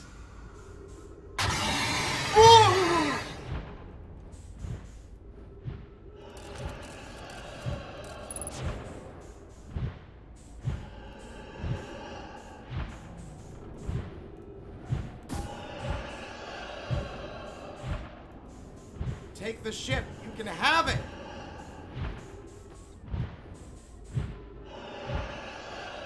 Okay. I may have miscalculated.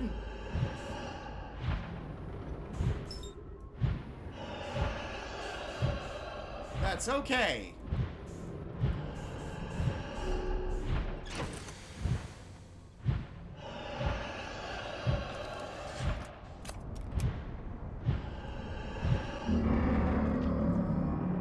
There's a bit of oh, there's my scout.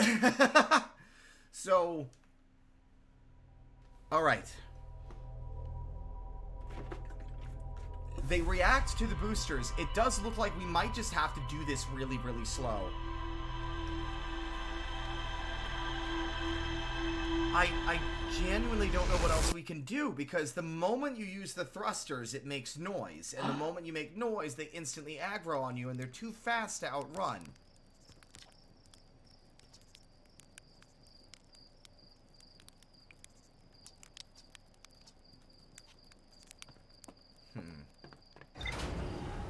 Let's read our notes. Because we should, by now, we should have the information we need about the anglers. Like, we should have everything we need to bypass them. We have that information.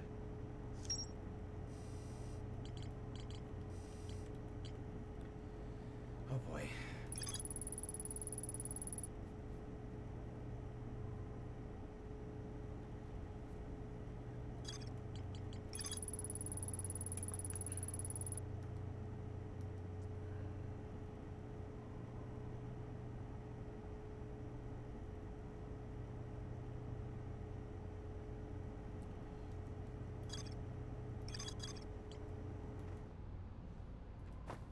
Alright.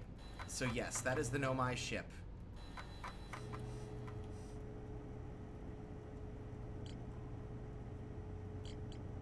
Angler, skeleton...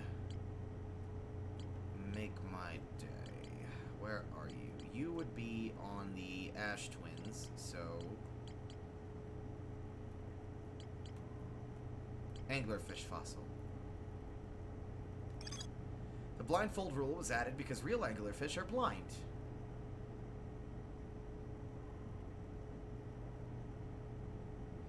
Yep. Okay. So I'm right. It's not about, like, going out in our jetpack. We literally have to very carefully inch our way to victory. We have no more time to waste.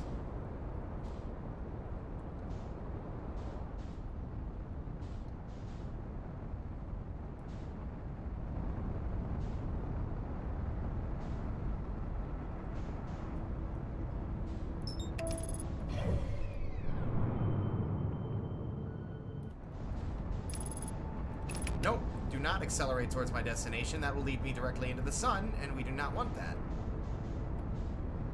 I'll do it by myself.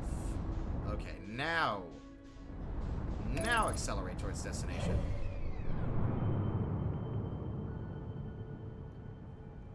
So y'all, this place is scary. We genuinely just, but that's the problem. There's so many anglerfish. Is this really the answer? To just scoot? Because, like, as soon as you move a little bit, they turn and look in your direction. Like, I don't know how much, I don't know what the margin for error is.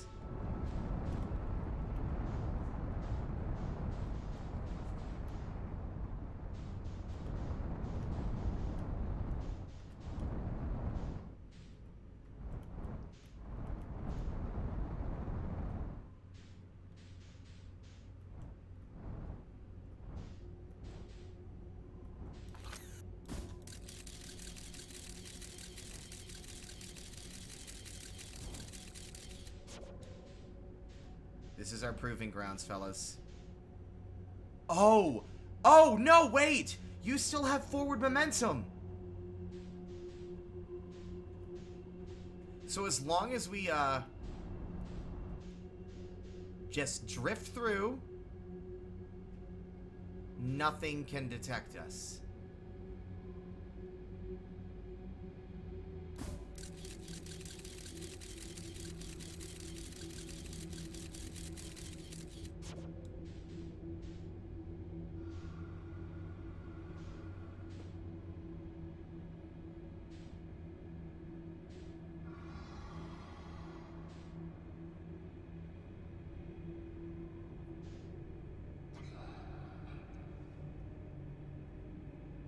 Oh my god.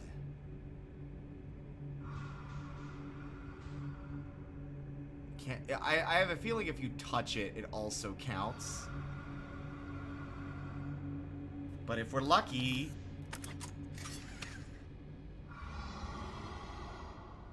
My god. I'm about to get jump scared. I can feel it. Oh my god.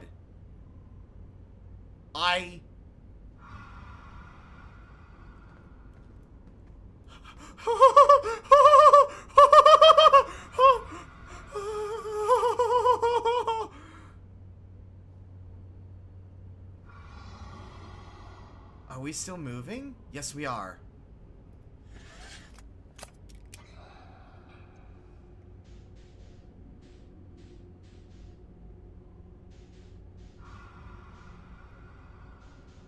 We probably could have given us a little bit more of a boost, but I was afraid of smashing into the sides of things.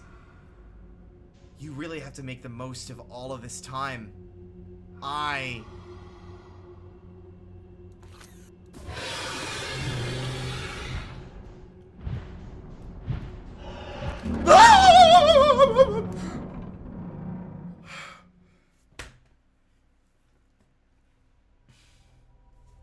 That was real. So I don't really get scared of I'm a wuss, but being chased gives me a bigger fear than anything else. Not being able to see what's coming after me is the worst sensation in the world. It doesn't matter what it is. If I know I'm being pursued by something, it's like, oh my god.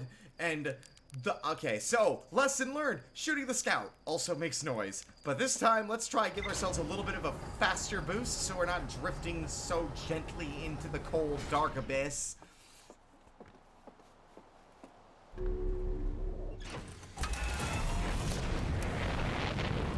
Man, I'm gonna have all sorts of trauma.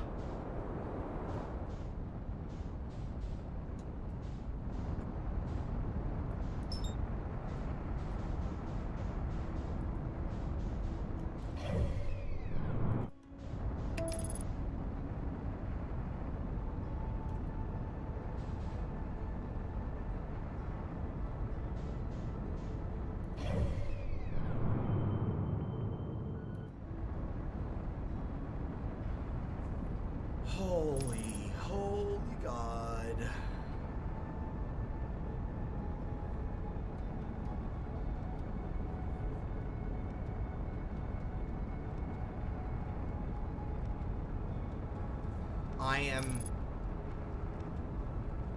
There's something, I know I keep saying this over and over, it's like a broken record, but this game, the fact that every solution, it's like, once you know the solution to the puzzle, you can solve the puzzle. I love that that is the answer to everything here. It's like real life. It's like once you understand and you can apply that knowledge to a problem, that problem has been solved. Oh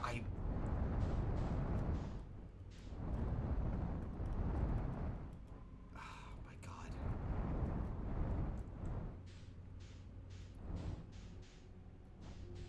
Okay.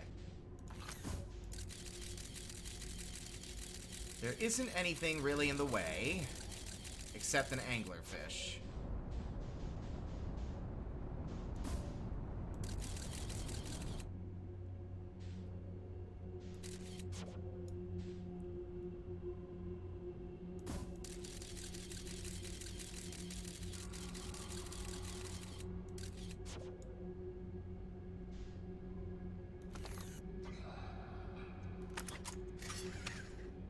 You won't get me this time. You terrifying monstrosity, you.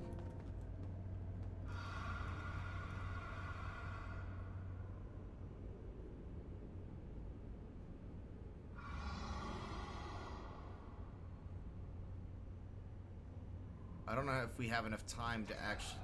I think we might just have to wait. Until we're close enough to pass through the gap. And even then, I feel like we might just have to continue to drift even once we get there.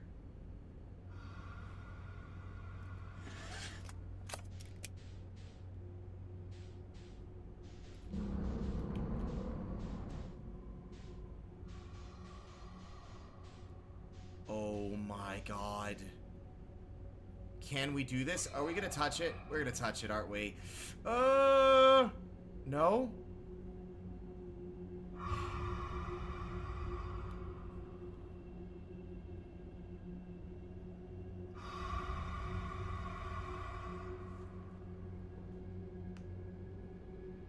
This place is hell? I just want to let y'all know, this is hell. This is what hell is like. It's nothing but fog and fear. The constant looming threat of being devoured by a monster you can barely see in a dark void. What is that? Is that the vessel? Or is that like the core of the... Is that... What is that? Are those seeds? Or are they like eggs? What on earth are those? Are those like anglerfish eggs?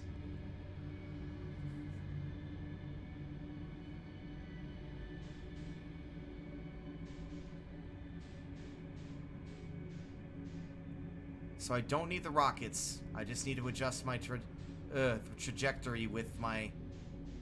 This is horrifying. Okay, we're close enough in that we're okay. What is this?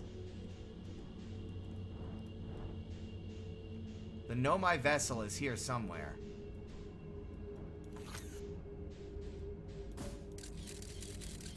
There's an anglerfish. There's an anglerfish.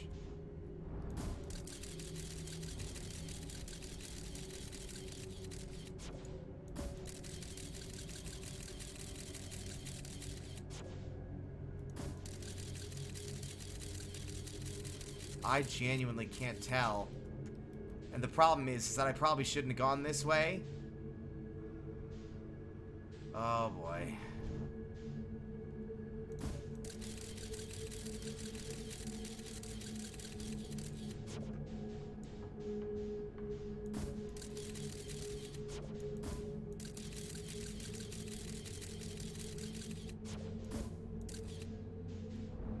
It might be best to just back out and go back the other way.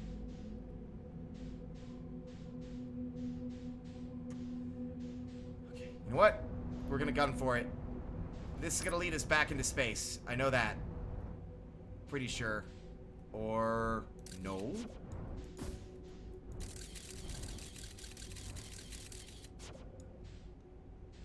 Okay.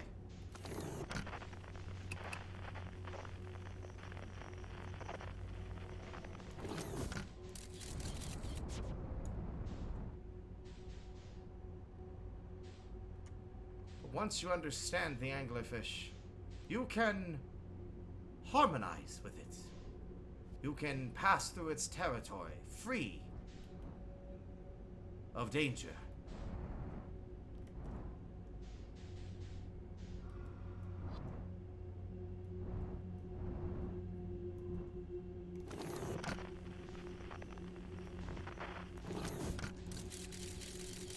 We just keep going deeper, man. I think we might be caught in a loop.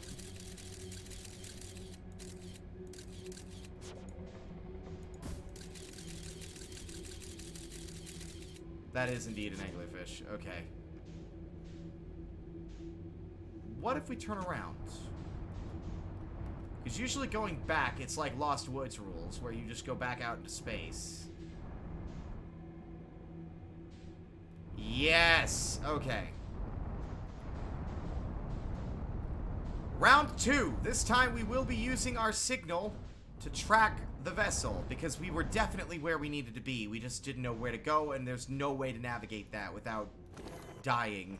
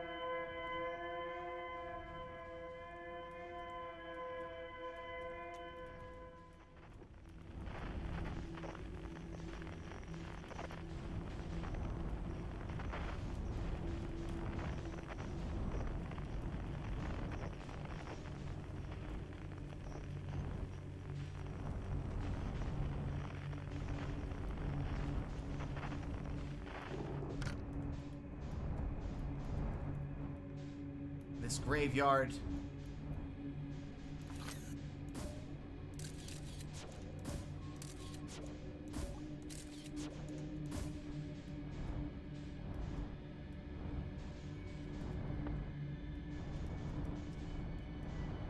It's time to put an end to this.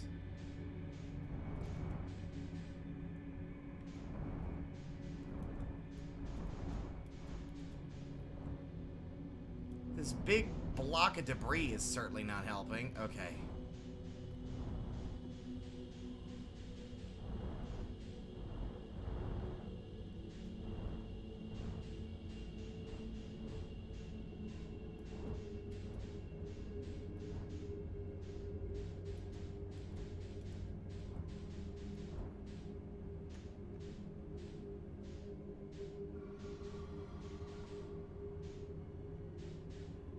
A wild Malleus. Hi. Spoilers, I guess. Just dealing with, some things about as carefully as I can.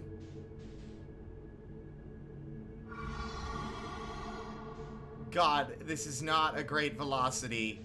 We are gonna take forever to get there. But if I activate a single booster, I'll get eaten in a second.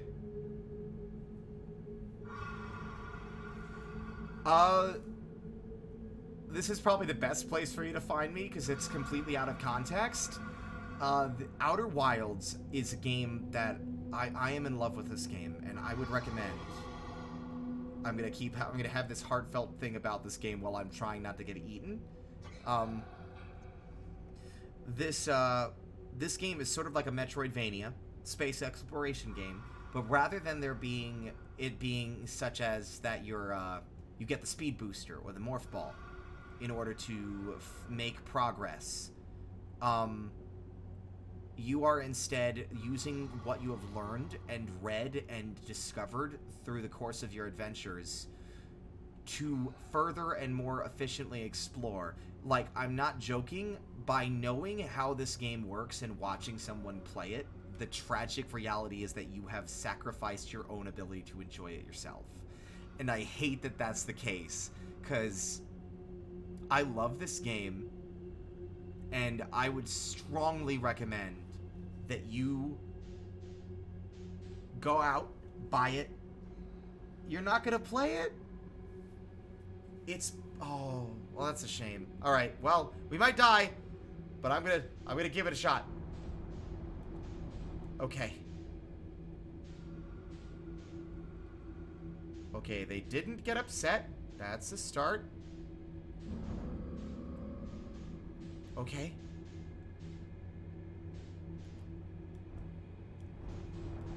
Okay, is this it? Oh, going!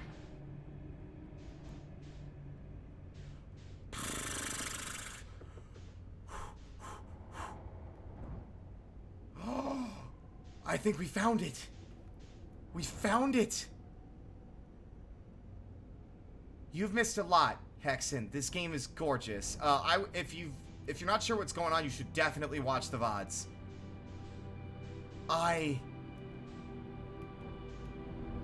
We made it. Can I lock onto this so my ship doesn't drift?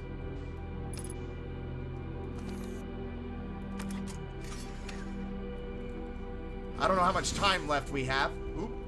I'm an idiot. I put my suit on. No!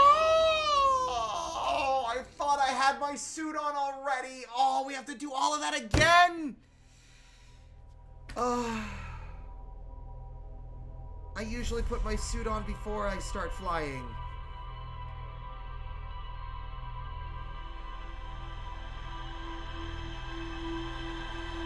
Still, not the most embarrassing death. The most embarrassing death was me getting crushed by the elevator. Anyway.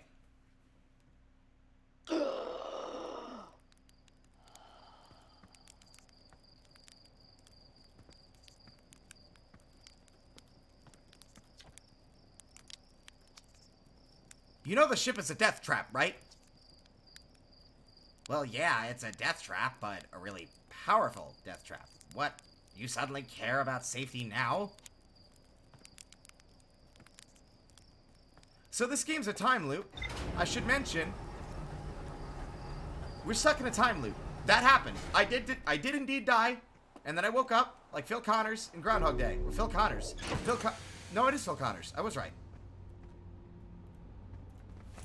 This time, put the suit on. There you go. Good boy.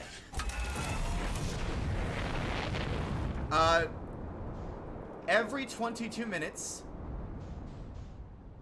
the sun supernovas and destroys the whole solar system. Sort of Majora's Mask style, time looping mechanics. But that, I feel at this point, having played so much, I feel it's reductive. This game is beautiful. And the last game that really gripped me like this was Hollow Knight, as a point of interest. Like, today we weren't supposed to be streaming this today. This was supposed to be Monday, Tuesday, Wednesday only.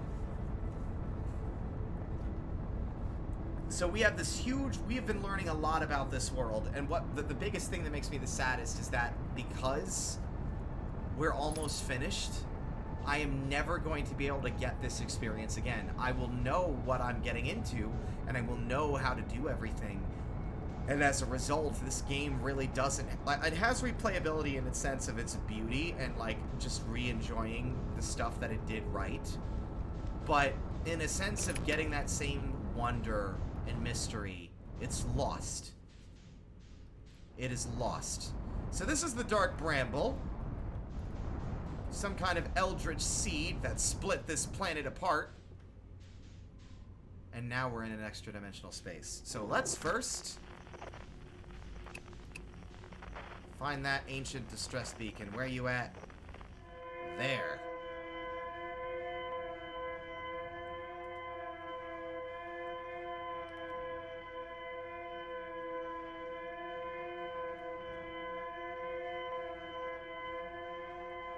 But how have you been?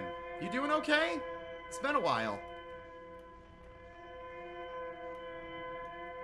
It's funny you mentioned Subnautica. We did just finish Below Zero before picking this one up. Below Zero's great. I wouldn't say it's as good as the first game, though. I think the first one still trumps the sequel.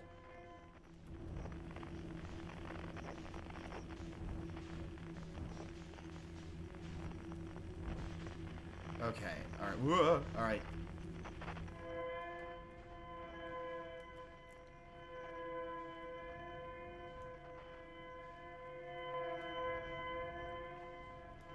Most of this area is a little bit safer to navigate. I've realized it seems that for the most part the anglerfish stick to the bigger open spaces and nearer to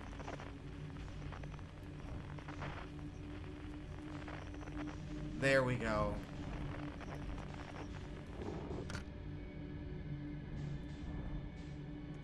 Well, I hope it works out, my dude. I really do. I really hope the D&D stuff works out. Yeah, everyone's doing fine. Yeah. Oh, God. Oh, sorry, I didn't mean to shoot you, Seka. I'm sorry. Oh, God damn it. Let's try and get... There we go.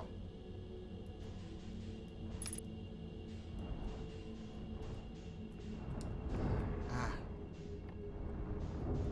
Everyone's doing great. I'm sorry, like... I've got, my brain's just not working right now, because I'm trying also not to get eaten.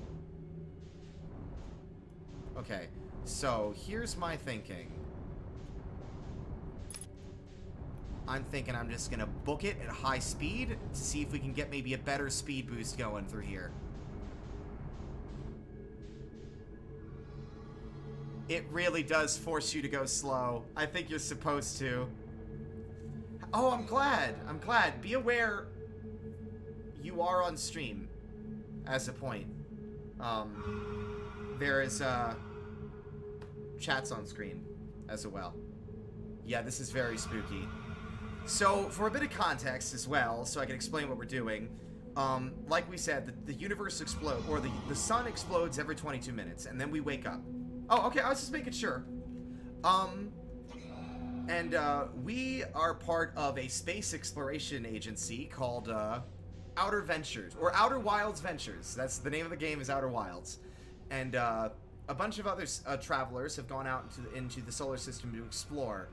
And one thing that we're doing that's unique and different from everyone else is that we are leaving the planet with the first functional translator device that is allowing us to read ancient writing from a long-lost civilization called the Nomai. There's evidence of their race all over the solar system, but up until now we have been unable to actually read any of their writing.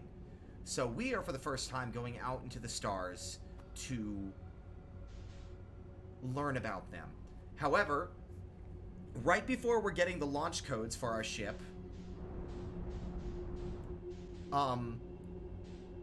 one of the other travelers came back home with a statue. With a Nomai. I would agree. It really does have this sort of Chozo vibes. This statue that he brought back from another planet, they were trying to get its eyes to open, but they couldn't figure it out. So, they had it on display in the museum when I went over there to get my launch code so I could head off into the stars. And when I was leaving, also we're here finally, the statue turned and faced me, its eyes opened, and it beamed my own memories back to me. Everything that had happened from the moment I woke up that morning. And after that, 22 minutes later, the sun goes supernova and kills everyone, including me. And then I wake up at home. There is evidence, a lot of evidence that we've uncovered that the Nomai are responsible for this time loop, but we don't know yet why, or how, really. But the Nomai are a nomadic, wandering race, and these Nomai that were in our star system had a very sad and unfortunate incident. This is their vessel. This was their interstellar ship that they took across the stars, and it was attacked by the Dark Bramble. The plant, emerged and struck the vessel and critically damaged it, and only 3 escape pods managed to get fired off. One of them failed to even escape the Dark Bramble. The other 2 landed in our solar system and built their civilization there. This is my first time being here. Now, just checking, we've got our spacesuit on this time. Alright.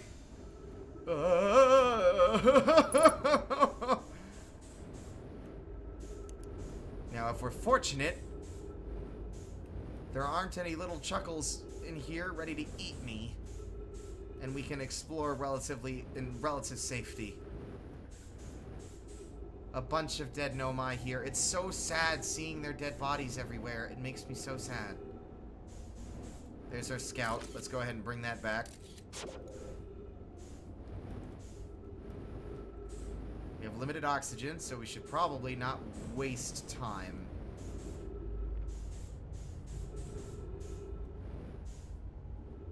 There's dead Nomai all over the solar system. And there's evidence to suggest that they all died, not these ones, but the other ones out there, that they all died abruptly. There's people dead at their, at desks in school, or seated in chairs in the middle of doing things, and they're dead. Yeah, this is very spooky. I've never been here before, so let's get into the feeling. What is this?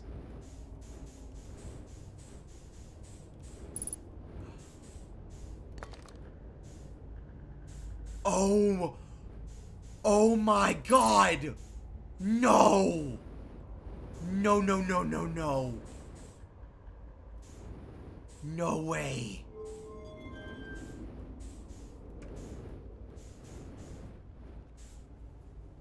That's our mission. It has to be. Come on. Velocity matched. What does this do? The warp core. So there's a whole bunch of stuff going on. There's a lot of different plot threads that I've been following. A lot. We just dealt with the quantum moon, a moon that only exists when you're observing it. Otherwise, it moves all over the solar system, and it behaves in strange ways. And we just learned how to land on it. And what happened, and since you're not going to play this game, I'm okay with saying this then, we were able to encounter a Nomai who was alive. So the Nomai grew, they grew fond of the quantum moon because they were able to see, because of the way it wandered from one place to another, and it sort of brought the 2 different crashed, escape pods together, because they had crashed on different parts of the solar system. So they eventually had a pilgrimage where they learned the rules of how the quantum moon worked, and then made a pilgrimage there and landed upon it.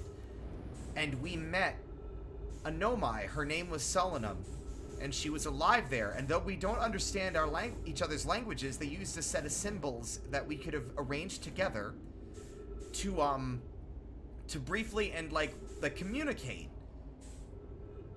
They didn't use it to teleport. They just like they used other methods to teleport. Like there is a lot that I can't really, unfortunately I cannot explain in such a small amount of time.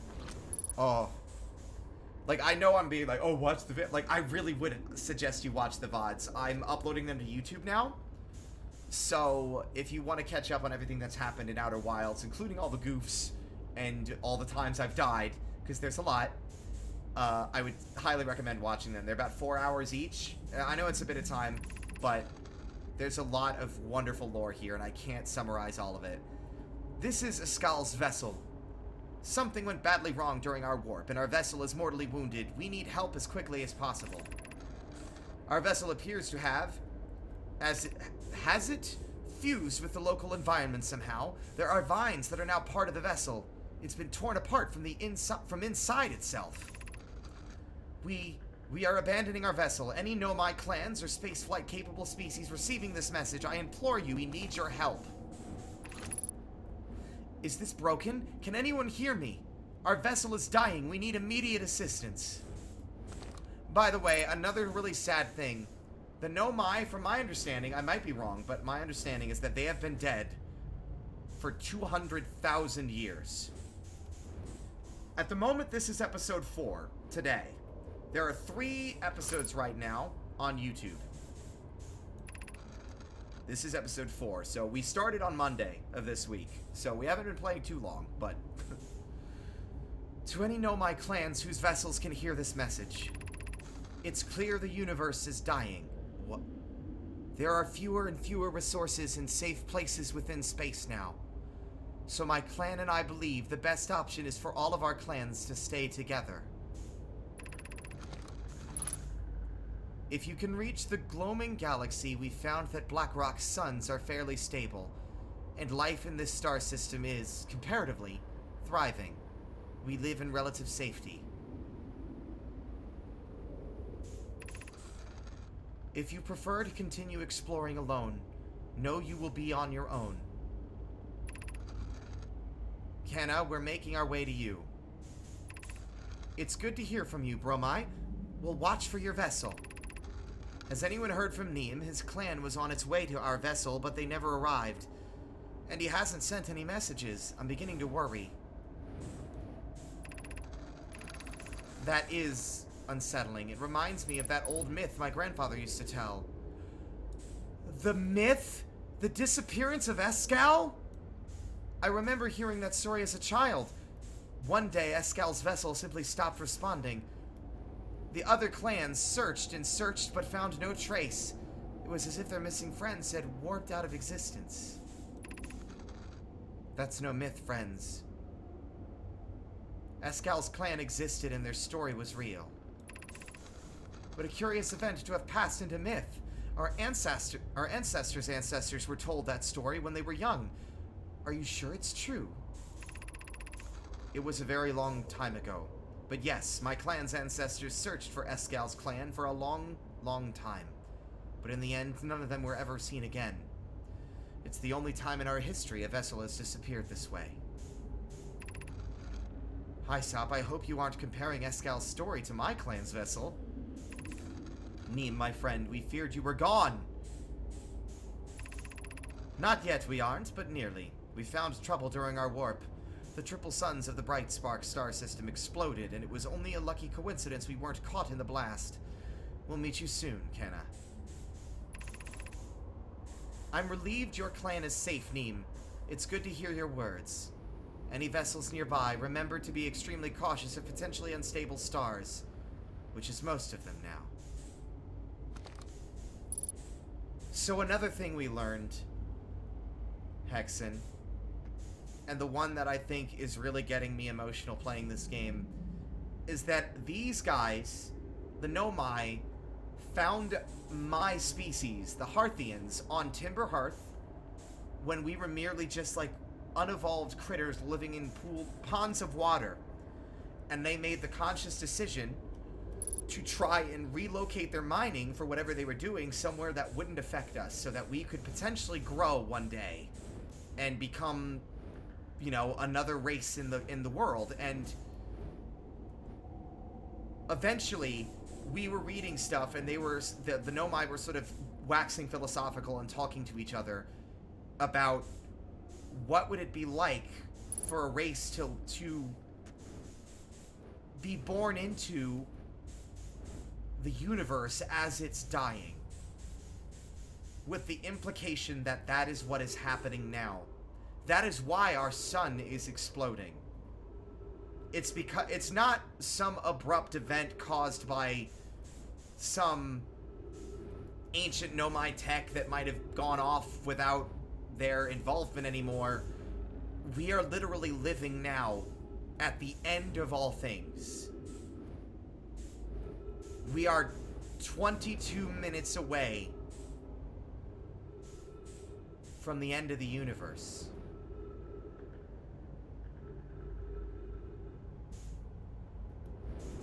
And I don't know yet if there's a way to, you know, if there's like a way out of that. If there's like some hope yet that we haven't seen. And I haven't seen everything here, but I guarantee you I do not have enough time to do anything with the stuff I found here. One day. Yeah, I was thinking about that. Can you imagine? Doctor Who made me feel this way as well. Like, obviously ages ago when the episode aired, but the one, Utopia. It was the Doctor's TARDIS got yeeted so far into the future, trillions of years, to the very end of the universe, where all the stars are dead or dying. And it really sort of, like, brought an existential fear into my heart that I didn't really have before. And I had a feeling going into this game that that was gonna happen to me, and now I'm right. The last time I had that existential dread of a different variety, but still similar, was Soma. We'll be coming back here. But for now, let us exit. Because it works like the Lost Woods. How's our son doing? How much time have I wasted? Where am I? Where am I? Ah. That looks bad.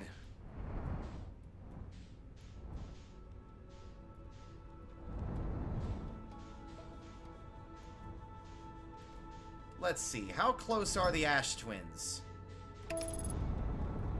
Are they on this side of the planet? They are on the other side of the sun. Let's not use autopilot so it doesn't jam us into the sun.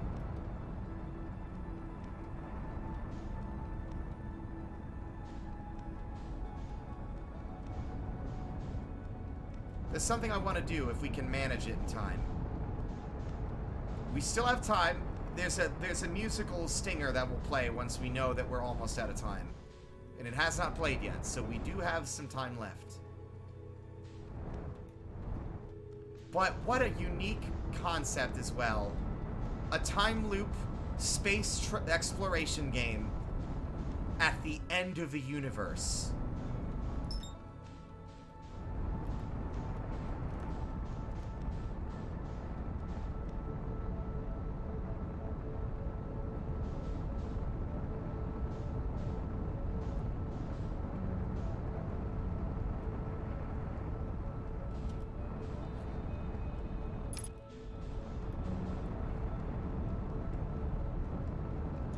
There's a weird nostalgia to this game, I felt. When I first launched it, the music on the main menu really made me feel something. Emotional in a way that felt really weird for a game that I hadn't even played yet. Suffice to say, I bought the soundtrack.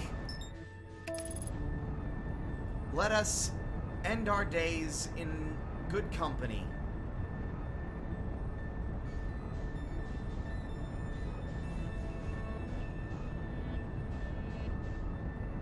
Provided we can get there before everything ends and land.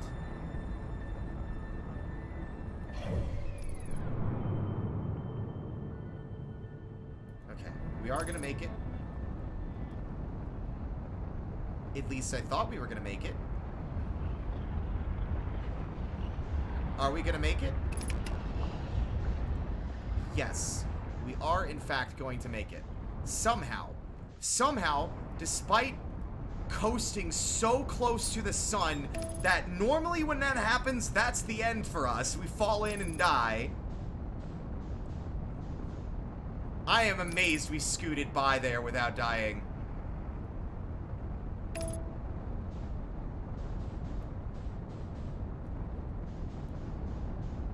Can we please land? I'm having a hard time landing. Tokyo sun drifting, yeah.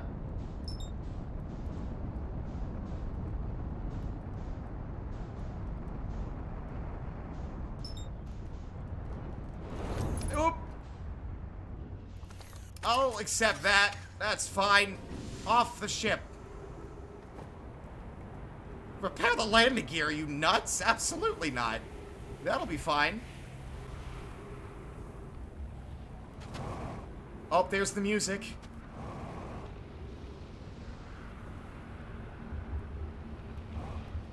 Just in time, I think.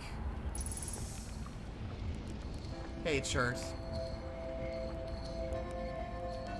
Oh, hello. Come, sit with me, fellow traveler. Let's sit together and watch the stars die. Sure. Why not? We only get so much time, don't we? Ah, there was still more I wanted to do. How unlucky to have been born at the end of the universe.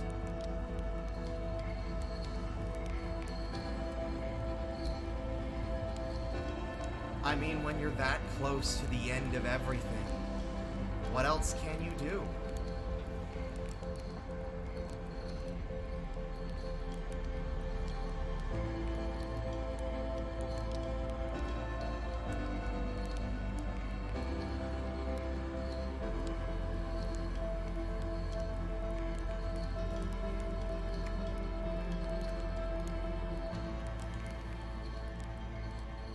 One last marshmallow for the road, my friend.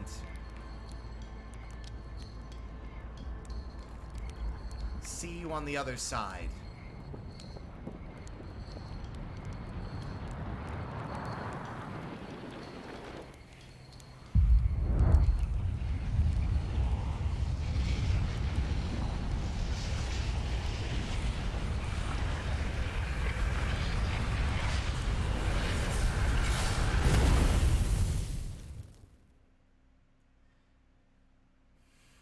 Yeah, but that's what I love. Like, I keep talking about this. Every stream I'm talking about this, and it's that a AAA game could never have accomplished what this game has.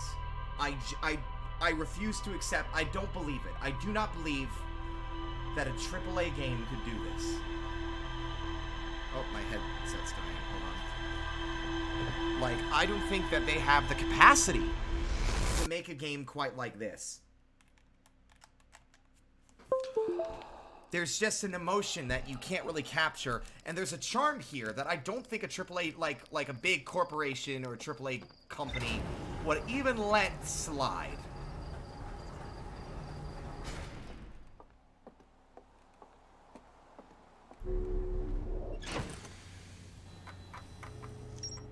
The vessel. Yes, there is still stuff to do here, I am aware. I found the derelict Nomai vessel deep within Dark Bramble. The vessel's warp core is long dead. The Nomai tried to call for help, but the vessel's outgoing message system broke during the crash. The vessel can still hear incoming messages from other Nomai vessels. The remaining Nomai clans are regrouping in response to the impending death of the universe. So that's what we were reading. That's what we were reading. Those messages on the wall talking about the legend, the myth. Those are currently alive. Those are currently alive Nomai out there. How sad. God, this game's making me feel things, man.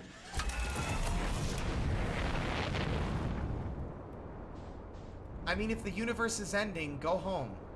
See your loved ones. While you do still have time. What is this? Oh, that's the Adelrock, right.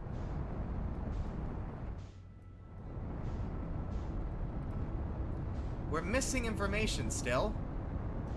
We still don't know what killed the Nomai out here. I mean, I have a sneaking suspicion.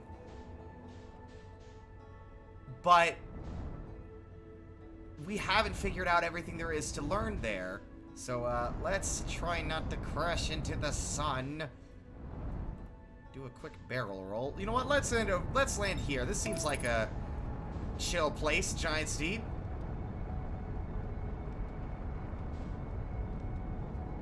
Jetting to a different star. I think there comes a point where you're so far away.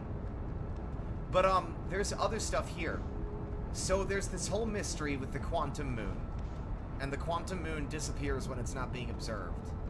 And you have to learn a different rule on how it functions each time so that you can land on it yourself. Because when you try to land on it, all that happens is that it disappears. It goes somewhere else because it's got a foggy atmosphere. And the moment you lose contact with it, it's just like, boop, somewhere else. See ya! But the quantum moon orbits 5 planets in the solar system.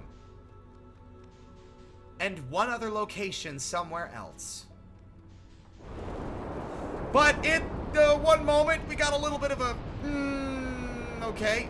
Let's just cruise on through here.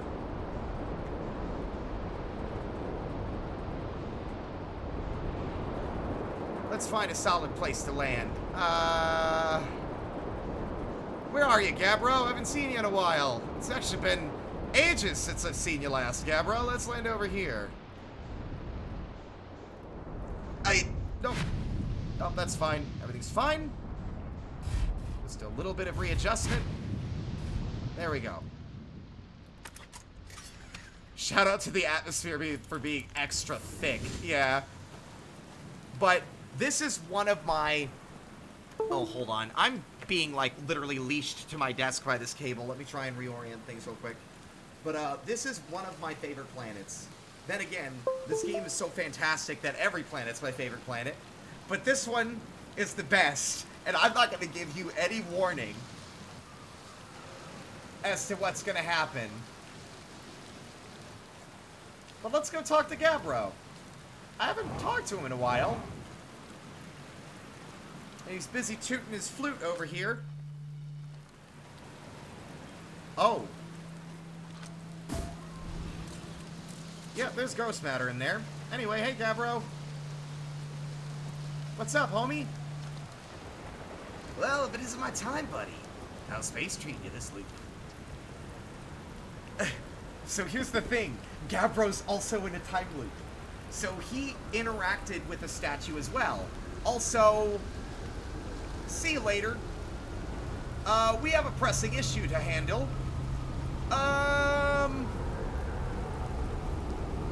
We're gonna go for a ride. Just a quick one, though. And probably not the way that you're expecting.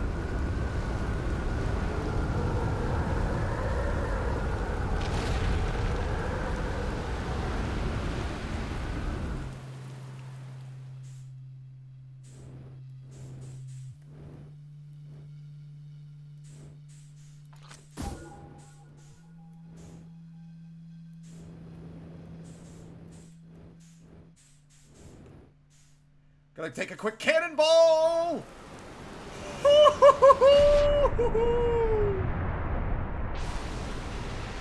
Just to avoid breaking my legs on re-entry. Yes, exactly. Oh my god. I was mid-conversation with this dude when this happened the first time. It yeeted the island into space. Hey, Gabbro.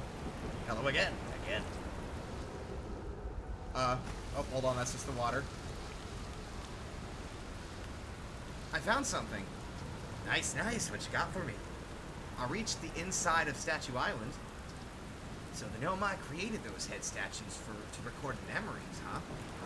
Yeah, I could see the Nomai doing that. Not sure what for. It seemed like their sort of thing. Do you think the statues are recording our memories then? Because I remember that one on the beach looked at me funny. That must be my memory friend.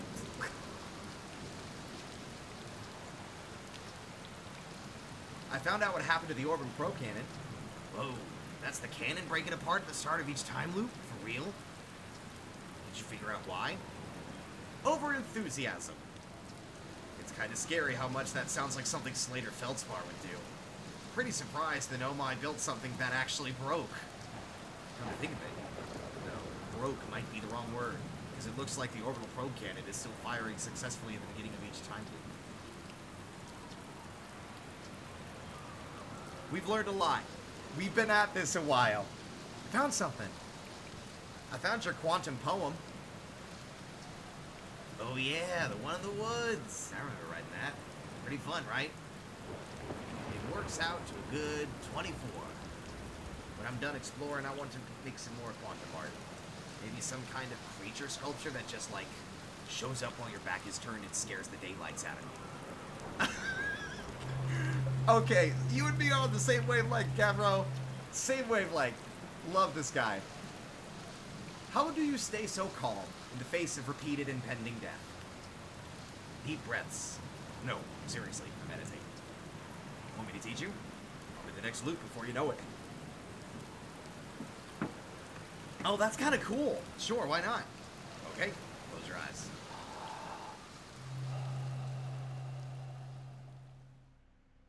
Do we just die? Please tell me we just die. Yeah! Amazing! Incredible! Well, that's really good to know. I never... Because there is a time skip mechanic, but it's you waiting at the campfire and taking a nap, and the timer ticks up. Because just like in Majora's Mask, certain things happen at certain times.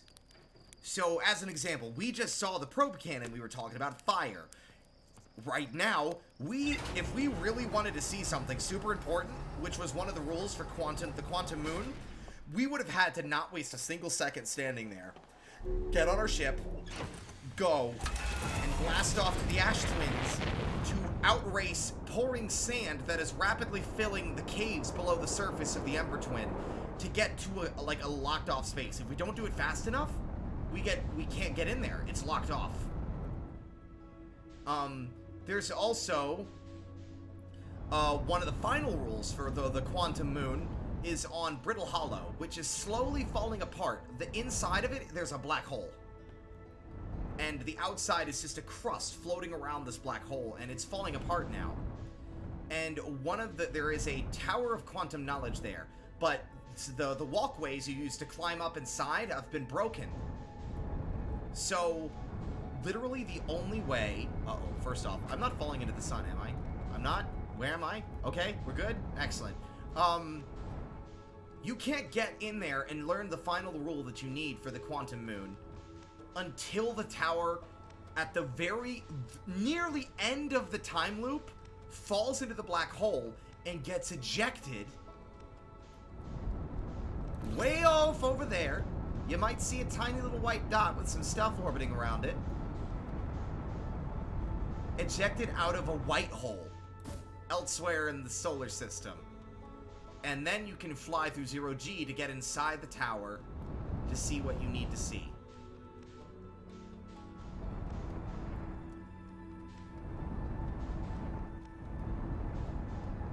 Yeah, it was so crazy to me, yeah. Theoretical stuff. I really love that.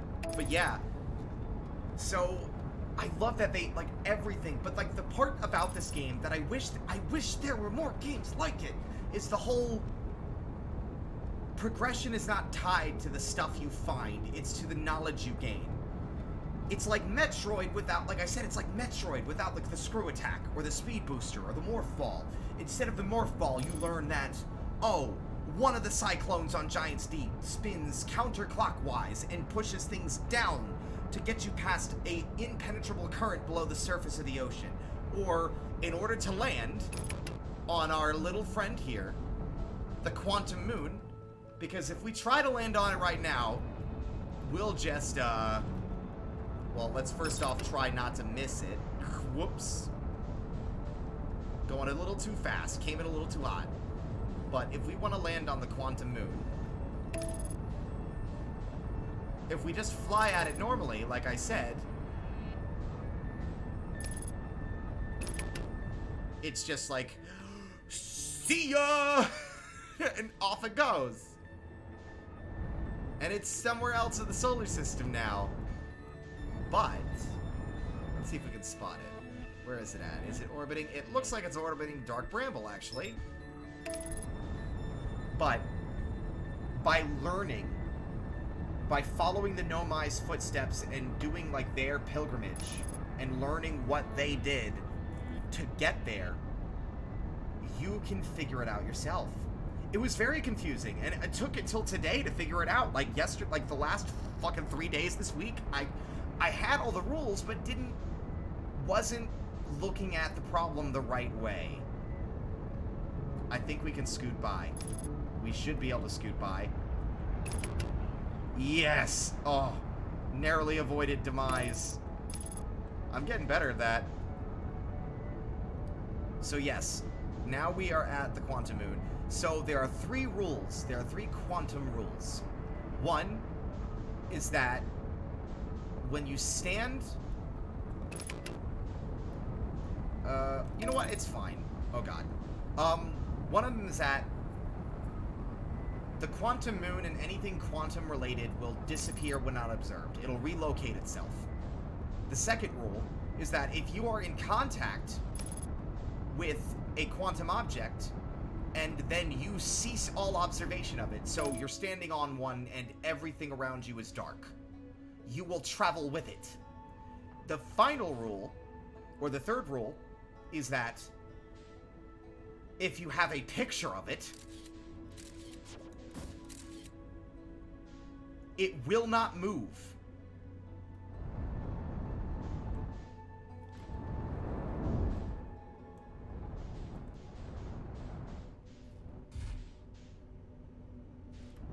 So, from the very beginning of the game, you could land here without any of that information if you did that yourself.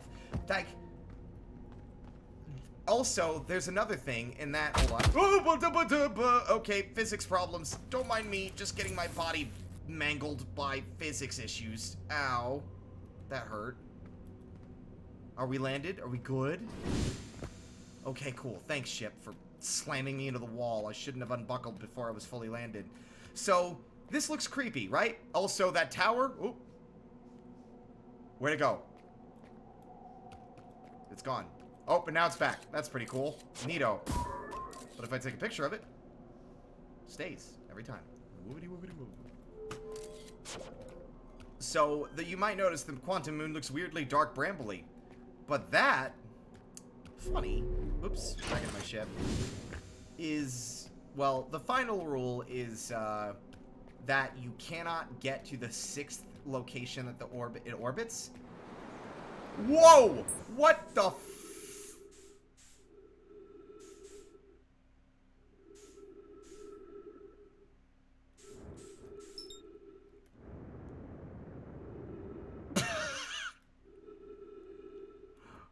What the hell just happened? I'm not entirely sure. Where's my ship?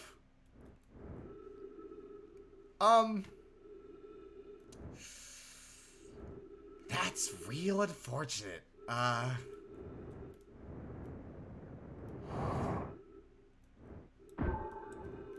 I think my ship might have been destroyed. There is no heads-up display for my ship. So the game does have a few bugs, but I'm okay with that. At the very least, we could try and land back on the Quantum Moon.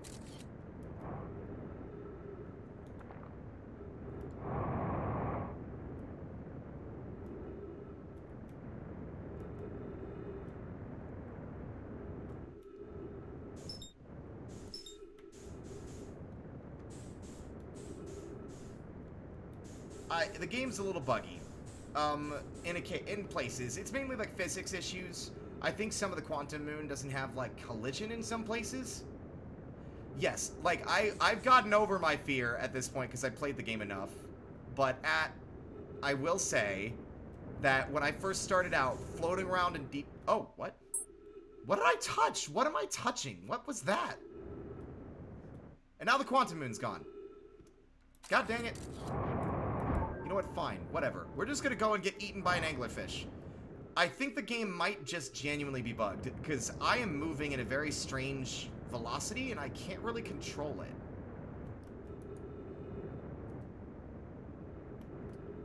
What, the anglerfish? The only reason they didn't attack us is because we weren't making noise. So, we also didn't know that information. They're blind. And they only respond to sound. The sound of our jet boosters. So if I'm just like drifting along, singing my song, they won't even notice me. But, hello friend. If I do this, what's up?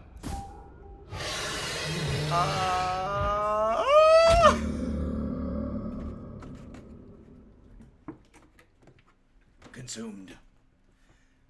The cool thing is that you learn, even that, you learn every piece of information in this world by reading the Nomai's texts and their history.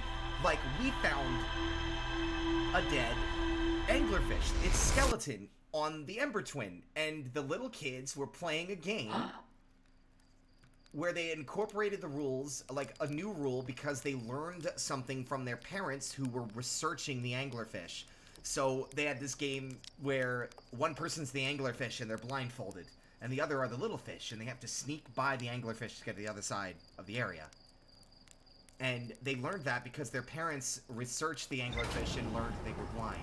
And that's how we learned that the anglerfish are blind, so that we can sneak by them to navigate the Dark Bramble.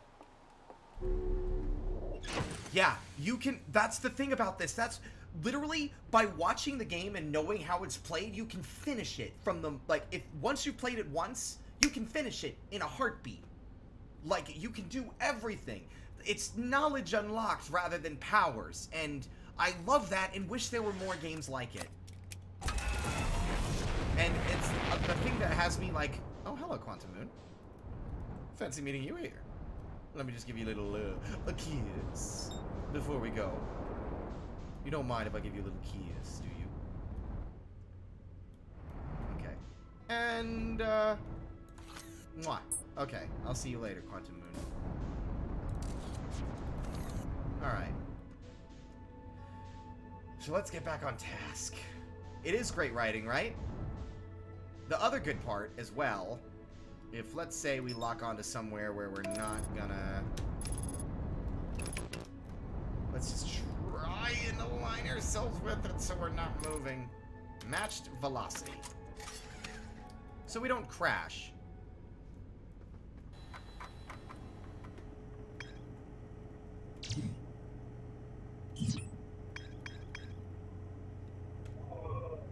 Every time we learn something new, it's added here.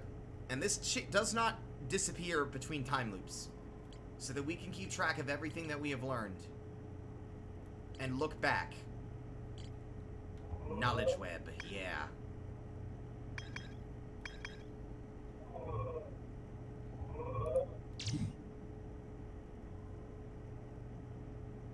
And it also marks places where you haven't viewed everything. So the little orange star is stuff we still don't know. And the question marks are stuff that we just have nothing for. And it looks like we've learned a lot, but we've got...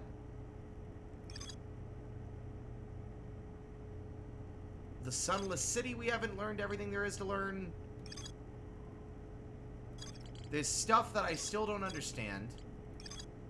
We're trying to figure it out. Yeah, like, my understanding, and I know it's probably unlikely, but there's another fascinating thing here.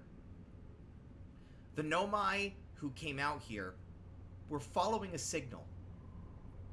They were following a signal that was calling out to them through space. It was called, they called it the Eye of the Universe.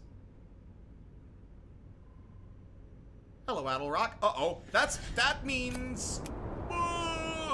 I think we're about to have a crash landing. Hold on a minute. Okay. I was like, wait a minute. Isn't that the moon? Okay, hold on. Yeah, it's basically 100% the solar system. But, they are following the eye of the universe. My theory is that, yes, the universe is ending, but perhaps there's something that can be done. Like, I don't know what, or at the very least, something that can preserve our little chunk of space so that our friends and I mean, if the game does end up being that there's nothing you can do, I will be fine. Well, I won't be, I'll be trying. But, this game does feel sort of, like, optimistic in its tone, despite the sadness that it seems to be everywhere we look. And that one episode of Futurama, are you talking about the one with the dog? Are you talking about Seymour? I don't know why I thought that one. It's just we're talking about sad stuff, and the first thing that comes to mind is Seymour.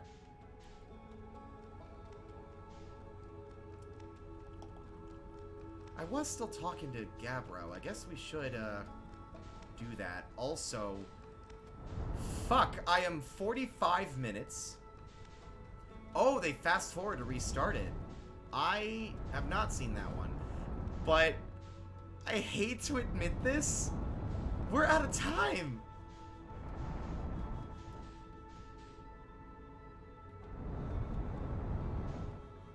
We're out of time. I should have stopped streaming 45 minutes ago. I even started early so I could give myself more time to play, because playing this in 4-hour spurts is just not enough time. So,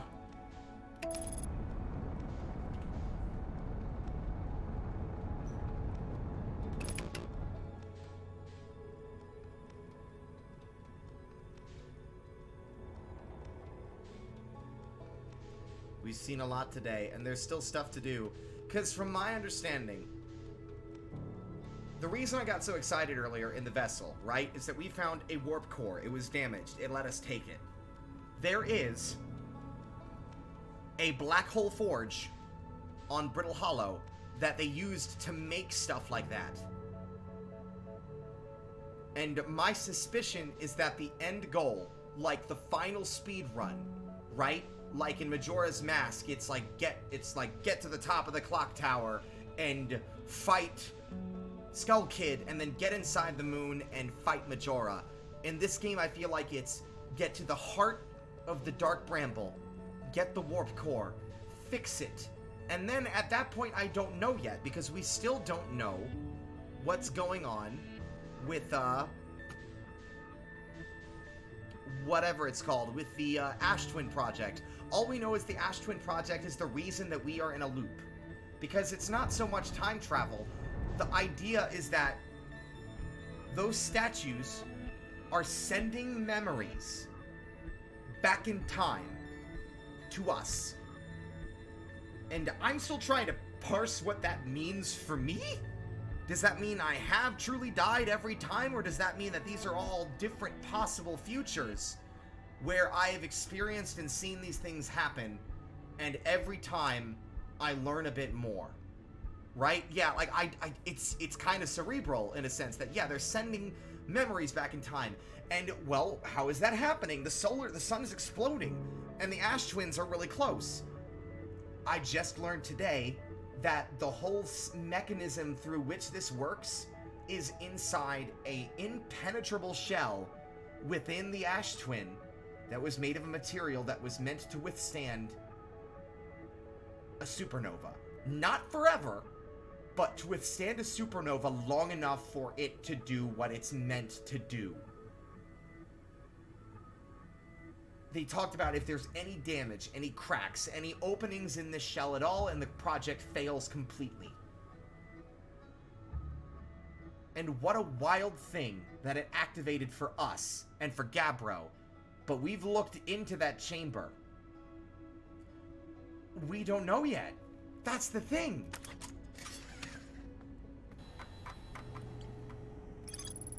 The central chamber inside Ash Twin was physically sealed off by an immensely thick protective shell. The Nomai planned to construct a technology capable of producing a 22-minute negative time interval on Ash Twin. Every memory recorded by a Nomai statue is transmitted to a corresponding storage unit within Ash Twin. An advanced warp core was approved for installation in the central chamber, but they never installed it. So that is what I think our final goal is. Get the warp core from the vessel. Fix it. Build it. Take it to the center and install it. I don't know what happens after that. I can't even begin to guess. Because I can't imagine it will save the universe. But it must do something. And at the very least, it would be very cool to be like, we are going to finish what they started. With almost no time left on the clock.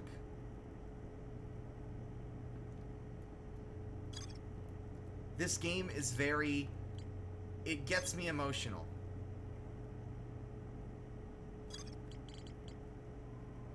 And it's a game... It's one of the first games I've ever played. One of them. I think Hollow Knight was another. Where I am sad that now I am near its end. Because I will never be able to have that first time experience again. It does feel Final Mission. Because the whole idea is that, like... The vessel is something that we only just found. There's so much information we have to get from so many different places to even know how to get there. We have to understand that the anglerfish are blind, and therefore we can scoot by them by slowly drifting through their territory. We have to know that the vessel is even in there, because we don't even know the vessel exists until we read about it elsewhere in the world. And we don't even know that the warp core is a thing that we need until we did, like, literally all these pieces are coming from so many different places, from all over the solar system, to come together for the singular goal of what is the Ash Twin Project, and how can we finish it. The game doesn't give you an objective. That's the thing as well. This game doesn't be like, you should probably go here. It literally, the moment you get your code, because there's a little, like, opening cutscene thing at the start of the game, the moment you get that, you can go wherever the hell you want. There is no limitation, there is no go here first or go there first. You can go wherever. If you want to get eaten by fucking anglerfish right at the start of the game, go to Dark Bramble if you want. It doesn't... There are so few games out there like this, and this game has got overwhelmingly positive reviews, right? I wish that there were more games like it. I want this game to inspire a whole new genre. Time loop or, like, knowledge games. Like, I don't even know what to call it. Knowledgevania? I wouldn't even know what to call it. Because there's other games out there that have a similar mechanic, but it's not story-based. I think there was like a weird Metroidvania actual game, like platformer, that revolved around learning how things worked to traverse it better. And that's not the same as this. It's got the same kind of core philosophy of not powers but knowledge, but like the only downside I see to this is that it completely robs the game of replayability.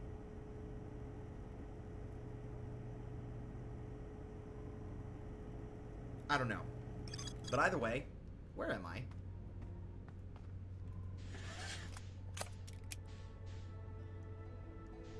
We are very far away. The execution here is phenomenal. Also, other stuff you can notice. As the game progresses, these little bright dots of light out here, those are stars going supernova as well. Like, there's a supernova that just petered out. And there's one. And there's one. And another, and another.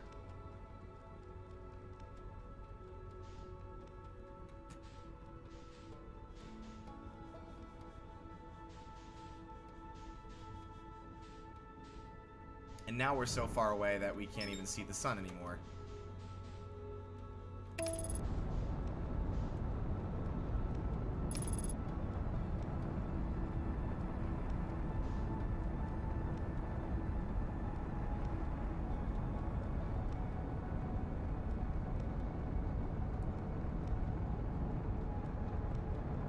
I mean, I wouldn't be surprised. I mean, like I said, it probably does that, but The thing is I still don't understand what the time loop was for. Because they were specifically looking for 22 minutes, and that's what they got. And they got that because they realized that their little teleport network, the teleport that they use to go between places, the black hole sort of teleport technology, they discovered that you arrive a little bit before you leave. It was like, it was unobservable to the naked eye, but the machines and data state that you get there before you've left. And they eventually were able to mess with the system and tweak the settings enough to prove it by eyesight. And 22 minutes was the one thing that they were trying to I don't know why 22 minutes.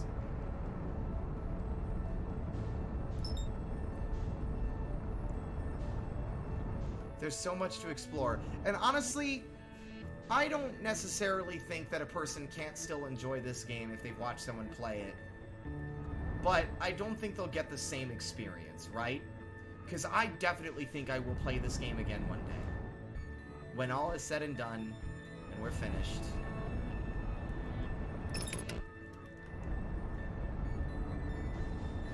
I'm going to hurtle into the sun, but one day... Yep. See you later! Well, maybe sometime when the moon is right, I will pick this back up and play it again.